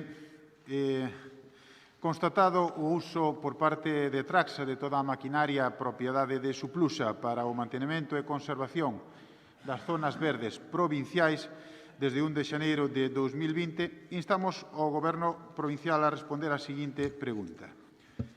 Que responsable político do Goberno provincial autorizou a empresa pública Traxa o uso da maquinaria e vehículos da sociedade Suplusa sen autorización da mesma? Moitas gracias, señor Castiñeira. En primeiro lugar, os rogos non se contestan, pero é unha cousa que me chama a atención, e é que moito traballo teñen os espías de obras, porque é que facemos moitas obras. Porque cada vez que vamos a facer unha estrada, unha obra por aí, ven o PP a propoñer o que xa estamos facendo. É que é curiosísimo. E resulta que esta que vostede trae hoxe aquí xa leva tempo facendo no proxecto, xa foron ali varias veces os técnicos, etc. É que é curioso, de verdade que é curioso. Pero nada, que sigan o espionaje funcionando, non hai problema. Ustedes espiando e nós traballando. É o que vamos a fazer. Bueno, en relación coa pregunta, para rematar a mañá destendidamente, señor Castiñeira, isto sí que yo digo en serio, destendidamente, pero en serio. En contestación á pregunta que vostede me formula, quero dicirlle que esta cuestión forma parte do expediente administrativo aprobado pola Xunta de Goberno e sobre a que o seu grupo político ten interposto recurso contencioso administrativo con número 43/2020 do que coñece o xulgado do contencioso número 1 de Lugo, estando neste momento para o trámite de contestación á demanda. Por lo tanto, este é un asunto que está sub iudice. sobre o que eu creo que debe agardar a que se pronuncie o xulgado. Ustedes que son tan respetuosos a veces que a xusticia, hai que deixar que se pronuncie a xusticia, non? Sobre todo cando afecta o seu partido, pois vamos a facelo para todos, verdad? Vamos a esperar a que diga a xusticia e logo xa veremos que dice a xusticia. E, por outra banda, dicir que no expediente administrativo ao que vostede pode acceder, tanto en sede administrativa como en sede judicial, están todos os antecedentes sobre esta cuestión. O sea, usted se ten intención, interés en ver o expediente, non hai ningún problema. Pode solicitalo e ten acceso a él. E iso é todo o que lle podo decir de momento en relación con esta pregunta. Sí, ten a palabra. Gracias. Vexo que non quere aclaralo. Sí. É certo que isto está no xulgado porque o puxou o Partido Popular. Vou dicir unha cousa. Ademais, creo que alguén, para tomar decisións, se extralimitou. Estou seguro que o queren vostedes ocultar.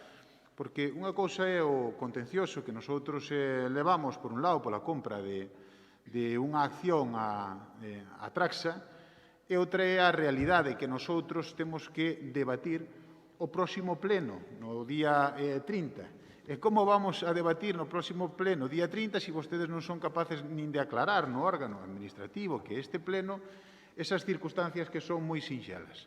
Quen foi o responsable político que autorizou usar a maquinaria de Traxa sin permiso de Suplusa, que ata o día da súa extinción sigue vixente. Entendemos que hai unha comisión liquidadora que é responsable desa circunstancia, pero aquí alguén da Diputación está tomando decisións por Suplusa sin estar extinta nese aspecto. Por lo tanto, a nosa pregunta é clara. Se non a quere responder, pois, evidentemente, se pretende que isto acabe nos xulgados, pois é moi posible. Eu creo que poden solucionalo antes desta semana e poder aclaralo en todo caso antes de que seña o pleno, porque eu creo que para o pleno temos que levar as cousas claras.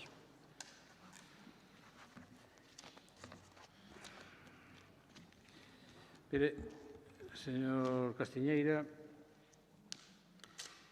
volve a insistir, que non se poña vostede nervioso. Nós estamos moi tranquilos e deixe vostede facer o traballo, xa que vostedes xudicializaron isto, deixe que resolvan. Non teña usted prisa, hombre.